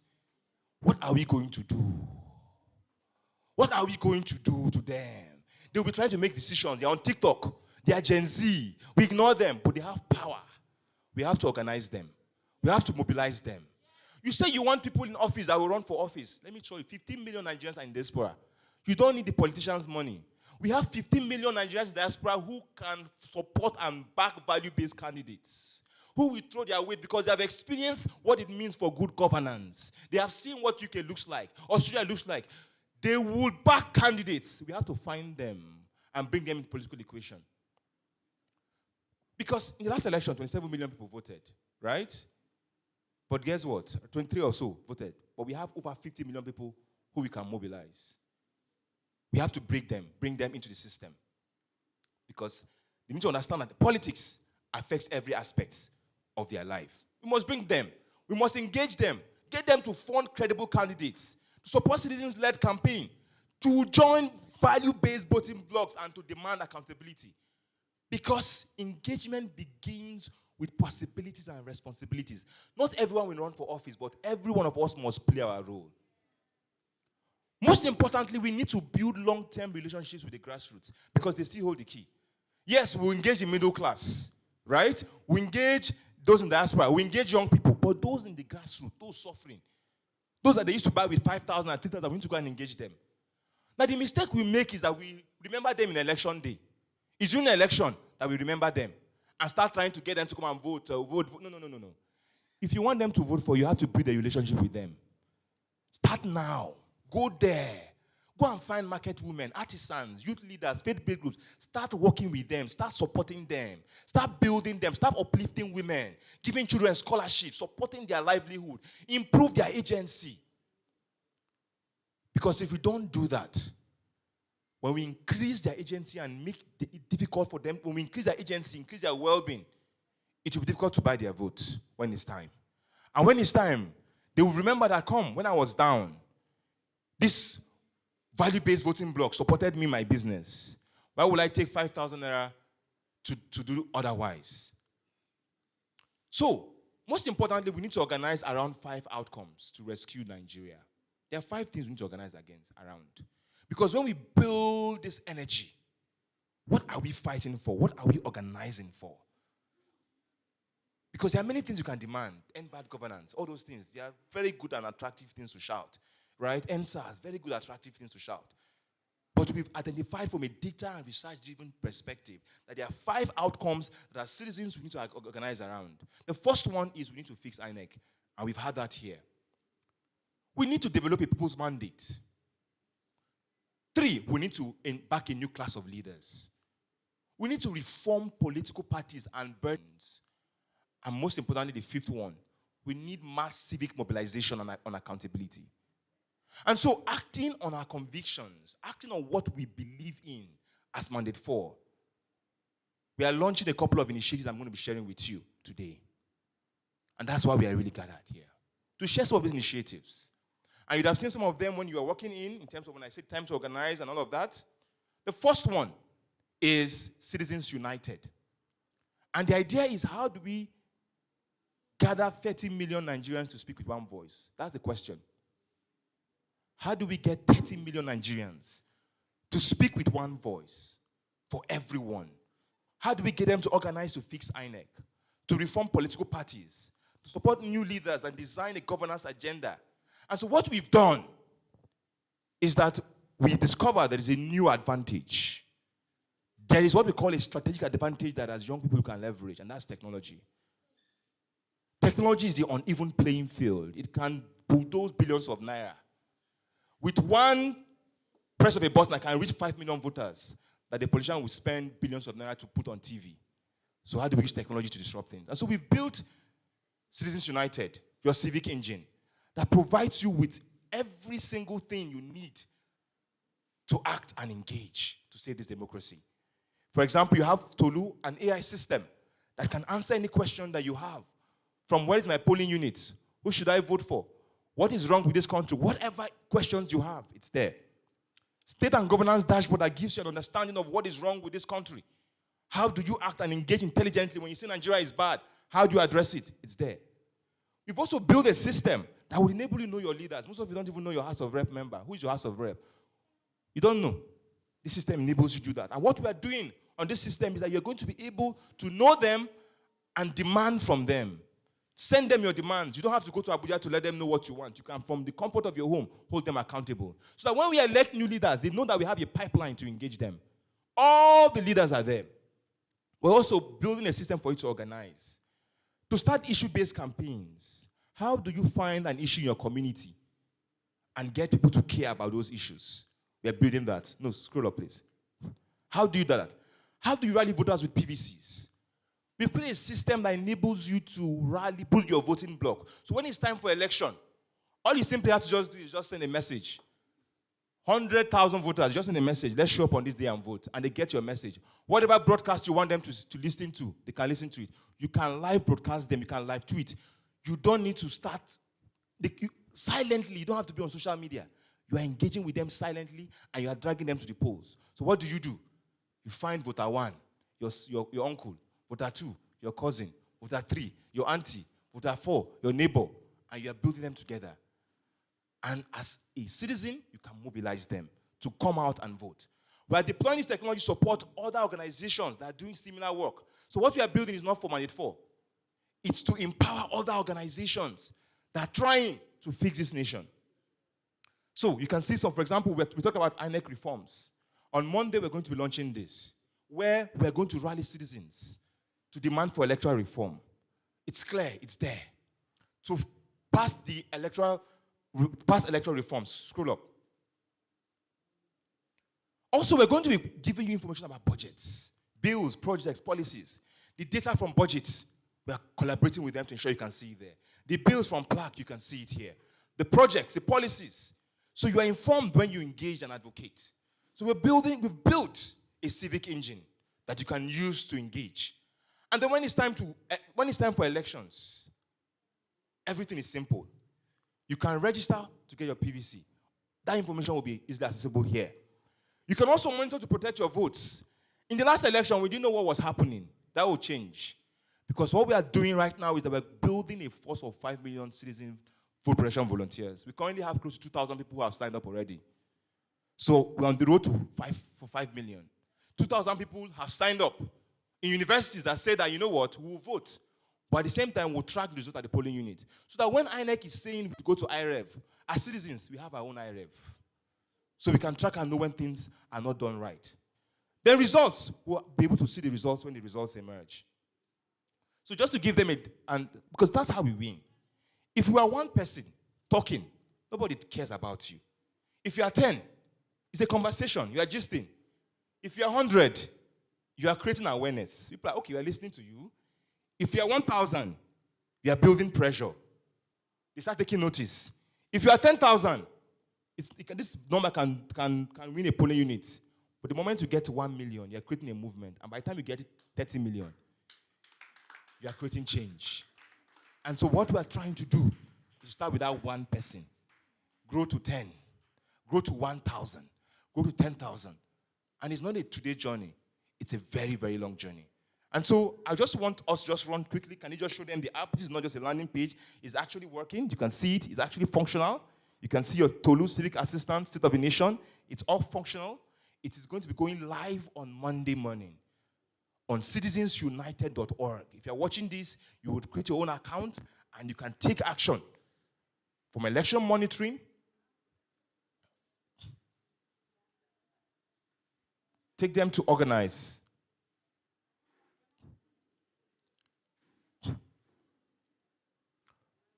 So you can see courses that are starting out in terms of we're trying to demand for electoral reform. We're trying to demand for the need to register political parties, just as you have change.org. You can actually demand.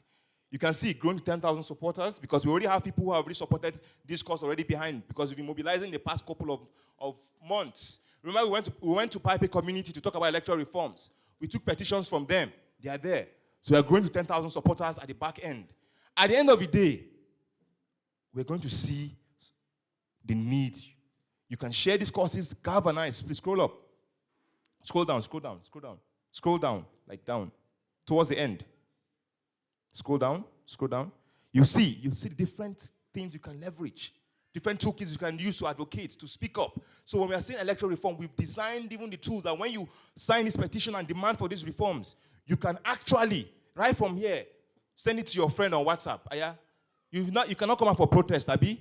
Just demand. And once they demand, at the back end, we have their phone number, we have their name, we have their information. And what happens? During the election, we tell them it's time to come and vote. It's time to come and what? Vote. Silent what? Advocacy. We are mobilizing, designing, building. And we're doing this, we're going to be collaborating with different organizations to ensure that at the end of the day, it will no longer be 2 people or 20 people in a room. It will be 10 million people who will come out and do the right thing. Go down to lead. So you can see we have a Run for Leadership Hub. We've come up with an eligibility checker, a system. So when you talk about new class of citizens, people that want to run, click on it. We've built a tool that can enable you assess if you are going to be a good leader. We talk about the 3 C's. Abi? Capacity, competence, and character, right? What we've done is that we've produced a research, a white paper that tries to break it down, and then created an assessment tool that when you take the test, it will give you your score and tell you you are 20% in new class, you are 10% in new class, you're 80% in new class. Because based off of that, at Mandate 4, we are looking to find and back leaders that will run 27 election. We are finding them, researching them. We will back them, provide them with the resources that they need to succeed, to deliver for Nigerians. But first, we'll use that framework to screen them. We're not asking for your money. If you come and say you want to give you money no, we don't collect money. We invest in you. Build technology systems, infrastructure, operations, everything that will enable that market woman that has 3 C's to run and win. Back her. That's what we are designing. So new class is launching, and then based on that research, we would assess you on that capacity, competence, and character. Once you pass it, you are a family. You are part of us, and we'll back you across the different parties that you want to run in. Go back. Once this is live on Monday, you can log in citizensunited.org and take that test and let us know. You can also download the white paper. The white paper there would give you detailed information about how we arrived at this. It's a 30-page document, very detailed. It captures how we arrived at that. Go to elections, so they see what I'm talking about. You can see the next election. You can set a reminder from here to know when the election will happen. You can set a reminder. Both for local government, gubernatorial, and presidential elections. You can scroll down. You can check your registration status. If you have issues with your PVC, from here you can do that.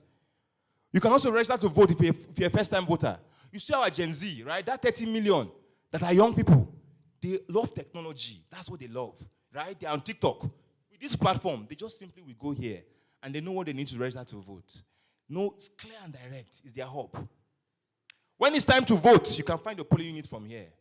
Straight up, you click on it. It tells you because you have your information. We know your word, everything. It's just in your screen. This is your polling unit. Walk there and go and vote. It's there. And then, interesting in what we're doing as well is that you can view your candidates. So you can assess them. So you know who they are, their track record, what they are from, how they rank on our 3Cs. They will be on this platform. Take them to under Know Your Leader. So you see them like this. You can see House of Rep. Let's look at His Excellency. You can see. All our leaders will be like this. You will see their profile. Every leader running for office in 2027, you will see them like this. You will know their ideology. You will see their manifesto, their corruption scandal, their policy decisions, performance tracking, their accountability, everything about them, you will see it here. We'll gather it and look. So that when you are making a decision, you are making a data-backed decision, not what they say. Data is there. So now this is existing. We're building this for those already in office, but when it's now time to vote, they will show up like this. So that way, you can decide. And then you can ask them questions. You message them. So you are running for office. What is your policy on this? You will message the candidate. If the candidate does not respond to you, you know he's not serious. He doesn't need your vote. We are tracking it here. We'll see it. So this is coming out. So the civic engine is coming out. And so what are we doing? Beyond this civic engine, we are mobilizing people to demand for electoral transparency. Now, one important issue that we're going to be mobilizing for on this platform when we launch on Monday is we're going to be mobilizing people to register, to hold INEC accountable. And my team, are you ready to play that video on holding INEC accountable, please? They need to hold INEC accountable because we're going to be launching that on Monday. Citizens, we're going to be mobilizing Nigerians to hold INEC accountable on 2 courses. One, to fix INEC. The third one is to demand for the registration of new parties. So play fix INEC and registration of new parties concurrently so they can understand what we're trying to achieve. We're getting to the end of this event and the key reason why we are here. Tech and media, are we there?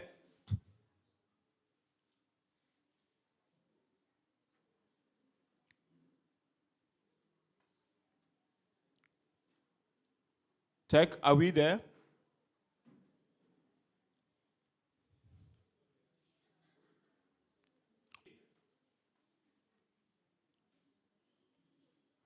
Okay, why they come up or why they try to play the video would also be building voting blocks. What do you mean by voting blocks? We're going to be organizing people across voting blocks. So if you say you want women and youth in government, we're going to start it.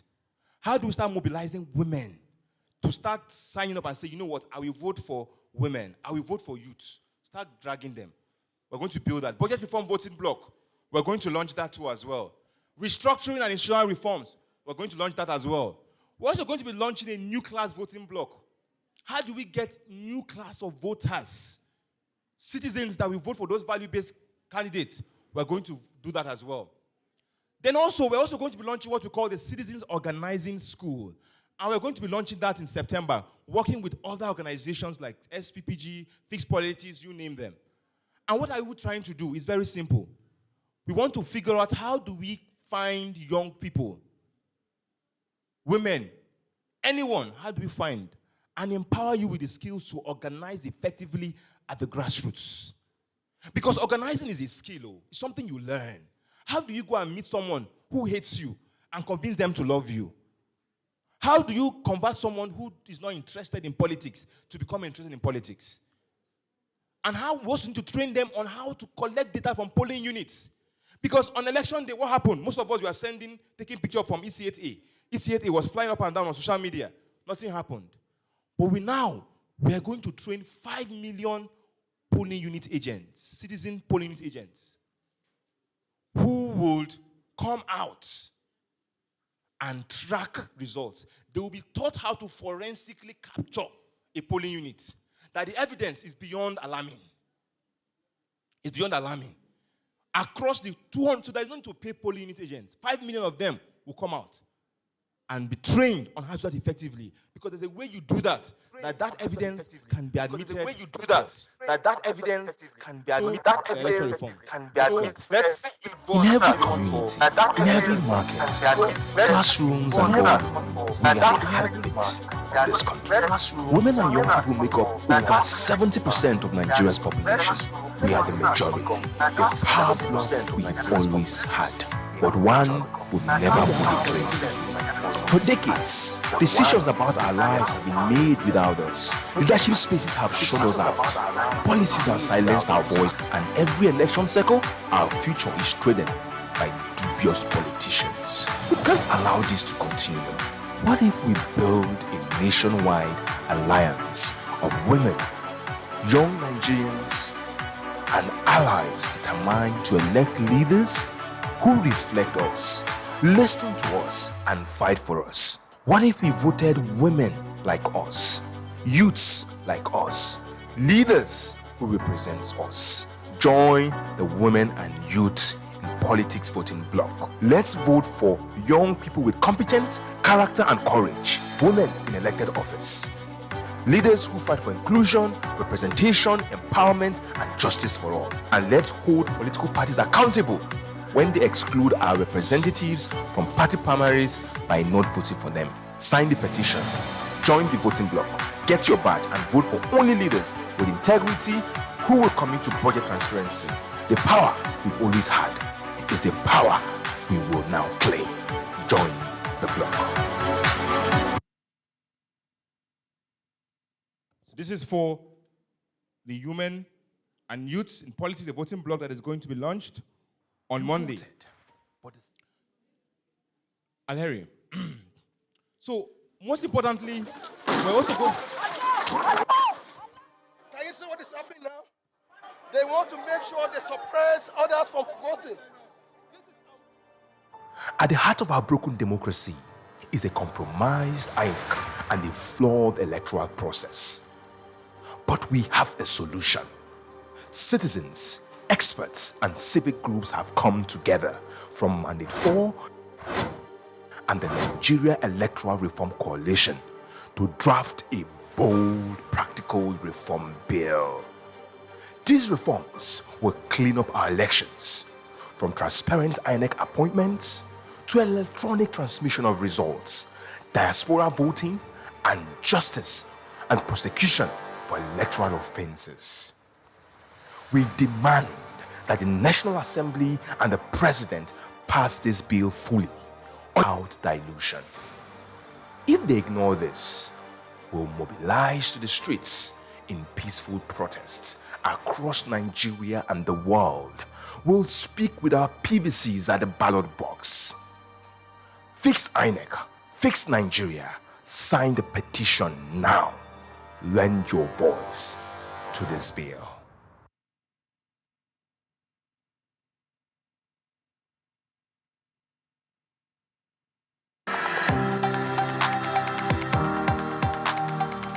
When you say you want good roads, good healthcare, development, quality education in Nigeria, the works. When you say you want good roads, good healthcare, development, quality education in Nigeria, the works for you. What do you exactly mean? Are you ready to give clear directions? Because the details matter. It's time for us to organize our demands. Join the call for ideas. Share your vision for the nation or your state. Submit your policy, projects, and development priorities. Whether you're a policy expert, a technocrat, or a concerned citizen, this is your chance to design an agenda for Nigeria and your state. Let's ask the big questions. How can Nigeria and each state become competitive? How do we unlock the unique strengths and resources in every region? Enough of vague promises from politicians. It's time to create a governance blueprint created by us. In 2027 and beyond, we the people will tell the leaders exactly what outcomes we want and hold them to it. What should your state government priorities be? What should Nigeria's budget actually look like? This is a call for ideas, for people-powered governance. It's time for us to shape the future together. The people's demand. Own it, shape it, demand it. Thank you, thank you, thank you, thank you. So these are sample ideas and projects that we're launching that would really transform the fate of politics as usual in this nation. At its core is about, each of these projects you are watching on screen is about organizing Nigerians. Silently, intentionally, and effectively. Through the power of your votes and through the power of ballots. Now, while these initiatives are addressing that, like I mentioned earlier, we're going to be launching the New Class Accelerator, right? Working in collaboration with institutions like the SPPG, School of Policy and Governance. What we are simply doing is not to train you to become a good politician. That's not our job. We're not to build capacity. There are schools that do that. There are organizations that do that. Like the SPPG, Elected Not Too Young to Run. Our own work is to provide technical support. You want to run, what is your policy? What is your governance agenda? What is your manifesto? We'll help you create it. Vote protection and voter mobilization technology and outreach strategy would help you deploy it. Communication and voter engagement strategy would help you address that. Fundraising and team building. And how can you be ready to govern? So you're ready to govern. How do you find or recruit the team that you're going to govern with? We address it. And like I said earlier, this support is not for sale. It is true earned commitment. And the last thing we're also going to be talking about today, we're going to be launching, is that remember I talked about the need to empower the grassroots. So we are going to be increasing the agency of the grassroots through empowerment-oriented organizing strategy. Because you have to still go and engage those in the grassroots. And so, under the Empower Women and Youth Fund, under the Empower Women and Youth, we're going to be launching what we call the Empower Women and Youth Fund. And I'm going to be starting with a 10 million naira personal donation from myself. And what I will be doing with that fund is very simple. Is to provide no interest loans to women and young people from 50,000 to 500,000. And then we're going to pair it with financial literacy programs for grassroots. The goal is that in the next 5 years, because it's a money that goes in and they will pay back, so you can use 10 million and you would empower millions of women because it's going to be going back and back and back and enable more women become more independent. So what will happen? At the end of the day, you would have women that have skills, that have businesses, and at the end, we'll ask you to come and vote. It's not free of charge. To come and what? Vote rights. Vote for leaders with capacity. Because by increasing your agency, by making your vote more expensive, by taking you from a point where you were earning, say, 10,000 in a whole month, and you're not earning 500,000 because of your business. Tomorrow they give you 5,000 naira. You say, no, I will not. You convince your family to say, no, I will not. That's how we do that. And the Nigerians everywhere who will support this, who will say, you know what, how can I empower this woman with a loan to start a business? It's not free money, it's not grant. They will pay back. So the money is sitting in your account, right? Not doing anything. But you can weaponize that to support one woman in the grassroots to become effective. So we are launching that, and we're going to scale that in the next couple of years. Because the era of organizing citizens for citizens is here. We've complained, we've talked, we've ranted, we've protested. We've done first subsidy protest. We've done NSAS protest, end bad governance protest. We keep protesting. We came and protested with our PVC in 2023 election. Nothing happened. It's now time to play a new game, to design a new table, to be intentional. It is time to organize. This is the beginning of a new game. Because we cannot spend the political elite, but we can out-organize them. Now, on the closing note, I want to say thank you to every one of you who has made it possible, who were able to come to this event. From Abuja University, students, public community, our speakers, Comrade Aisha, who has been diligently here, to SPPG team, Obi Ezekwesili, to Ms. Alera Ida Otopo, Dr. Amina Salihu, who has been a quiet force to support this work. And most importantly, I want to thank my amazing team, the Mandate 4 team. I need to thank them. Please, I want the Mandate 4 team to come up stage, please. Mandate 4, Damian Alheri, please come to the stage. Damian Alheri, Favor, Testimony, Ibrahim, Gideon, Imade, Albert, all of you. Detective, you can stay there. Your job have not finished. Just come. Where is Damian? Missing. So, tremendous amount of young people, volunteers. They are not old. They are just as young as you are. They are sitting behind the scene. They are saying, you know what? We can feed this nation. Young people, 18 years. We have interns as young as 17 as part of our team, working to shape the new future that is emerging. From Favor, who is designing our technology, building applications that will impact the lives of millions of people. I'm really inspired. I sit down and say, how do we feed this nation? How do we get things done? But when I look at them, they work day and night, relentlessly, to make the dream work. I want to say, let's rise for them, please. Let's rise for them here, please. Let's rise for them, please. I want to thank to SA, to Abiodun, to Wana, she's left, to Damian. They've all worked tirelessly to build this vision. They've spent sleepless nights. They were here throughout last night trying to make sure that this place is set up. Building this, creating these amazing videos you are watching. They are the true reflection of the idea that citizens can organize, can unite to build a Nigeria that works. They inspire me, all of you, for your service. Thank you so much. On that note, I want to invite all of you sitting here. You've listened to everything I've said. I am a nobody. I don't have any resources. There is no one funding anything you see here. These are resources by the blood and sweat of my team and people who want to make this a reality. And so I'm calling on you to wake up like I did a couple of years ago. To wake up and join this vision. Join this mandate to organize. So that when we launch to start driving some of this initiative, you can lend your voice. You can lend your platform. You can speak up. And you can drive the kind of change that can transform this nation. Today, let us honor the past by acting boldly in the present.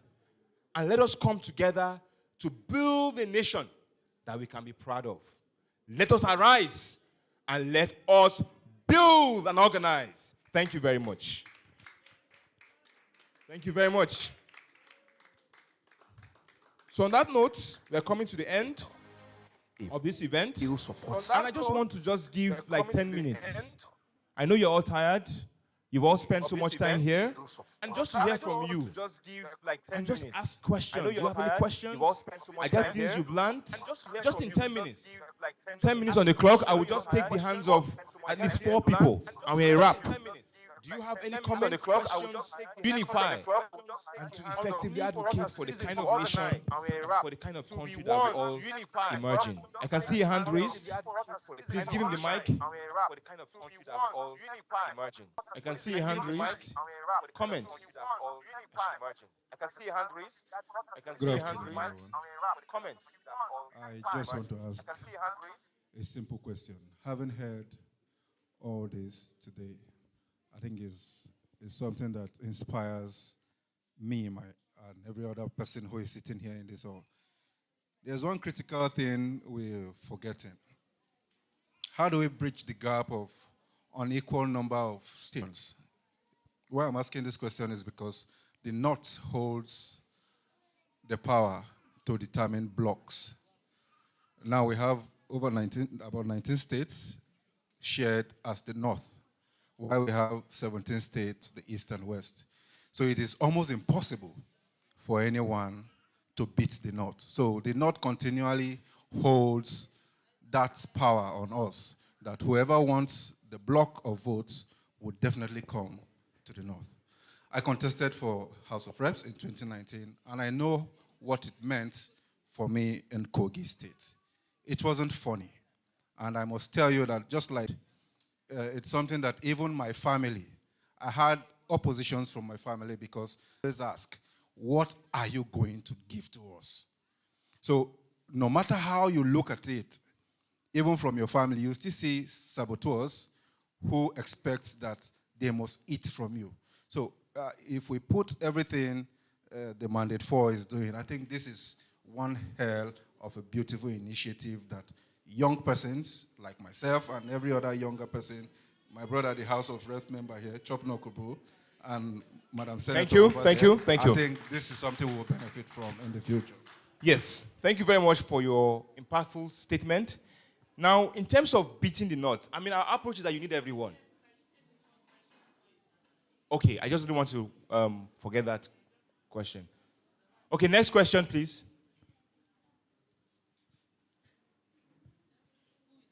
Next question. Any question, observation?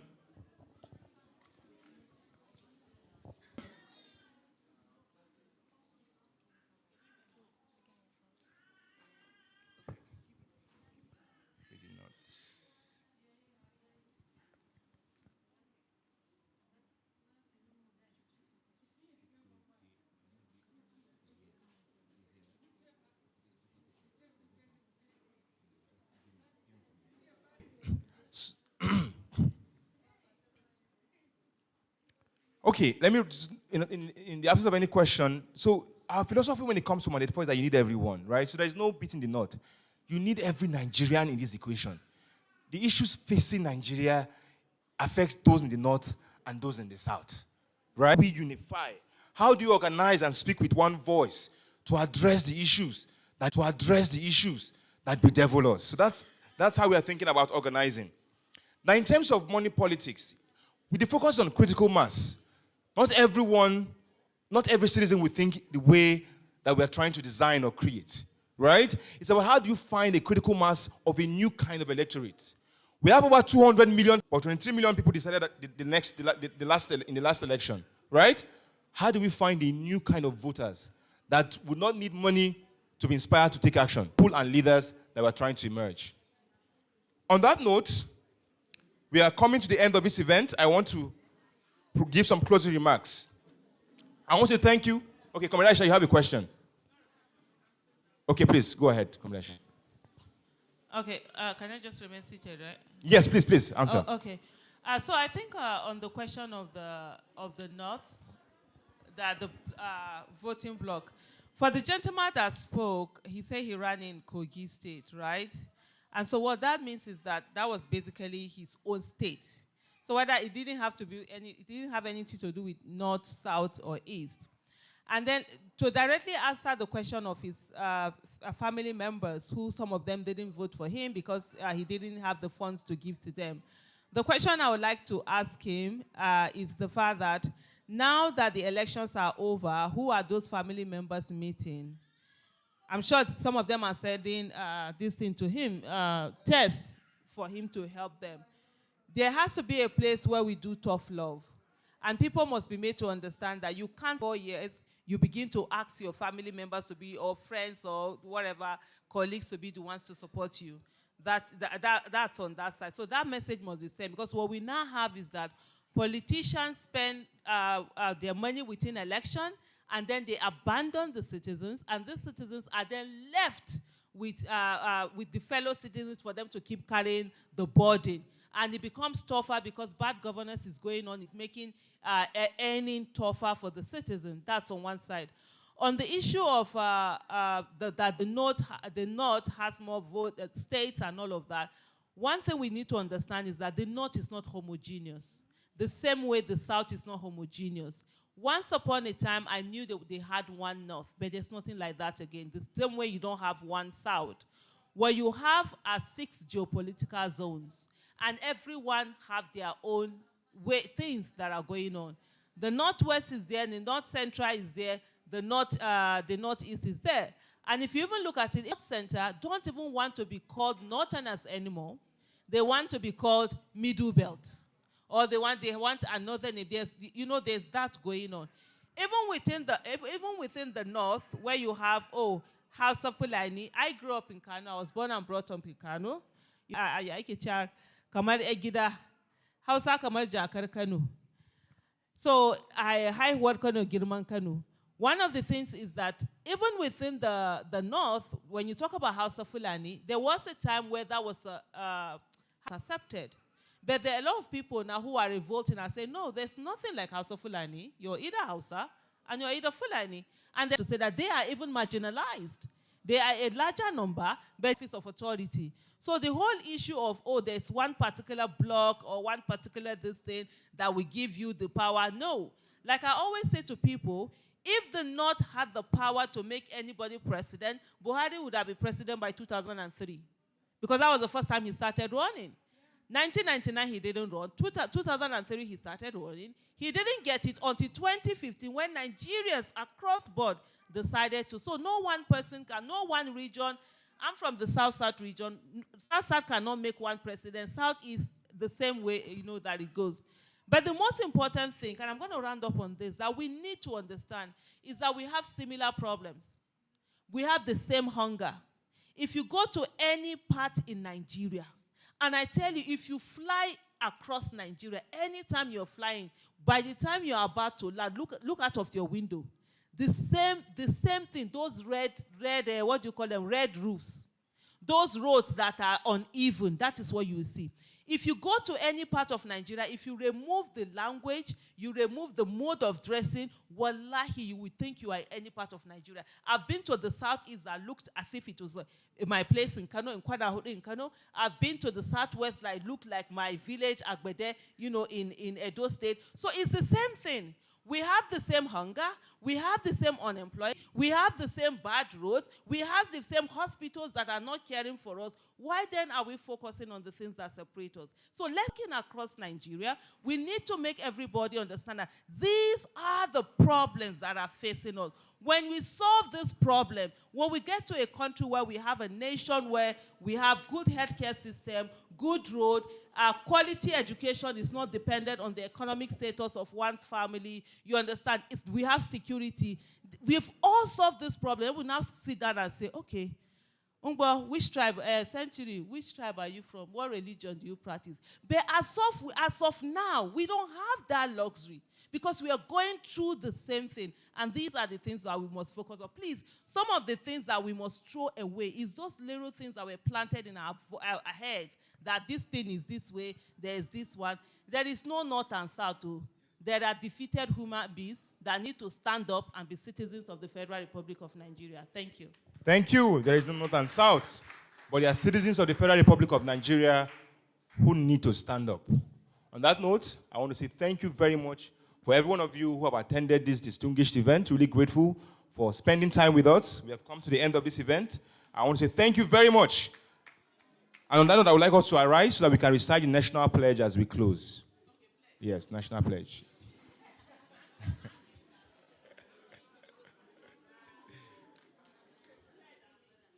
So, on the count of 1 to 3, I pledge to Nigeria, my country, to serve Nigeria with all my strength, to uphold the unity.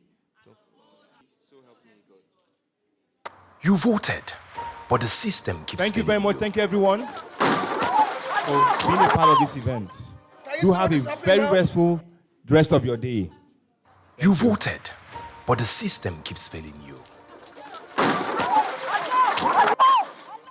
Can you see what is happening now? They want to make sure they suppress others from voting. At the heart of our broken democracy is a compromised INEC and a flawed electoral process. But we have a solution. Citizens, experts, and civic groups have come together from Mandate 4 and the Nigeria Electoral Reform Coalition to draft a bold, practical reform bill.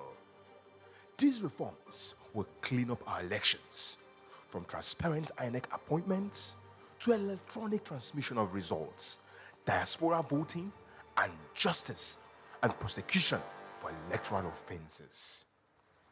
We demand that the National Assembly and the President pass this bill fully, urgently, and without dilution. If they ignore this, we'll mobilize to the streets in peaceful protests across Nigeria and the world. We'll speak with our PVCs at the ballot box. Fix INEC, fix Nigeria. Sign the petition now. Lend your voice to this bill.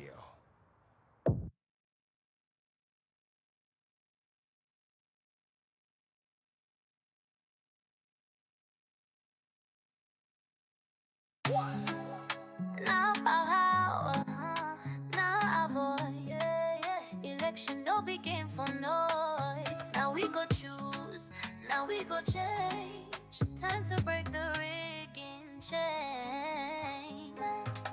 Every 4 years them play us rough.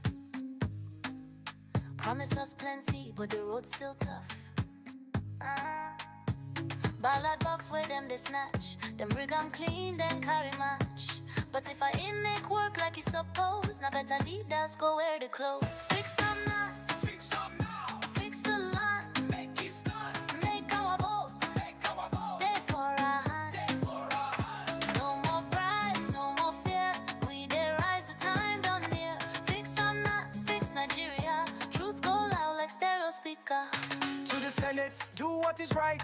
Adopt the laws, adopt mandate for amendments. Give INEC strength to stand alone. Independent, no need for bone. We want election where they clean, not all drama behind the screen.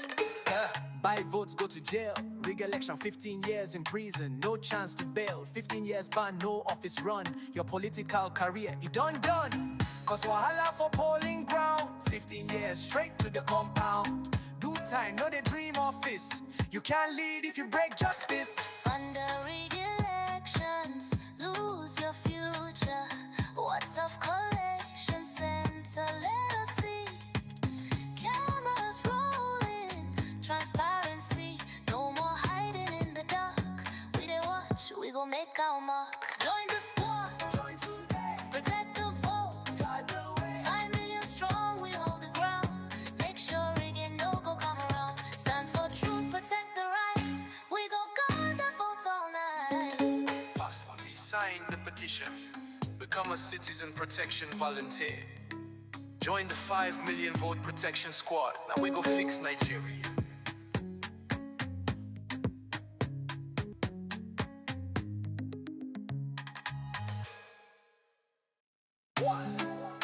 Now about how, now avoid, election no be game for noise. Now we go choose, now we go change. Time to break the rigging chain. Every 4 years them play us rough. Promise us plenty, but the road's still tough.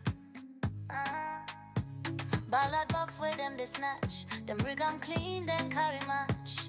But if I in make work like you suppose, now better leaders go wear the clothes. Fix some now, fix the land, make it stand. Make our vote, day for a hand, No more pride, no more fear.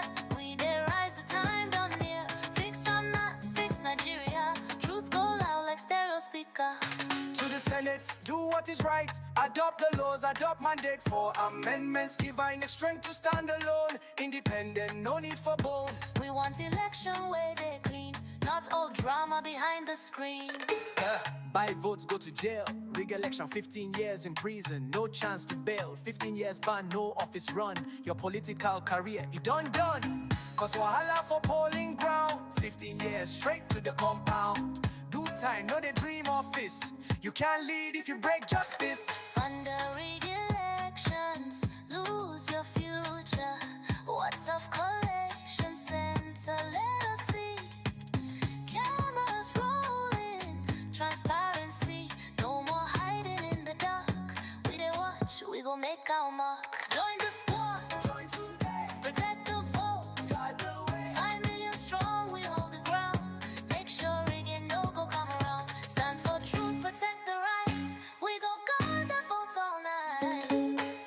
Sign the petition. Become a citizen protection volunteer. Join the 5 million vote protection squad. Now we go fix Nigeria.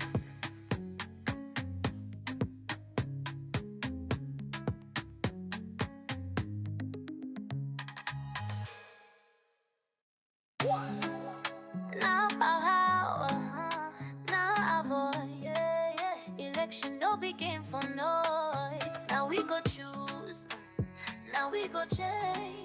Time to break the rigging chain. Every 4 years them play us rough. Promise us plenty, but the road's still tough.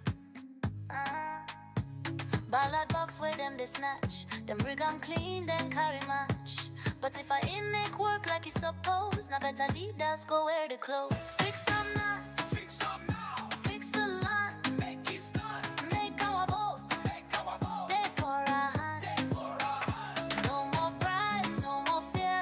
Fix some now. Fix Nigeria. Truth go loud like stereo speaker. To the Senate, do what is right. Adopt the laws, adopt mandate for amendments. Give INEC strength to stand alone. Independent, no need for bone. We want election where they clean, not all drama behind the screen.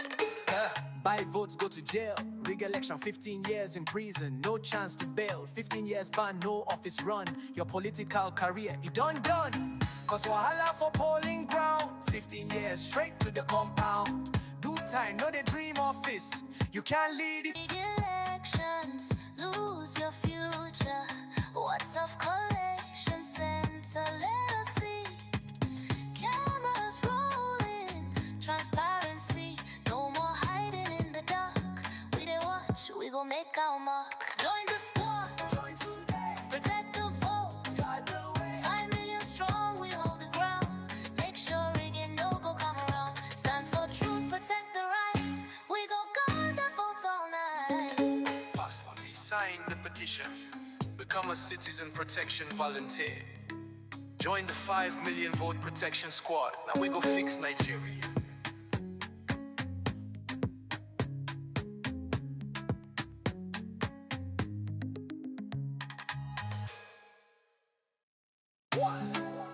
Now how, election no be game for noise. Now we go choose, now we go change. Time to break the rigging chain. Every 4 years them play us rough. Promise us plenty, but the road's still tough. Ballad box where them they snatch. Them rig and clean, then carry match. But if I in make work like it's supposed, now better leaders go wear the clothes. Fix some now. Fix some now. Fix the land. Make our vote. Day for a hand. Day for a hand. No more pride, no more fear. We dey rise, the time done near. Fix some now. Fix Nigeria. Truth go loud like stereo speaker. To the Senate, do what is right. Adopt the laws, adopt mandate for amendments. Give INEC strength to stand alone. Independent, no need for bone. We want election where they clean, not all drama behind the screen.